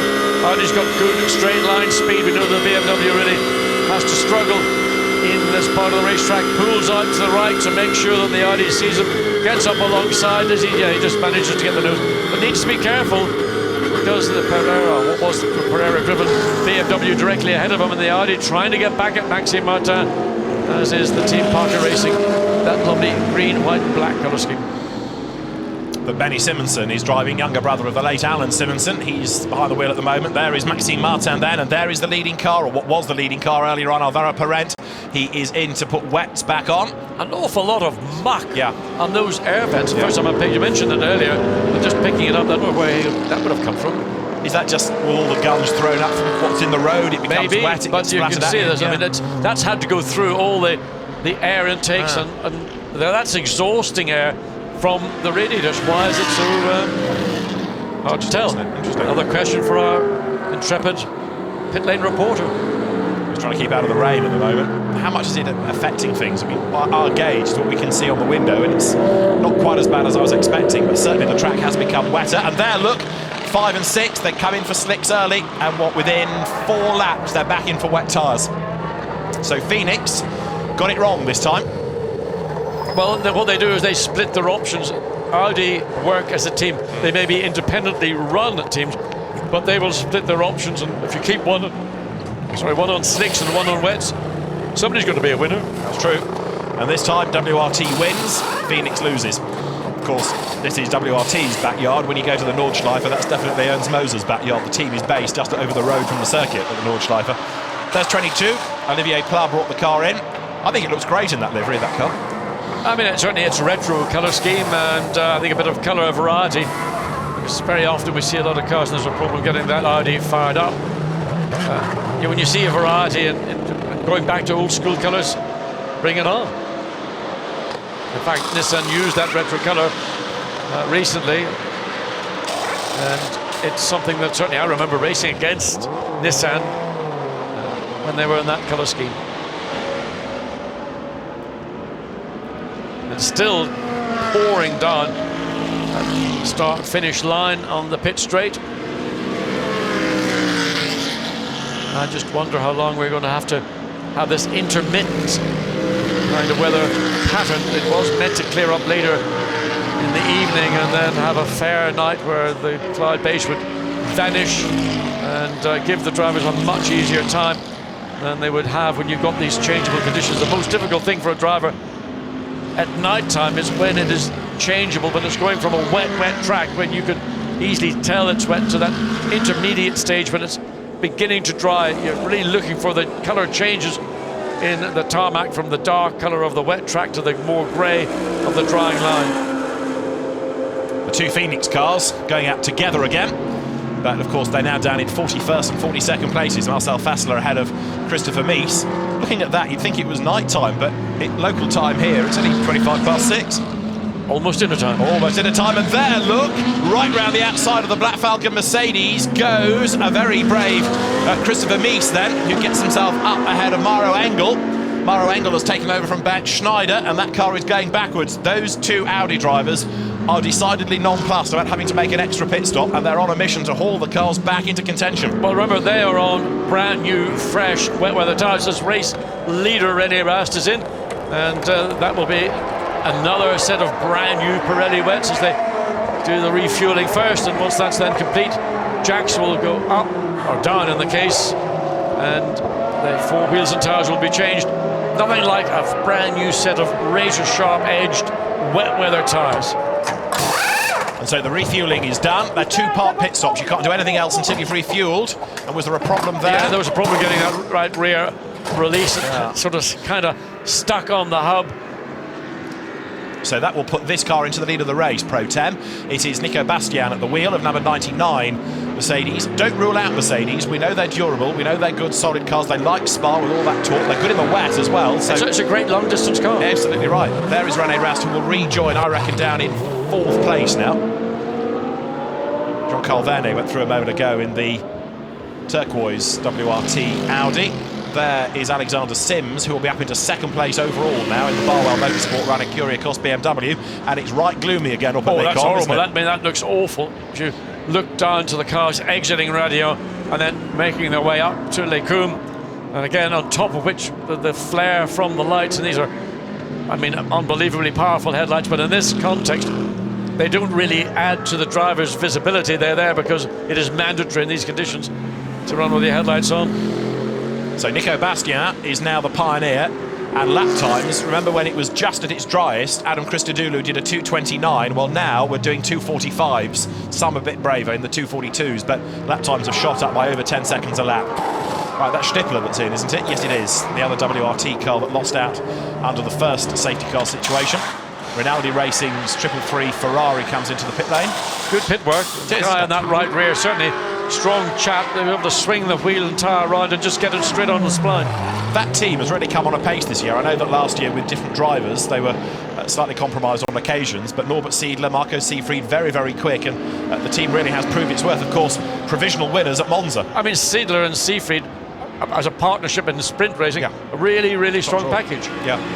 Just to go back to Monza, they inherited the win, but the appeal is going to be heard on Tuesday, this coming week, by Grasser Racing Team. It went to the RACB, now it's going to the next process to see whether they can get their win back, but there's more about that, no doubt, in the next few days. That's filthy up at the top it is, isn't it? Of Les Combes. Now see René Rast on his outlap on those brand new wet weather Pirellis. The cameraman, you can imagine what he's feeling like up in the old cherry picker looking down. He may have a camera lockout shortly to get away from the elements. Go rewrite a CV for a drier job, yes. René Rast comes out of Pouhon and accelerates his way down now towards the pith path. But the conditions, certainly on that section of the circuit, have deteriorated markedly in a very short space of time. We saw that as they were coming up the straight, so the far end of the racetrack looks like it's getting the worst. As we go back to Kevin Estre, I think it's still Kevin Estre behind the wheel of the McLaren. So, we've had all sorts of little dramas. This race started at 4:30. We're just 22 hours remaining, other than a minute, so just 2 hours into this race. Your rain to start, safety car interventions, and the track drying. Everybody then diving to the pits to go onto a set of slick tyres because that's the smart thing to do. And then they've just gone and done it, and the heavens open. And while the rain has eased compared to how it might have been 10 minutes ago, it is still, you can see just as the Audi comes in, the number 2 car comes into the pits. So it is still raining, not quite with the vehemence that it did do, as of course BMW makes its way back out. So conditions turning nasty, that is for sure here at Spa. As the rain continues to fall, there is Jean-Carl Vernet in the Leopard Audi. Another set of wets, another tank of fuel, out he goes. Track conditions and life at Spa, pretty miserable for everybody outside at the moment. And of course you can never second guess the elements here. Is that dark, or was this, maybe it was just the... it's the exposure, wasn't it? Yeah, the exposure just sort of, the lens opened up. It suddenly looked like it was almost night time in the pit lane. Pierre Schochhorst in number 4 Audi in. So now we're getting everybody through for their second stop because they've done 2 stints. Another 65 minutes have elapsed. So I'll give you the race order next time around. It'll be shuffled again, rest assured. But I hate to say it, but in these conditions, I'm also half expecting another car to be found somewhere off the road. At the Demon Tweaks, Team Russia by Barwell BMW there. Johnny Cocker, Phil Keane, John Minshaw, Leo Machitsky. It's another Barwell run car going strongly. The Z4's due to be pensioned off next year for the new M6, but the Z4, it's a great car, that. Oh, it's a supercar, but it's out of homologation, I believe. And the M6, to my knowledge, there is still no actual, here's the package, guys, yet delivered by BMW. So teams that are running currently Z4Ms are wondering, you know, we need to know what it's going to be, what's it going to cost. So other options are available, and BMW needs to get on with the programme on that one, I think. This car is 6 at the moment, the Demon Tweak sponsored car. Johnny Cocker at the wheel, and they're charging on behind, number 70, Mercedes, which is up into 7th place. Christophe Bouchou, hugely experienced driver, Christophe. He's won this race before, he's won most races, won Le Mans, he's won so many GT races over the years, but he's not somebody we see that often in Rockland. Good to have him on the grid, and that shows you how bad the rain has become again. Well, you can tell just how bad it is in the pit lane because, well, you can just see everybody is having to hide in the security and the comfort of the garages. So the fight for 6th, Cocker versus Christophe Bouchou. And behind, look, the 2 VDS BMWs, New Order, Maxime Martin and Lucas Law. Those 2 cars pit, so 2 more places gained. The VDS cars are creeping back up the order here. What we need to see, of course, they've gained over the Von Ryan McLarens. They're in the lead now. They're 1st and 2nd. I was about to say, we need to see where they are relative to those that have pitted recently. But with Parent's 3rd pit stop, these 2 cars now are 1st and 2nd. But yes, how long before we have to see a safety car deployment for the 3rd time this afternoon for track conditions, because the rain falling again more heavily than it's done at any point since it began. You can see just how much standing water there is down in Eau Rouge. Very easy. You go through one lap, the next time through, the river that you managed to control suddenly becomes a flood. So that will be my concern, just looking to see upwards and skyward if the position for our guarding weather is so bad we will get that safety car deployment shortly. Well, let's see what the experts think. Pierre Dieudonné has won here. He's with OJ now. Pierre, from a WRT perspective, how is Spa going so far? Well, quite good. Obviously, the conditions are very difficult for everybody. We've been a bit unlucky with the first safety car, with our number 2 car, because the safety car pulled in just in front of this car, and we lost half a lap like many other competitors.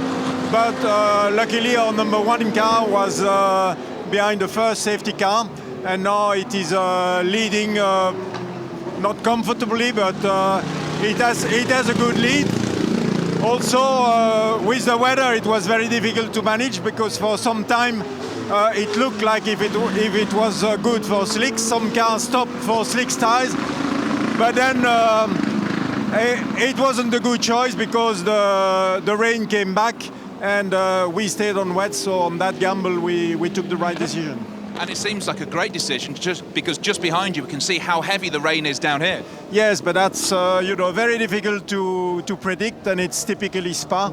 But there again, I think our weather guys did a very good job. We were informed that probably heavy rain was expected, but it was a 50% chance, and well, we guessed that it was better to stay on slicks, and apparently we took the right, or not for sure, we took the right decision. Thank you very much, Pierre. Thank you. We have a full course yellow. The full course yellow is because of the track conditions. John suggested it could be a safety car. Well, it's a virtual safety car. It's a full course yellow. Everybody slows to 80 kilometres an hour, which is the safe things to do in these conditions. So that is why yellows are there. It was, as Pierre Dieudonné was talking, that the signal came. You saw the lights flashing, full course yellow. So everybody slows down. Now, this has a different effect than a safety car, because you have to stay at the same speed, so the gaps don't come down. There is a delta lap time, delta sector times. It is policed. If you go any quicker than that, there can be a penalty, but you don't catch up to the cars ahead, and so the gaps remain. It's a more satisfactory way of controlling track conditions than having a circuit where you've got 2 independently placed safety cars. So everybody will now be running at the best part of 80 kilometers per hour. And in effect, they say this delta time, what we're seeing is a virtual safety car. But, you know, the conditions are, look at how bad it is as they go up through the first part of the entry into Blanchimont. And it is just heavier as we look out of the commentary booth. Sorry to interrupt you, but this has come at a great time for VDS because they can bring this car in, they can get a new set of wets on it, they can do a driver change and refuel it, and under a full course yellow, you only lose quarter of a lap, not half a lap as you would under the safety car. Nobody went over the white line. Yeah. Entry into the pit lane over the white line. Cardinals and both BMWs, in fact, are coming in. Both VDS cars are going to come in, whether they're going to have to stack them or not, but that's the decision that they've either made independently as drivers or as the team as a collective. But the time lost under the first safety car, I think they're about to win back here, or some of it. On his heels, because he knows he can't really... Well, he's just had to put his foot on the ground, because you don't want to get into a car with wet soles on your race boots, particularly if they're leather soles. Some of the modern race boots are of different materials. People used to wear overshoes, didn't they? In the good old day, we used to wear Lewis racing boots, which were a very, very fine leather sole. 1 foot on a damp bit of tarmac, the things were sodden. Yeah. Anyway, there used to be photographs of people wearing the sort of overshoes and then take those off the boots and get into the car. So new wets go on, full tank of fuel. I mean, we've got this, I would call it virtual or full course yellow situation. And it is coming down heavier, I think, probably than at any point of this day so far, which was not, I suppose, part of the... Oh, and the second of the two BMWs gets going before. And I wonder why that was. Interesting, yeah. Slightly unexpected. Yeah. Normally the first car in would be the first car to leave, but in this case it wasn't. But it happened the first time, didn't it? We saw them come in, Martin ahead of Laura, and go out, Laura ahead of Martin. Yeah. So it's quirky that one team seemed to be quicker. But under full course yellow, well, you won't lose that much. But they have changed track position, that's the key. Oops. That's the danger, even going at the speed. But now we've got, I mean, everybody is crawling around and just trying to see out of the windscreen. You can just see how misty the windscreen inside the BMW has become, and of course the driver can't reach forward and clear that because he's held in place by his seatbelts. There should be a ventilation system on board to enable that to be looked after, and that's what happens when you come in, you stop, and there's the hot air. Big shunt under virtual safety car, Ferrari with a rear. And it goes full safety car surely now. This is coming out of Courbe. Paul Frere, the scene of an enormous accident last year. So the medical car just arrives at the scene. So why did that occur? I suspect safety car is now being deployed. So we've gone from a full circuit yellow to a safety car. It's down at the Courbe, Paul Frere, 2 more cars have ended their race in an accident. Yeah, Jean-Carl Vernet is one, a Ferrari off as well was the other. I just wonder whether that was one car driven by an AM, slower than the 80Ks, and one being driven on the requisite speed that came across it. Was that an overtake under the yellows? Well, I don't know why would you be putting yourself in that position? You're not meant to in this full circuit, other than trying to get out of the way of the Nissan in the pits. So the 23 Nissan has been pushed back into the garage. 73. 73. The Dolby car. Oh, yes, it's the 73, yes. Yes, the Sean Walkinshaw racing car, that one. Why has that gone back in? With the colours of the national flag. And there's... What the heck's going on there? Oh, that's a replay of it. No, it's not. He's trying to get it back. Drag it to the pits. Yeah, but the Ferrari is going nowhere. I'm trying to work out which Ferrari it is, but smashed suspension on the Audi, he'll limp that back if he can, but as far as the Ferrari is concerned, that, I fear, is the end. Well, I'm just concerned when you're going to see a car limping back at the speed it will be limping when you've got, even though everybody else will now be under the control of the safety car, look, it crabs its way back onto the racetrack, and hopefully it won't deposit substantial power. Look at the car, it's crabbing at almost 45 degrees. If it wasn't serious, you'd almost be laughing. So, the number 3 Audi limps to the pit lane. Let's hear again from Bas Linders. They've just done a pit stop. How's that affected life at VDS? Baz, if I could just drag away from the screens, a couple of seconds ago, very animated about the fact the safety car had come out again.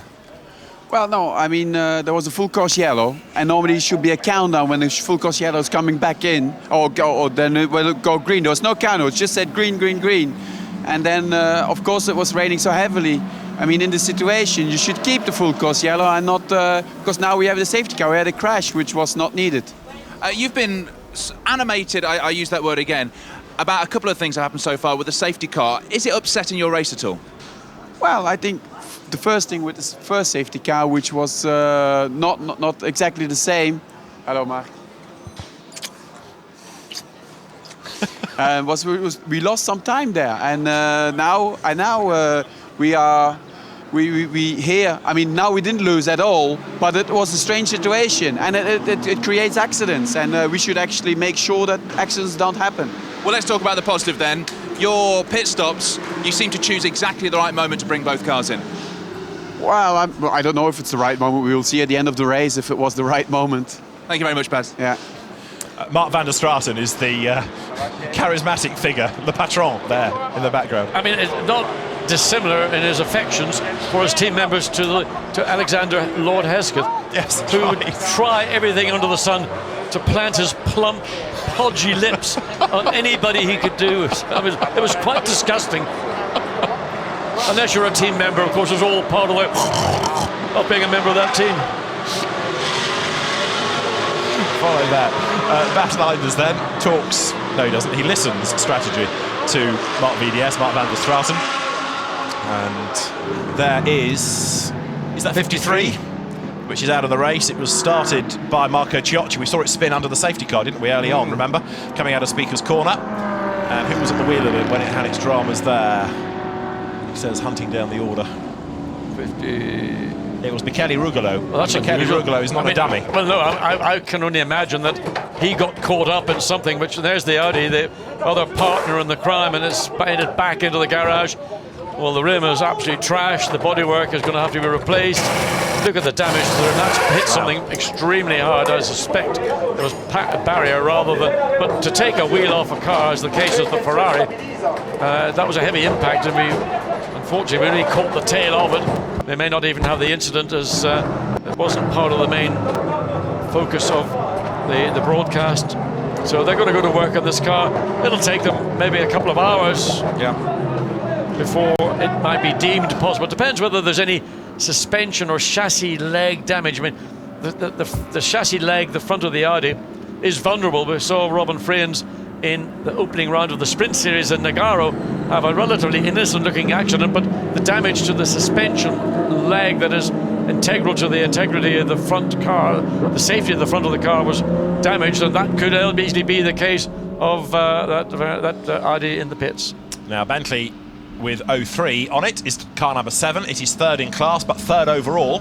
So Guy Smith is third. 8 is leading the race now because of the most recent round of pit stops. And Guy Smith has been picked up by this safety car, and that means that car 8, with René Rast in number 1 Audi chasing, have been able to escape up the road. Isn't it ironic? The camera's located on the part of the windscreen that the wiper doesn't clear. Is that Sod's law? No. Well, there's 2 wipers. That means that the left wiper, isn't actually functioning. So there should be 2 wipers working. There we see. Oh, there's the number. That's third in class. So that is the Guy Smith car. So yeah. Why is it not showing up on the camera? So it turns its way behind the safety car up towards the bus stop. And is this going to be a long safety car period as well? In theory, it's only a case of getting that car out of harm's way. I don't think there's any barrier damage done on the outside of Lecole, the second part of it, up towards the Paul Frere corner, as we were looking at it.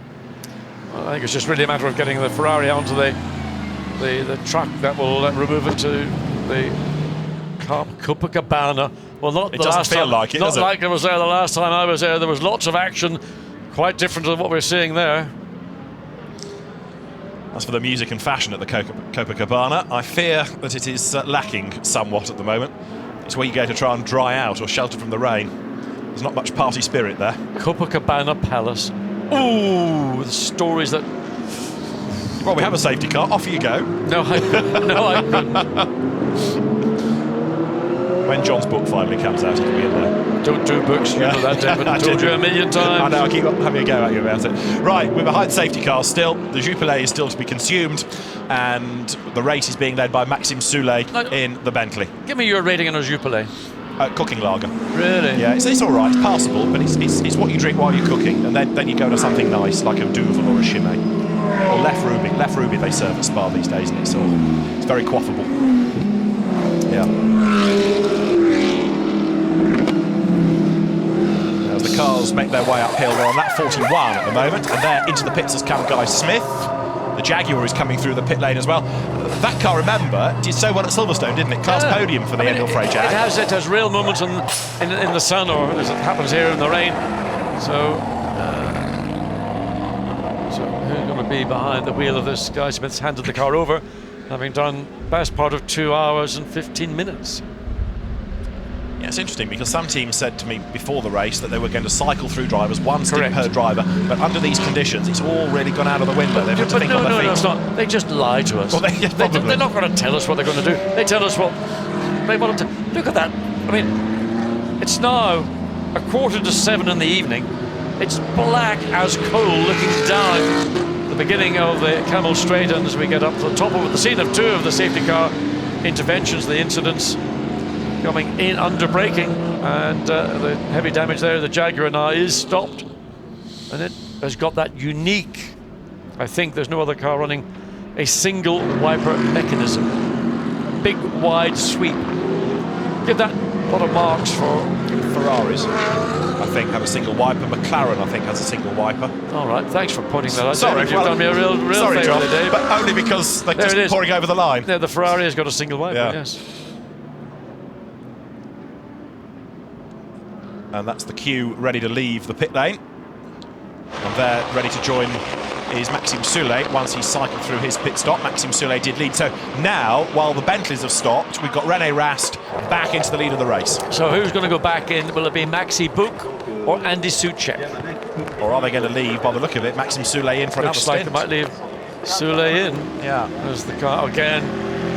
Now look how far back from that line, David, as you pointed out, the beam, that they've been advised to stay sufficiently back from the beam that they don't trigger a false, almost a false positive.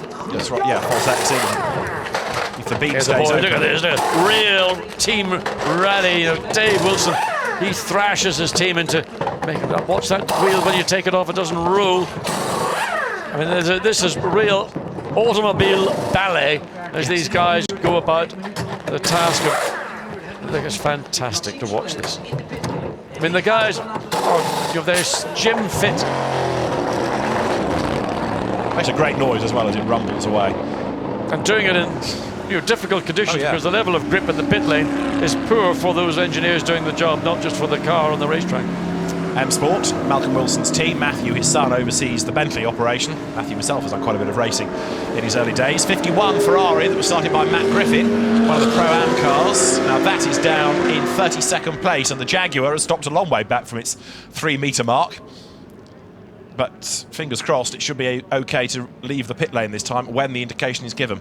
So what was a full course yellow for rain has become a safety car period for an accident.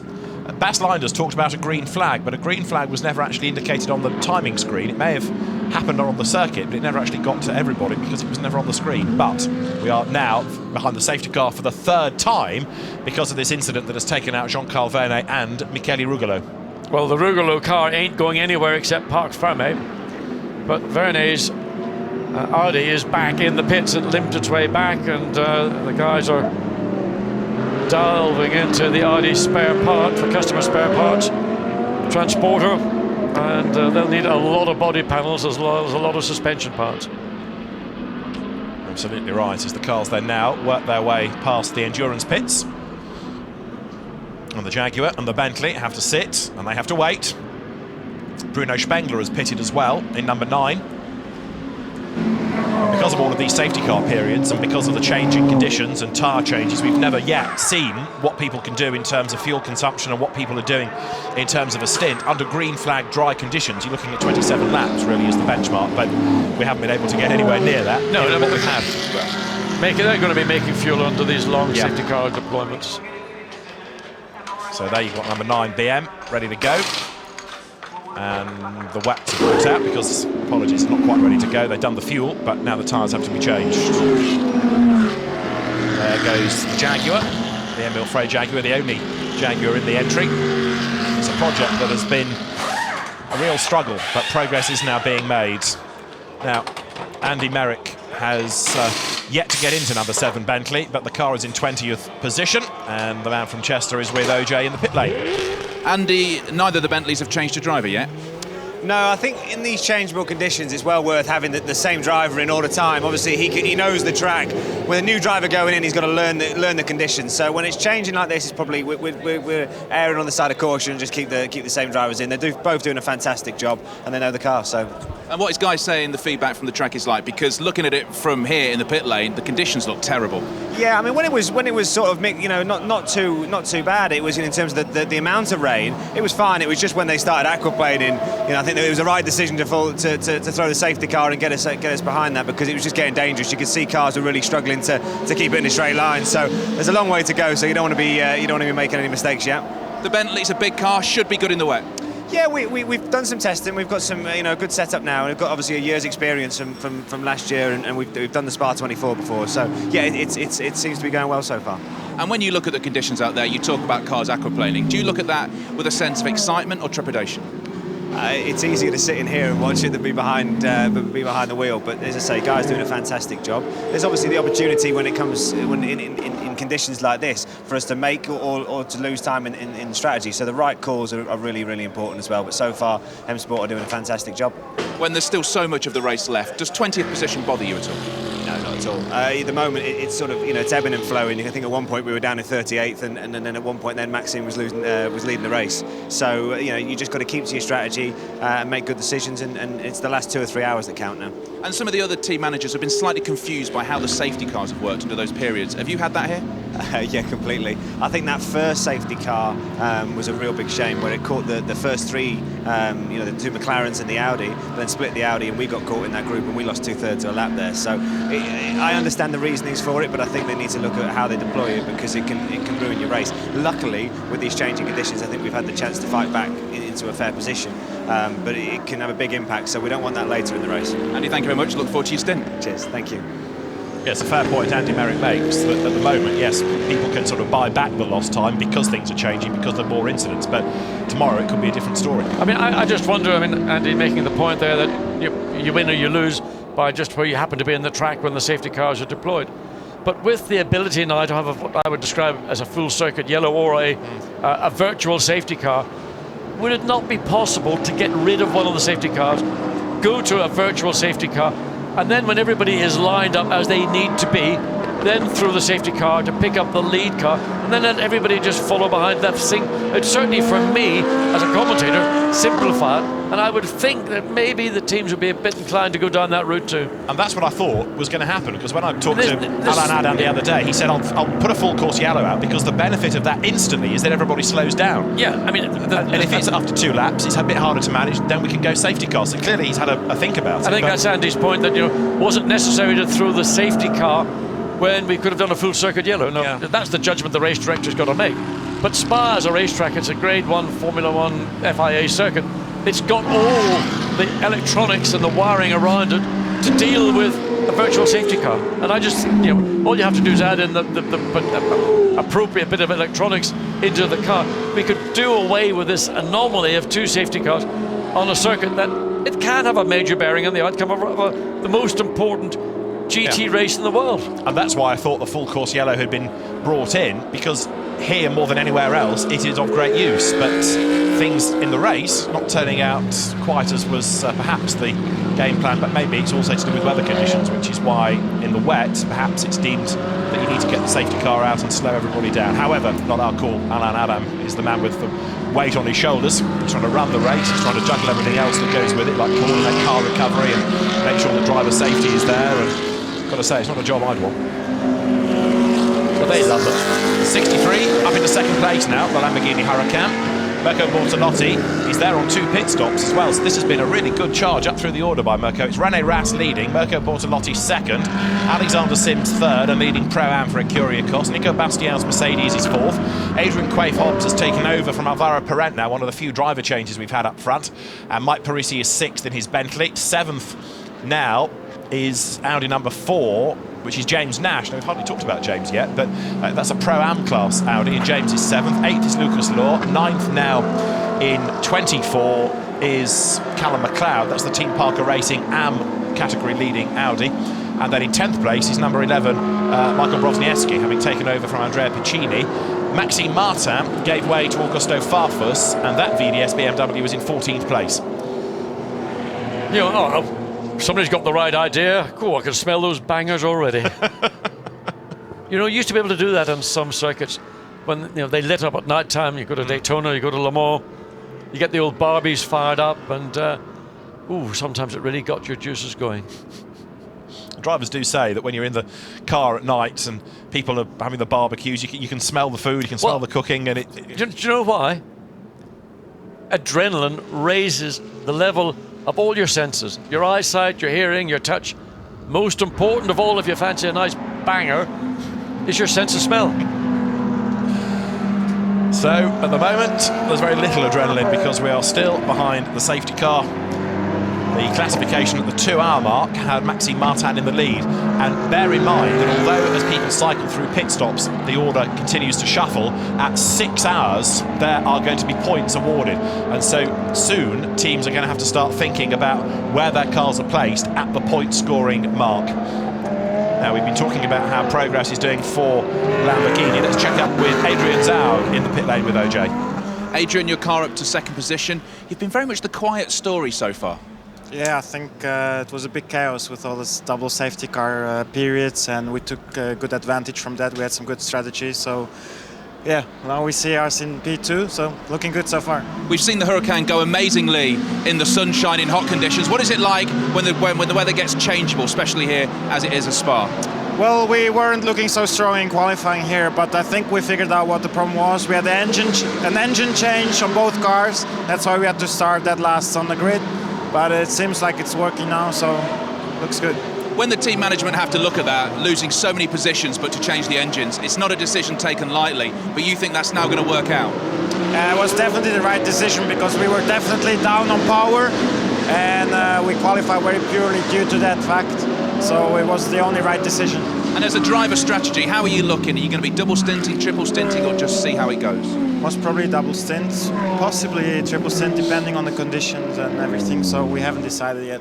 Thank you very much, Adrian. You're welcome. So Adrian Zaug goes off to consider when he will be in the car. And the distinctive bright green Lamborghinis have certainly added a lot to the Blancpain Endurance Series this year. It's a great looking car, it's a great sounding car, maybe not quite as symphonic as the El Gallardo, but more successful. And interesting that Lamborghini, through Squadra Corsa, has gone with a different team. For so many years it was Reiter Engineering synonymous with running the Lamborghinis. Gottfried Grass's team now taking over the project, and you've got to say, John, doing a very good job. Yeah, I mean, I think the performance we saw on Monza, the car's debut, was absolutely stunning, and as you mentioned, the outcome of that race will be sorted out and judged in the appeal that's taking place next week.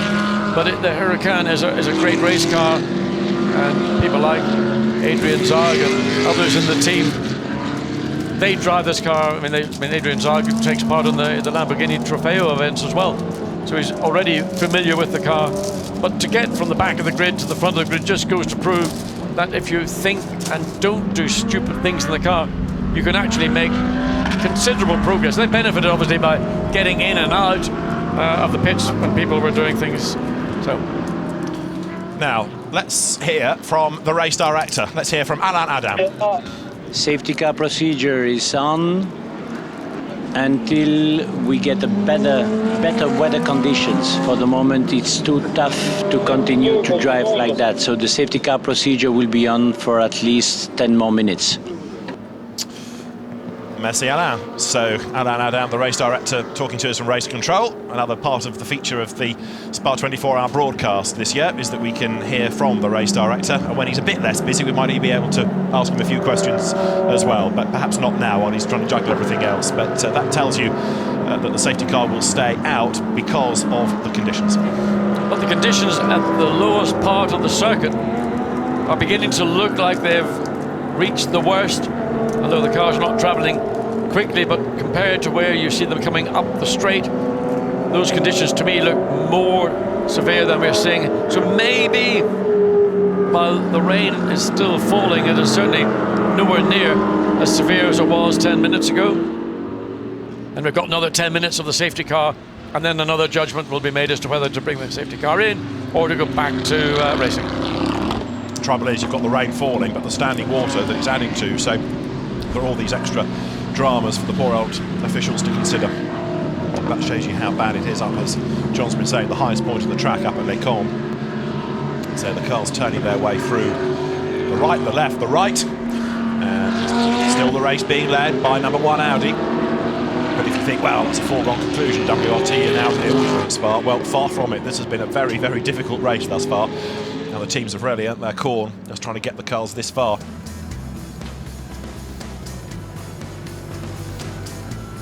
So the rain is falling at Spa once more as the cars behind the safety car head to the line. It was a wet start to the total 24 hours of Spa, with a front of the grid containing Audi and McLaren, and when the race got underway, it was on a very wet road indeed. Although there was talk of a safety car start, it was a proper live getaway. The lights went to green, and Frank Stippler from pole position was a little bit slow away. That allowed Kevin Esch to take the lead from Alvaro Parent. The McLarens of Von Rahn Racing running 1-2 as they battle their way through the first corners. Frederic Verviche was an early casualty as he just clipped the side of Jean-Carl Vernet's similar Audi, a spin, and then he had to rejoin right at the very back of the pack. Teddy Villander was somebody else in strife early on in the race. He went off the road. It was a brake caliper that was the issue. That had to be sorted in the pits. Guy Smith was working his way up the order, passing the Marc VDS BMW of Maxime Martin, and not many people get past Max around Spa. But then we had the first drama of the race when Gilles Duquesne had a big off at the top of Les Combes. The Ferrari hit the barrier, and with damage to the front, it was enough to render the car out of the race.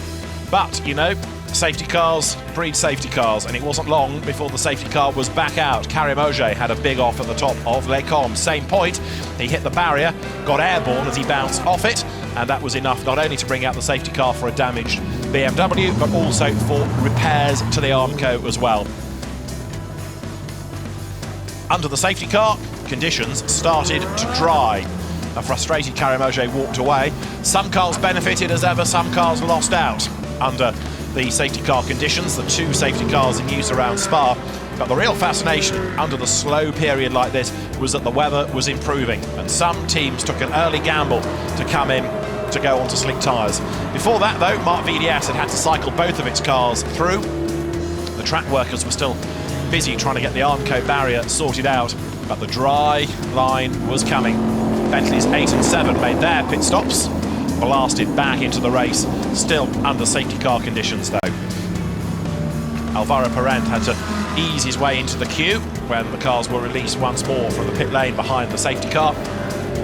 As they did so, the Emile Frey Jaguar failed to get going. The Armco repairs continued, the track continued to dry out. It wasn't long before teams started to try something clever on the strategy, to roll the dice to see whether it was worth bringing the cars in, get them onto slick tyres and lose less time relatively under safety car conditions. The green flags flew, the race was back underway. And as the cars stormed their way down towards La Source, there were plenty of people trying to work their way back into contention through the traffic. René Rast inherited the race lead, but then, within 4 laps of some going onto slicks, the rain came again. Those that had gone onto slick tyres had to come back in for a new set of wets. That, for example, compromised Phoenix Racing, that had rolled the dice early. That was a squad that lost out massively under the change in the weather conditions. And those that stayed out on wet benefited hugely. Battles were on, so, that was for sure, as Christopher Meeks tried to work his way up the order in number 5, Marcel Fassler in number 6, both of them busy squabbling with the Mercedes. Barwell cycled 79, the Ecurie Ecos car back into the race. We had a full course yellow as the rain came down even more strongly, But it wasn't long before the safety car was needed after an accident that took Jean-Carl Vernet's Audi and Michele Rugelo's Ferrari into the barriers. The rain is still falling. The light is fading. Spa is a treacherous place once more. René Rast leads this car because up into second from the back of the grid is 63 Mirko Bortolotti at the wheel. So it's been a very eventful first few hours of the race. And as the cars now still behind the safety car work their way up over the line. This wave containing number 6, Audi at the head of it, which is Marcel Fassler. Frank Stippler, by the way, the pole position man, we've hardly mentioned after the first safety car period because he was dealt a bad hand really in that, but Stippler down in 15th place. Yeah, but Frank Stippler and basically that car, well, they'll just make their way Nico Müller and Stefano Telli, who might be the hot rod of the partnership. But if they've been there before, they understand. I mean, if anybody understands a 24-hour race, it's Frank Stippler. He knows that we're just under 2.5 hours into this race, 21 hours and 25 minutes to go. Okay, you're down in 12th, 15th, whatever place. So many things are going to have a bearing on your race, and they're not going to be things that you've got control of. Notably, right now, we're seeing this very changeable and rapidly changing weather front that's coming through. It is part of racing, and Spa-Francorchamps just constantly has a bearing, and it comes in so quickly that even the meteorologists that the teams employ, they're working overtime to try and keep the teams ahead of the game. A little earlier, we talked about 888 BMW having a drive-through penalty for a pit infringement. It was that they changed the rear wing on that car in the pit lane rather than in the box in the garage. So that's why that car got a drive-through. And as a consequence, it has of course dropped down now into 30th place, Joe Osborne at the wheel. 50 Ferrari has now Alexander Moiseev at the wheel of it, having taken over from Riccardo Ragazzi. It's the Kaspersky Ferrari, and it is down in 24th overall, but third significantly in the AM class. This is the second wave of cars.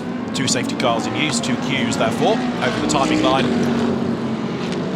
It's almost as clear as gin, and that long shot looking up to Les Combes. So the car's actually coming down through the corner with no name, or press corner. So those conditions are beginning to, the rain has eased considerably. It's just the level of water on the racetrack deemed to be unsafe currently for the race director to release this field back to racing conditions. 84 Bentley is in 6th place at the moment, Mike Parisi at the wheel, and its team manager is being summoned to race control immediately. So is this for a pit infringement potentially, in which case the story begins here. That car could be another one that drops down the order. We'll wait and see, but 10 minutes or so with the safety car out. Peering out of the window, I would suggest the rain has stopped over here. I think it has. I mean, it's been stopped, I think, for the last, nearly 5 minutes. Wow. The trouble is that as soon as you say something like that and you look around and you can see, look how much more visibility there is. You couldn't have seen those trees in the background, 5-10 minutes ago, because it was just a blackout. There's still a small amount of rain falling, but it's considerably reduced from the peak when we had this safety car. First of all, a full circuit yellow, and then the safety cars came back out on track. And just to confirm, Michele Rugelo's car has been declared a retirement, so too Karim Ogier, so too Gilles Dequesne's car. We'd heard from the teams in those contexts anyway that the cars were beyond repair, but the timing screen now puts into grey those cars that are abandon, or retirements. Michele Rugelo's Ferrari is the next. So we've lost 3 early on in the race. Once again, the Spa 24 Hours delivering drama aplenty. Well, if conditions remain as they are now, and there's a lot of clear sky, or not clear sky, but certainly the visibility massively improved, I think we may well see this race get underway within that 10-minute window that we heard the race director announce just some minutes ago. So as we have the field pouring over the line, some cars making their way downhill. That shows you just how the elevation changes are around Spa. Cars coming downhill, and then even lower coming onto the pit straight is that other group of cars. So pitted the cameraman standing out in this, pitted the marshals as well, working in shifts to keep the race on track. And in race control, the race director with a bank of screens with a team of assistants to keep an eye on pit lane infringements, on driving times, on whether it's the right person indicated in the car compared to what the timing screen says. Got a lot to do. Nissan getting ready for a pit stop then. And here at Spa, it's approaching 7:10 local time. And what has been a pretty wet and horrible day. It's not just that the rain has come for the 24 hours, it has been like this from 7 o'clock this morning. And all the races have been affected by the weather. Lots of sport races take place this weekend. It's a real feast if you're a motor racing fan, with single-seater, one-make saloon, one-make GT cars all in action before you get to the 24 hours. But as I say, all of them have been affected by the weather. Now, one lap ago, that camera shot, you could see the trees in the background. Now they've gone again. And that's how quick the conditions here do change at Spa. Yes, there was a round of a different GT Championship here a month ago, and the rain started on the formation lap, and it was spitting with rain halfway around. By the time they got to the bus stop, it was proper rain, and there was no option, because they were all on slicks, but to delay the start, and that was another race official's nightmare. But this, of course, is a race that will continue for the 24 hours. Only unprecedented circumstances stop it, like it did last year when we had to have that race suspension for the hour. But at least with full course yellows and safety cars, the race director can keep the race running, albeit under controlled conditions like this. And I think also, and I think in fairness, the majority of the competitors have respected their responsibilities. You know, they learned last year was been just frankly awful, and I hope that the lessons have been learned. They were hard lessons for some people. And I just hope that has sunken in. But of course, the race started in wet conditions and has fundamentally remained in wet conditions, other than that brief moment for about 5 laps when slick tyres were available and used by some people, but they, having used them, then had to once again go back into the pits, an additional stop to return to the full wet weather tyre, which no doubt will have had a bearing on their overall track position. I mean, talking in the case of BMWs and other cars, they changed to slicks. They had to go back on again to the full wet tyre. Yeah, you talk about last year, one of the biggest talking points was that incident that did stop the race that befell Marcus Mai. Marcus, although he's not here this year, was at Monza for the opening round of the Blancpain Endurance Series and remains a big enthusiast of the race and of the championship. He says, about 90% fully recovered after what was a monumental accident. One of his co-drivers, Steve Earle, who is still here this weekend driving the 111 equivalent Ferrari, he's a spinal specialist, so he went with him to the hospital and helped the immediate care.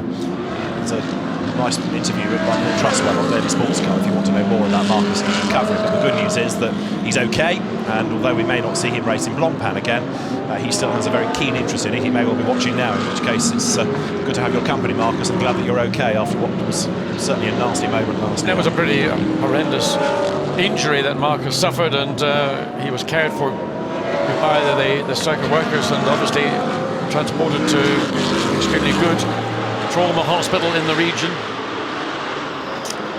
But 2015 Spa 24 Hours brings more pit stops. This is the 23 Nissan coming here on the back of that win at Paul Ricard. And okay, the balance of performance here isn't so kind, but it was a great result for Bob Neville's team at Paul Ricard, and one that Bob and his merry men have worked so hard for so long.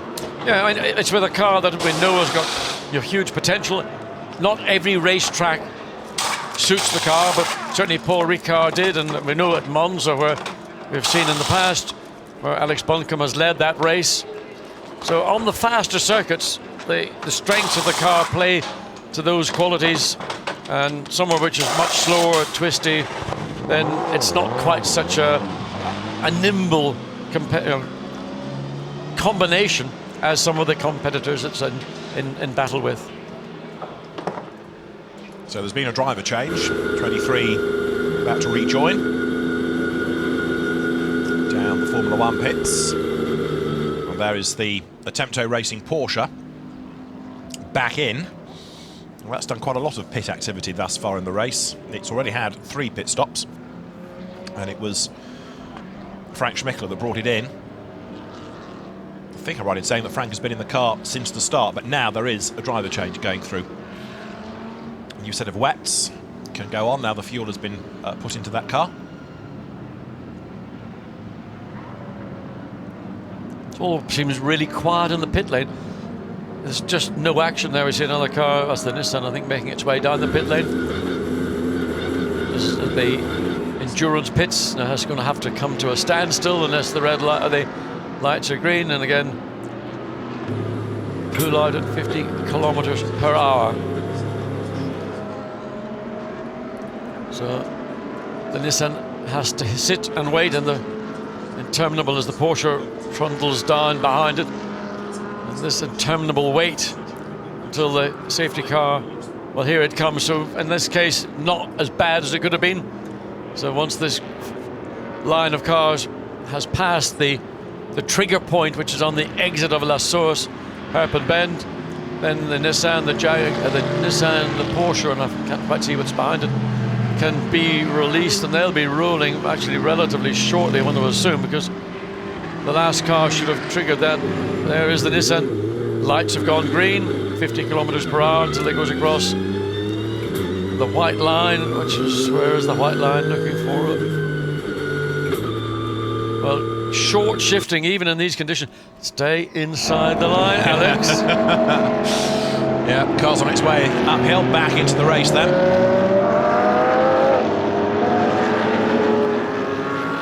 Safety car staying on track. In fact, Alex Buncombe has given way to Wolfgang Reip now.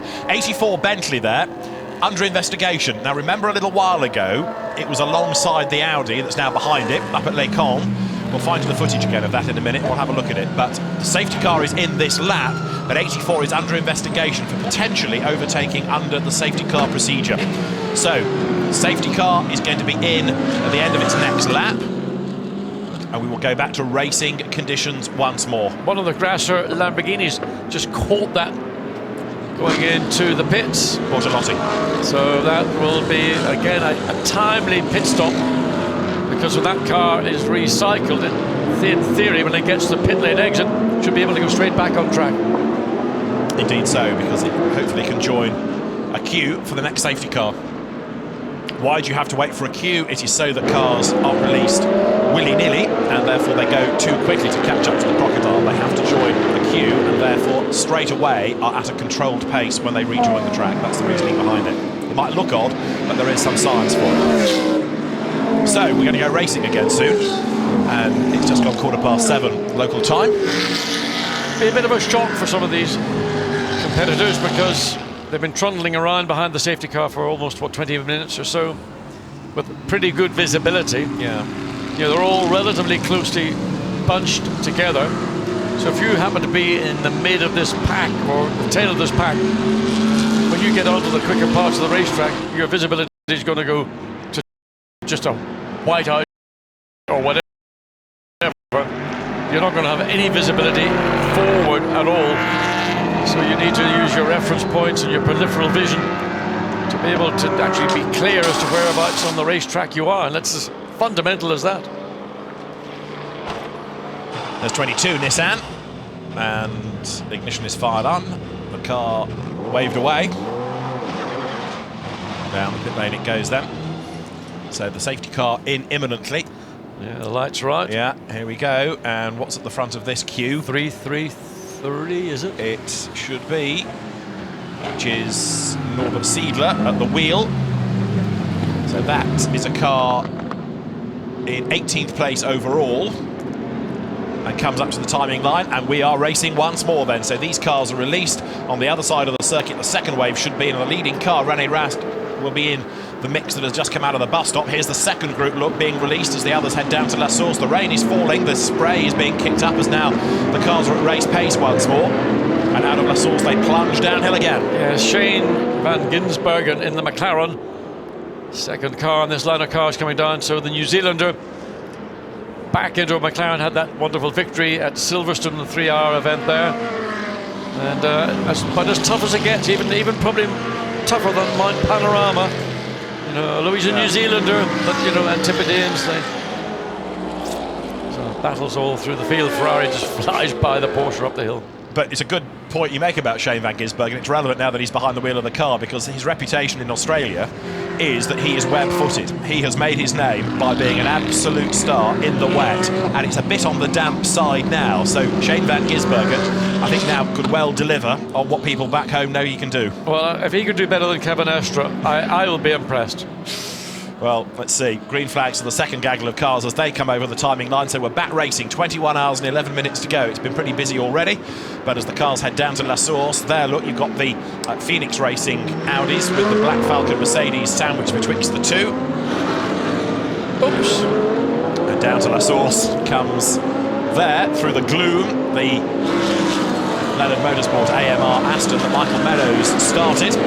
And Ferrari battles going on. You've got the Dragon Speed car number 100, the American entry, Elton Julian, one of the drivers in that, ex-British Formula 3 racer, and he's just got himself up past the Sport Garage car. I always wonder why, of course, they dominate the to some degree, Pro-Am categories, but I never really see a full-on Pro Ferrari 458 from AF Corse. No.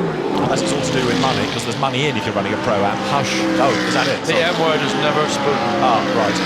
A drive-through penalty has been given now to number 41, and that is another of the Sport Garage cars. It was the one that expired coming into the pit lane. Gilles Vannelet, Gabriele Lancieri, Enzo Guibert and Eric Cairol.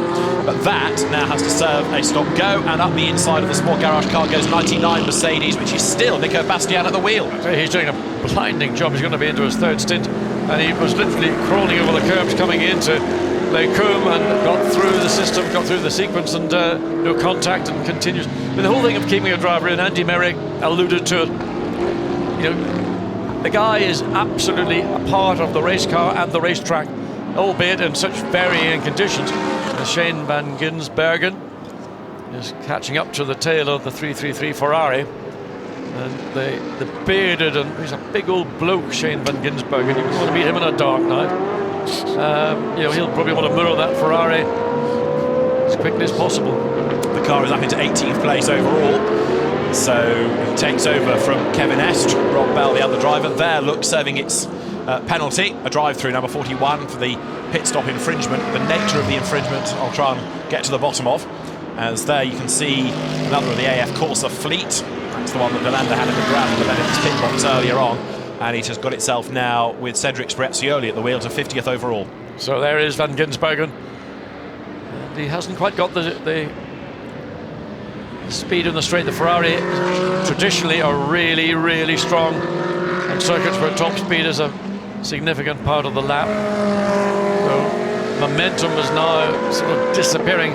So Van Gisbergen wants to do the best he can as quickly as possible. He doesn't want to be stuck behind the Ferrari and then have his pace dictated by that of the Ferrari.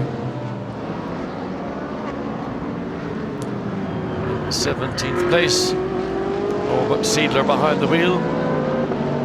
Again, great views over the forests and the hills that make up this Spa-Francorchamps racetrack that drop down from the corner with no name down into the double-handed Pujo. It's one of those corners you always feel I could have taken as the race leader goes through. And still René Rast behind the wheel of that car, and well, at least when he finishes this stint, this is going to be his last stint, he'll be able to get back in. He may not even need to dry off, assuming that Audi produce a waterproof car, unlike the days in the past when Group C cars used to fill with water because there were gaps everywhere, and once the water got in, it was a job to get it out. So he can go away and relax, have something to eat, and you know, enjoy his teammates. Now the Giz is about to make a move here against Norbert Siedler, isn't he? This is for 17th place overall. They're in different classes, but it's a proper battle for position. And trust me, the Giz in the wet is an absolute star, and he's about to hopefully make good on this. He's getting onto the back of the Ferrari. Shane van Gisbergen then, star of the Australian V8 Supercar Championship and indeed of the New Zealand V8 Series in the winter months, comes now up towards the timing line, and he's on the back of the Ferrari. He should be able to make a move at La Source here. Yeah, well, he changed his whole line in the middle of that final chicane to try and get a really good shot out of the corner, but he gets up and alongside, and that was a well thought out manoeuvre by Shane van Gisbergen. Whether he's good or bad on the wet, he worked it out. I've got to get the acceleration out of that final bit of the chicane, turn 19, to give me the drive, to give me that momentum, and to get alongside the Ferrari before we get into the braking zone, and therefore I can take control of the corner. And Norbert Siedler recognised it and didn't fight him or didn't try to block him. You know, he knew when he was beaten, and that's a driver not just driving but actually thinking about what he's doing. So the place gained, and that puts Shane van Gisbergen up into 17th spot now. The next target for him is going to be a long way up the road, in fact, now, because number 19, Fabio Babini, in the Lamborghini will be the next one to attack, but he's a long, long way ahead. So van Gisbergen now just has to get his head down and try and chip away and bring down that margin. Well, if you follow the principle of the teams so far, I'm talking about the teams that are really at the sharp end of this race, you're going to see Shane van Gisbergen going in to the night hours. It will be probably dark by the time he finally steps out of the McLaren, and that car then will be passed down the line, and he will be, I would imagine, with Rob Bell taking over, and again a little bit of busy entry into the pit lane, the McLaren that was Alvaro Parent, and the Bentley, directly behind it, has a drive-through for overtaking under the safety car. Remember, it was under we never saw the reason, we just were given the report. Well, it was up at Le Mans. We talked about it at the time, I think. We wondered if it was an overtake or not, but they've looked at it and they reckon it was, as the weather gods have got yet more for us. Well, John. I mean, if we have an evening with that lovely light sky, it will be wonderful. You know, I don't want to see a premature darkness fall on the racetrack. It's dark enough for long enough. So if we had maybe a couple of hours of light sky and a drying track and getting back on the slicks and, you know, going motor racing in the real manner on a dry track, I would love that. 79, Alexander Sims, he's done a Leviathan stint in that car, hasn't he? He's been in it since the start, a bit like René Rast. They'll have to crowbar him out of it. But Alexander, a good, safe pair of hands, BMW ambassador. Yeah. And heading off down towards the right-hander at Bruxelles now. So René Rast is the race leader. In second place is Alexander Sims. In third place it is Nico Bastien. And Lucas Lohr is up into fourth place now for Marc VDS. Well, you've got BMWs in second and fourth place, as we see the McLaren, and back is in. Actually, I don't know why we're watching this. This is a replay, because that McLaren came in ahead of this Bentley doing its drive-through about a minute ago. Take my heck of a long time to get from the pits, the Grand Prix pits, down to the endurance pits. Indeed. There's your Pro-Am leader, Alexander Sims. Second in the class at the moment is the sister car run by Barwell under the Team Russia label, which is driven by Johnny Cocker at the moment. Third in the class, James Nash for WRT. Fourth in the class is number 11, Ferrari, with Michal Brozniewski at the wheel. Fifth is 333, Norbert Siedler in the Ferrari. And then sixth in the class, currently number 71, which is the Mercedes that's got Indy Dontje at the wheel of it. So that's how we look in Pro-Am at the moment. Seventh in Pro-Am is where you find the, next to the Bentleys, in fact, 83, which is one of the HTP cars. And that's got Fabian Hampracht driving. You can see how the rest of the class looks. But for Mark Lemmer's team, one of the BMW Sports Trophy operations that are here, the customer program, its car is leading. Team Russia, they're studying the data. Leo Machitsky is the man in the overalls there, the far end of the shot. And look how bright and look how much drier it looks on the pit straight. Because the Audi's now driving into really, the BMW driving into what is actually quite a nice evening. But listen to the engine. What a great pair of lungs that BMW's got. Listen to the roar. Oh, brings a tear to your eye. It's a great Probably noise, that. Somebody's wallet too, I would have thought. Very successful car it has been in GT3, and we've got a yellow flag out on track somewhere. Now, why is that? Well, it's in sector 2. It's 42 that's been slow. So turn 11 is under a yellow flag. Car 42 had stopped and got going again. That was why we had a yellow. 42 was being driven by Tony Zamon. Right, René Rast had just put a lap on the Oman Racing Team Aston there that you caught a glimpse of. Well, did he do that in a yellow zone or a yellow flag zone? Good question, let's see. Or did it just happen to be the Aston was close to the tail of the Audi at that particular point?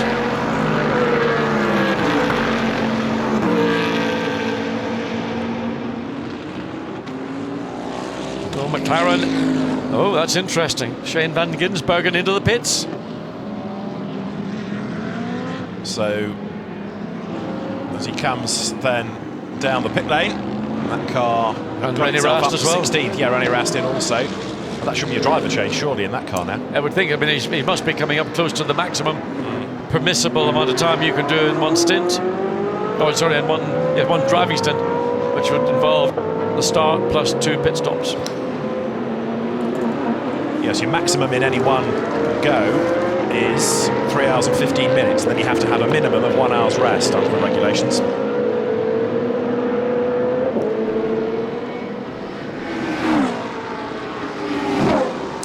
Just coming up to the 3-hour mark, and actually you get a sense that everything's settled down. I know I'm tempting fate, I know that the clouds will burst, but as I look above me the clouds are breaking, not bursting. But you're right, it does feel calmer. It is much, there's an element of serenity has fallen over the circuit. But this ain't going to be serene for much longer. This is the fight for third place. Nico Bastien ahead of Lucas Lohr. And so now as conditions are improving, he says finding some wood to touch, down towards the bus stop they come. Lucas Lohr, who was way down early on, we were concerned he had a problem. Well, now he's making a move up the inside. Nico Bastien nowhere near as experienced as Lucas Lohr. This is going to be very hard for Bastien to keep at bay Lucas Lohr for much longer. Behind them, look, Johnny Cocker in the largely green Team Russia by Barwell Z4 coming up towards the timing line now. But Nico Bastien, who's raced around here in the German GT Championship, he's racing the VLN, he's on a lot of mileage, he's keeping a real star behind him. There is Johnny Cocker, who runs now in 5th spot. 6th in the Bentley is Maxime Soulet, and 17th, the next car through, is Greg Gilbert in the blue and white Santalok Audi. So battles now are starting to become genuine ones because we can see them attacking on the track. It's not just down to pit stops. And then we were just keeping an eye on Lucas Lohr, who will be all over the back of Nicky Bastien as they come up over radio. But the Mercedes has just got that little bit of a straight line advantage. Certainly he can consolidate the gap, and it's all up to Lucas Lohr in the midsection, the sort of sector 2 of this 3-sector circuit, 70 kilometers, 19 corners. It's the middle sector that Lucas Lohr needs to try and maximize all that he has got with the BMW. And this is where Nicky Bastien is going to really have to go, already going defensive as they come down into Brussels, but the BMW not really in a position to offer a threat. But look who's ahead of them, René Rast's car now with Laurens Vanthoor at the wheel. So they've caught up to him. Alexander Sims will take over the lead. So there you've got the Audi 2nd, 3rd and 4th. Bastien ahead of Lucas Lohr. So the number 1 Audi only lost 1 place on that pit stop. So a driver change, fuel and tyres done, getting back into the race as now Lohr 4th is on the back of the Mercedes. He's got a chance if he can get himself alongside. It's going to be a tough ask as they come out of Pouhon into Fagnes. He's going to go one way, and there's no way available now, but all he will try and do is use slightly different lines, different part of the racetrack. The Mercedes is a big car, physically large car, taking up a lot of the racetrack. So again, stout defense. Mercedes snakes under braking as it turns in the campus now. Lucas Lohr right under the rear wing, and the Mercedes will be quicker through the Cours Paul Frère. But again, once you get into a straight line, the Mercedes will be able to use all that torque and power. And Lucas Lohr, all he can do is sit there and spit feathers, basically, because in a straight line he can't do an awful lot. A little bit of an opportunity through Blanchimont, looking to get a run, get alongside. He's coming up alongside, a little bit higher speed on the exit of Blanchimont, but he's on the wrong side as they come up into the chicane. He won't be able to go the long way around, I think, but he's done it. And of course, that's aided by Bastien going into the pits. It's been great work by Lucas Lohr to harry the Mercedes all the way. He didn't know the Mercedes was coming into the pits. If he had known that, he wouldn't have done what he had to do. Indeed so. Alexander Sims is in as well, and so what that means is Laurens Vanthoor leads the race. Lucas Lohr is 2nd, and the margin is 3.5 seconds between them. So from safety car periods to different pit stop strategies, they've done now 3 stops for the Audi, 2 to the BMW, and it's 3.5 seconds. Here they come. There's the Audi that leads the race, Laurens Vanthoor, and wait for the BMW, which is there. The set of headlights coming up, Eau Rouge. Lucas Lohr, 3.5 seconds back. That is the margin. You wouldn't have thought that after the first safety car intervention. No way. Everything was thrown up like a pack of cards. Everybody was out of position, got caught out by the safety cars being deployed from 2 different parts of the circuit. But it all washes out, literally. It is part of 24-hour racing. What you lose on one hand, you pick up on the other. Santa Lock. The lights flashing to get Johnny Cocker. Is it Johnny behind the wheel still or not? It is, yeah. Somebody else doing a long first stint. There's 99, Nico Bastian's Rover Racing, Rover Oils Mercedes to go back down the pit lane. Will that be Juncadella or Stepp Dusseldorf? We will wait and know when the transponder tells us. Danny Juncadella is quick in the DTM, ex-Formula 3 champion. So there's the leader. There is Laurens Vanthoor. WRT running the new car, the R8 LMS, and of course putting into it the winning combination of drivers from last year, Rast, Vanthoor and Marcus Winkelhock, who is yet to go. The AM class at the moment is being led by a British team, 8th overall. Callum McLeod, former British Formula 4 champion, driving for Stuart Parker's team. He leads. His main rival when he won the Formula 4 title was Nick Tandy, of course, Le Mans winner this year. Second in that class at the moment is number 10, Ferrari, which is part of the ACA ASP fleet.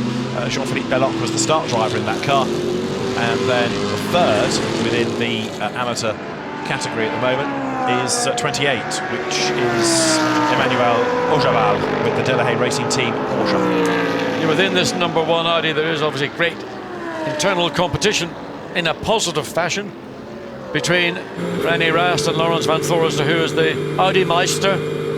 So Vanthoor in the car. So just looking at Nissan 23, is being manhandled around Les Combes, slipping and sliding.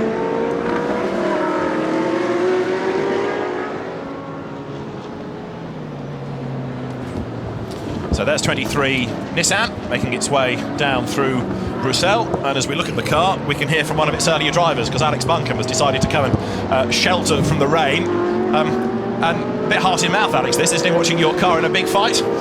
Yeah, you could say that. The conditions have been certainly challenging at the start of the race. Obviously, I made the start, and to be honest, I've never had such bad visibility up into Les Combes. Yeah, it was literally as we got to the top of Raidillon, we were on and off the throttle just constantly. So yeah, obviously not wanting to have any contact. Yeah, and then every decision that we made, unfortunately, as a team, was the wrong one. Unfortunately, with the first pit stop was too late, and then it just got dry enough, I thought, for slicks. So I came in the box for slicks, which I think was the right call. I went straight out there and did a 2:30, I think, on my first flying lap. I think I set a purple middle sector. So yeah, the car was feeling good, and then raindrops on the screen again on my second lap. So Alex, we're riding on board with your car right now. What are the car's strengths? Is it in the rain, or is it really more a dry weather car? Because some cars runs very wide coming out of Boonville. I didn't want to sort of chat, but I mean, some cars really are good in all conditions. Some cars work better in the dry, some work better in the wet. Where does the Nissan stand? This car does work particularly well in the wet. This morning in the warm-up, I only did 2 laps, and then I let Gio do the rest of the session because he's not been around here in the wet before. And to be honest, the car felt fantastic. I was P1 at the end of my second lap in the warm-up session, so car was feeling mega in the wet. I think its strength in the wet is that the traction seems great, which in the dry it's not, which is really odd. And it's high speed balance. You know, really, that's its strength. So up here through Rouge, it really hangs on to the rest of them up there. So yeah, obviously a frustrating first 2.5 stints for me. So can't wait to get back in the car. But as they say, there is a long way to go. While we've got you, talk us around a lap of Spa. I know the conditions are a bit different from what you had, but sure, still greasy. So just brake slightly offline on the way in. There's a bit more grip, down to 3rd gear, occasionally 2nd if you run a bit wide. Short shift up to 3rd now. A little bit wide there because this track does change quite a lot with how much rain, whether you go online or offline. So I found here it was best to stay tight all the way around this one here, and then short shift to 3rd like Wolfgang just did, and then again a little bit offline here, a little bit more grip. that curb there on the exit is particularly slippery. You cannot touch that, otherwise you'll be off on the grass. And into Pouin down to 4th gear, again middle of the road. I mean, it looks like we're being a bit lazy, but we're really just trying to find the best part of the track for the grip, and through there seems to be the middle. You can actually use that curb like Wolfgang just did there on the exit, and then up to Piff Paff down to 3rd gear. I find it good to keep both of the curbs through here. Some cars go wide on both, but I find it good to keep tight there. A little bit of rev limiter into 3rd gear occasionally there, down to 2nd. Again, I think on line through this corner's good. Up to 4th gear, and then middle of the road again through Stavelot, and then that curb on the exit is particularly slippery, so got to keep off of that. Up to 5th. In the dry we're getting 6th about here, but you can hold 5th gear along here, and then you can just use this bit of green on the way in here. I only found that out with a few laps before I came in the box. You can use the green bit on the exit there. It's actually got a fair bit of grip. And then here, the braking zone in the middle of the road, where there's no rubber on line. The car really stops well there. Down to 1st gear. And then up towards the timing line. That's a lap. Now, we're seeing track conditions they're improving very rapidly. Who makes the decision, the crossover point, as to when you had enough of the wet weather tyres, but it's probably just on the limit for slicks? Is that purely your call, or the team giving you the advice from what they know regarding weather patterns that might be coming?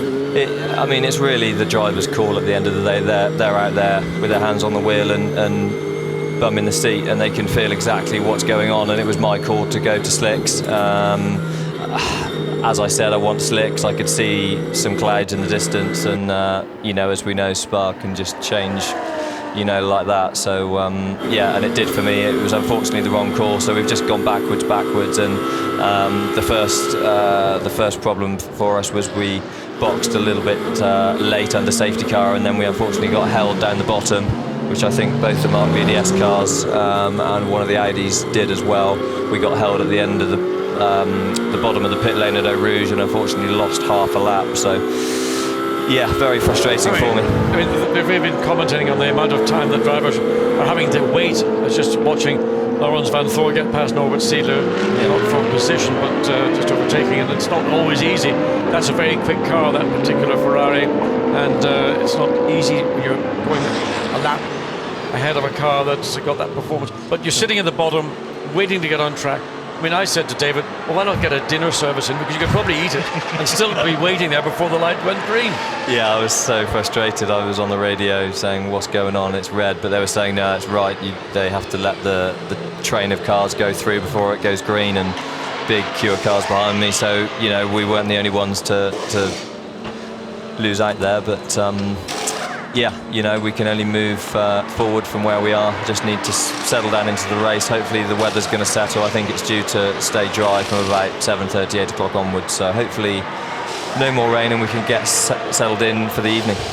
Alex, thank you very much. I know you've got other things to do, and I'm going to have a continued Nissan note, because although Alex is smiling, Craig Dolby, who has now walked through the door from his Nissan, is looking a little bit more unhappy about life. Let me ask you to just swap headsets for a moment, because we saw Craig's car in its pit box a while ago, and despite the urging of the Dolby Dolls, I fear, Craig, that things aren't looking terribly good. Yeah, it's race over for us. Already, I know. Yeah, the chassis is twisted, so unfortunately Sean lost it in a straight line on the water, just on the downpour, so nothing he could do. So the whole team are gutted, but I'm gutted for Sean and myself and Martin. But that's Spa, it fights hard. So it was that bad out there? I think, yeah, it was like this morning in warm-up. When I went out, I nearly went off at Eau Rouge, and on an aquaplaning, the car just floated in. I think by what Sean has said, he's at the minute in the physio trying to get his neck better, but in a straight line on the old pit straight, just swapped ends and put him straight into the wall, so nothing he could do. Just looking quickly at what we've got leaving the pit lane, the two Mark VDS BMWs that came in 3rd and 4th back on track, so the battle continuing between the two of them. But big disappointment then for the MRS Nissan. I mean, you go through all of this hard work, you get to the race, and it's over almost before it begins. Yeah. So Greg, that happened on the run down into Eau Rouge. Yeah, just simply the back end. He just said in a straight line it just swapped ends on the run down into Arouge, so he's in a straight line. He said the car went one way, he caught it, and then unfortunately just clipped the grass and it put him straight into the inside wall. I mean, we saw the car being pushed back into the garage, but we weren't actually aware that had occurred. Yeah, we didn't see it on the TV. The first we heard was Sean, and he did a great job to get the car back. And when the car came back in, obviously we didn't see the chassis damage, so we worked like mad to get the car back out, and the safety car was out, so it was damage limitation really. And yeah, unfortunately, all of a sudden they noticed one of the chassis at the rear was twisted, and that's race over for us. But yeah, it's gutting. It's not your day. It's not your day. You say Sean's sorting his neck out. How is he? He's gutted. I think as much as he's gutted, he's just got a little bit of pain in his neck, so the physio will stretch it out. And but yeah, he's he looks like he could cry. I think like Martin and myself. And we've worked all year for this as a group, JRM and MRS, and yeah, this was my first 24, all of our first 24, and we're looking so forward to it. The start of the race kind of went our way, and we're thinking, hang on, it all opened up, and then all of a sudden that was race over. Give him our best wishes. Commiserations, Craig. Thank you. Alex, thank you for coming to join us. Craig, commiserations. And as the 73 Nissan, there it is, a sorry sight. Craig can better look at the monitor now. The garage door is half down, but our thanks to Craig Dolby for his tale of woe, sad to say. Alex Buncombe's busy first few laps behind the wheel of the car. I mean, it just illustrates just how treacherous the circuit is when you've got that level of standing water. And I mean, one lap you come through, or the previous lap you come through, no problem at all. And then all of a sudden, suddenly the car's pointing in a direction which is not intended to, and the contact, when we didn't pick that up, we didn't see it on screen either, so just saw the car being pushed back into the garage, and all of a sudden just Craig coming and advising us the reasons why the car has been retired, and Sean's getting a whiplash treatment, so that'll hopefully give him a comfortable night. And but huge disappointment, particularly it's your first 24-hour race, and it is a very special event. I mean, any 24-hour race is special, but somewhere like Spa, such a classic circuit, such a classic event with such heritage and history, and to end it, well, basically, just a little over 2.5 hours into a 24-hour event. It's also a race, of course, that Sean Walkinshaw's father won, going back to the days of the European Touring Car Championship. Anyway, as we look at number 9, BMW, that Timo Glock has got up to 3rd place. Let's just catch up on those VDS pit stops. We saw the cars rejoining. Marcus Paltler is in 46 and is currently 15th. Augusto Farfus is now 10th in number 45. And all of these other incidents that we've had, and pit stops cycling through, and people having to come back in to go onto the correct set of tyres, means that the number of cars on the lead lap is now becoming a lot longer. And so early on, when McLaren looked to have stolen a lap's lead over everybody else, that is but a distant memory. So things are certainly becoming a little bit more competitive. And Shane van Gisbergen is up into 17th place, lapping in the 2:39s, which means that at the moment he's the 3rd quickest man on the road. Yeah, I mean, the whole thing will be conditional on where he is. If he's got clear track ahead of him, then he can get his head down and do the job we know he's capable of doing. But of course, you have to deal with traffic, some of which might be running similar pace to you, other might be a lot slower. And it's not just catching it, it's where you catch it and how you deal with it, and thinking forward when you're behind the wheel. And in as much as you may not recognise every single car on the racetrack, you've usually got a pretty good feel. I was just watching those small corrections from within the cockpit on the way up to this final it's a frustrating, it's the best job they could do, I suppose, in the circumstances, but it doesn't give a driver any satisfaction, frankly, whatsoever. But it's a corner, or it's 2 corners, where you can actually lose position or win position. Timo Glock, these days a DTM racer for BMW, like his co-driver Bruno Spengler, and part of Jens Marquardt's family, if you like, because of course they work together at Toyota. There is Alex Zanardi, yet to get into the car, and it's adapted specially for him, but also, of course, it's got to be usable by both Timo and Bruno Spengler. Alex Zanardi next week goes off to his handbike life and tries to keep 2 world records in Switzerland.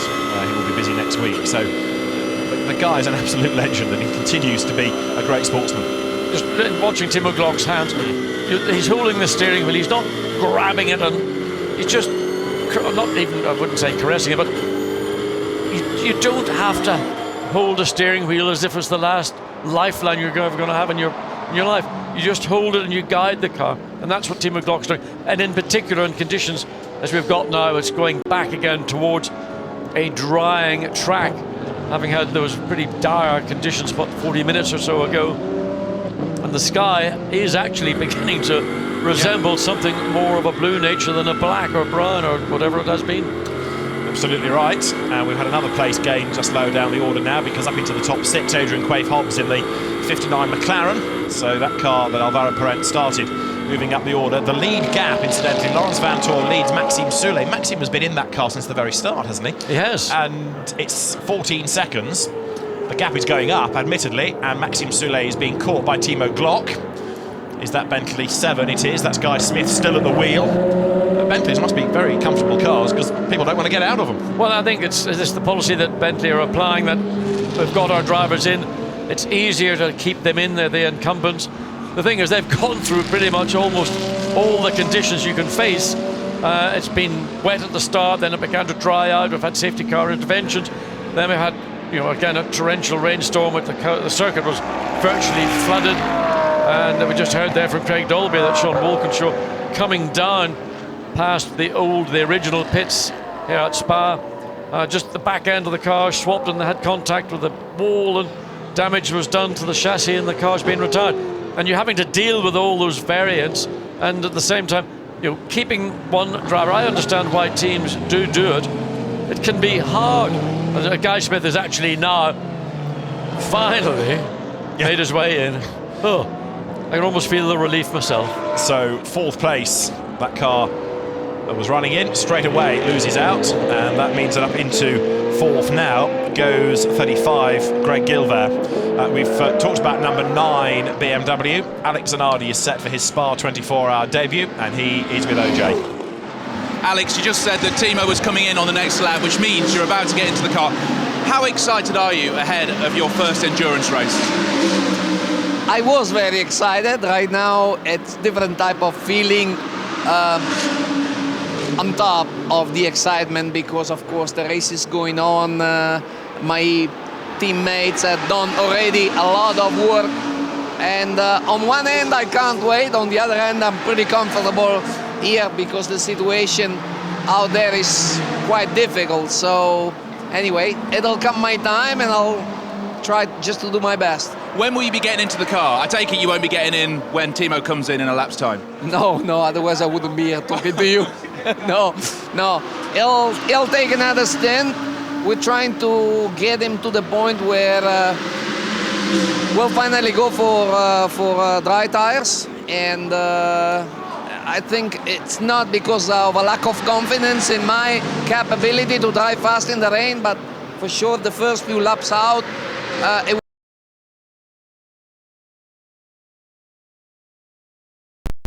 we better keep Timo in the car, which is running really well. He's been one of the fastest car out there in the last few laps, so we're going to keep him in the car, and hopefully I'll get the next run.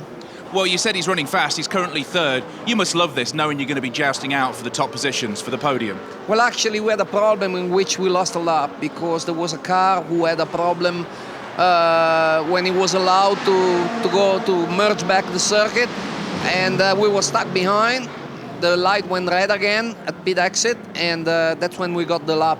So I think now after this pit stop we're going to be back 1 lap down, but it's a long race, and as I said, Timo is doing a terrific job. He has recovered already many positions, and we'll try to keep cruising in this way, and hopefully recover some more. Well, I think he's literally about to come in, so Alex, we thank you very much for your time. Thank you. So we have then the BMW coming in now, Timo Glock at the wheel of it, and the former Toyota and sports car racer comes then down through pit lane. He'll stay in the car. Also, Maxime Soulé is in. We talked about that car running in second place. And there, just going through the shot, was number 3 Audi. Remember, that had its accident a little while ago that brought out the most recent safety car period. Stéphane Richelmy has taken that car over and is therefore the man behind the wheel. And that car is back in the race, many, many laps down, like 22 laps down, but it is still circulating. But this is the car up front, and now with the pit stops behind, its advantage will look even greater. Yeah, and Laurens Vanthoor behind the wheel of the leading car, and it looks very comfortable indeed. Last lap, 2 minutes and 38.9 seconds. So track conditions are still a long way away from what was the fastest lap of the race so far, Adam Christensen at a 2:29. But track conditions, like the weather, keep talking about it, are gradually getting better, and we're getting more balloon all over the circuit. So give it another 15-20 minutes, we may see another flurry of activity in the pits, out of sequence, because they're being driven to go under a set of slicks. You can see the way we stand in the classification at the moment. Vanthoor leading the way from Andy Soucek, from Timo Glock in the pits, from Greg Gilbert, from Adrian Quaive Hobbs, and then Anders Fjordbach is 6th overall, heading the Pro-Am class, ahead of the Ecuria Cos Barwell car in 7th place. 8th is Farfus, 9th is Zaug, and it is Ollie Bryant in 10th in the Barwell BMW now, as we approach 8 o'clock here, local time at Spa, with Audi running clear at the front of the field now. So Laurens Vanthoor leads the way as they work their way through Les Combes. Number 1 Audi it is that holds sway here. It is Audi after a very busy first few hours of the race, but holds sway in the total 24 hours of Spa. Let's have a look back at the highlights of the race thus far. Beginning on a wet circuit, it was a conventional start, and when the cars accelerated away, Frank Stippler, who was the man on pole position, was not that quick out of the blocks, and what it meant was that the McLarens stole a march on the run down towards Eau Rouge for the first time, with Kevin S taking the advantage from the sister car in the hands of Alvaro Parent. Then Frank Stippler dropped into 3rd ahead of René Rast. An early casualty though was 75 as Frédéric Verviche spun. Was just clipped by the AF Corsa Ferrari that before much longer would find itself in a gravel bed with a brake drama. It arrived inside sideways. Tony Villander was the man at the wheel of the car, and off it went into the gravel. On track, Guy Smith was working his way up the order in the number 7 Bentley as he made a move on the inside of Maxime Martin and pulled the stunt on the inside to gain a place. But then the dramas began. Safety car 1, Gilles Duquesne's accident at the top of Radion. Into the barriers he went, damage to the front of the Ferrari, and that was enough to put him out of the race, and it brought out the safety car. That in turn created all sorts of dramas, as some were handicapped behind it, some gained out of the safety car period. We went racing once more, but a second incident. Safety car 2 was this, as off the road at high speed went Karim Ogier, and that was enough to bring out, this time around, a safety car, not only to get a car off the track into a safer place, but also to repair the barriers, and that took a long time. Karim Ogier hugely frustrated, as for the 2nd year in a row he's out of the race really early on in the event itself. Another round of pit stops then. Back into the race came Kevin Estre in 58. Chasing him hard down the pit lane was René Rast in the number 1 Audi. The fans then, those particularly supporting Marc VDS, were able to cheer the 2 Z4s as the BMWs came down the pit lane. The road was starting to dry out as well, and a few teams cleverly decided to go onto slick tyres early. However, it didn't pay off for them because the rain would soon come back once again. The 2 Bentleys blasting back into the race, with Guy Smith and Maxime Soulé staying at the wheels of the respective cars. Alvaro Parent had got himself into the lead of the race. He pitted and then was able to squeeze his way back into the queue. The Emil Frey Jaguar didn't get very far. The barrier repairs were almost being completed as the road continued to dry, and some of the clever people were there with the slick tyres ready to rock when they went green. The road drying then, we anticipated some good battles going on into the next part of the race. Green flags on standby, fans looking forward to the action. The green flags did wave, the road was drying, but it wasn't long before the rain came back and threw everybody's calculations up into the air once more. As the cars worked their way around La Source, René Rast, the race leader, was able to make a break, and those that had gone on to Slick tyres soon had to come back into the pit lane because slicks just wasn't the way to go anymore. Phoenix Racing was one such team. They rolled the dice, but it didn't pay off, and Watts had to go on to the 2 Audi R8 LMS, the new style car. So the two dropped down the order, Mies and Fassler, the drivers, as they rejoined and soon found themselves battling with Mario Engel in the black Falcon Mercedes. And certainly on a mission was Christopher Mies as he found a way through up on the inside. The Ecurie Cos Barwell BMW Z4 was doing a grand job in Pro-Am, but then we had a full course yellow because of the rain, and that soon became a full safety car after a big accident that involved Jean-Carl Vernet and Michele Rugolo. Rugolo's Ferrari out on the spot. In its pit box with work being done was the Vernet Audi. That did rejoin, but many laps down, effectively out of the race. It's long out of contention now, sad to say. 63 from the back of the grid after an engine change was in the hands of Mirko Bortolotti, up into second place, the car running in the top 6 at present. And as the race got back underway, it was a wet road, but a drying road once more for the teams.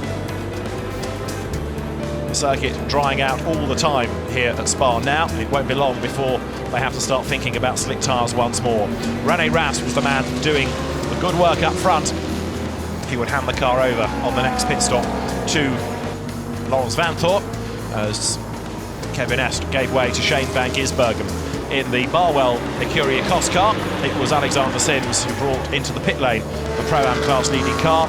Out on track, carving his way through the traffic, was René Rast. He put himself onto the back of Norbert Siedler's Ferrari, made his move on the inside to work his way through the traffic. It has been a very eventful start to the Spa 24 Hours, and there is still plenty more to come. For now, from OJ Borg, John Watson and David Addison, it's time for a quick bite to eat, and we'll see you back here at Spa later in the evening. Bye for now.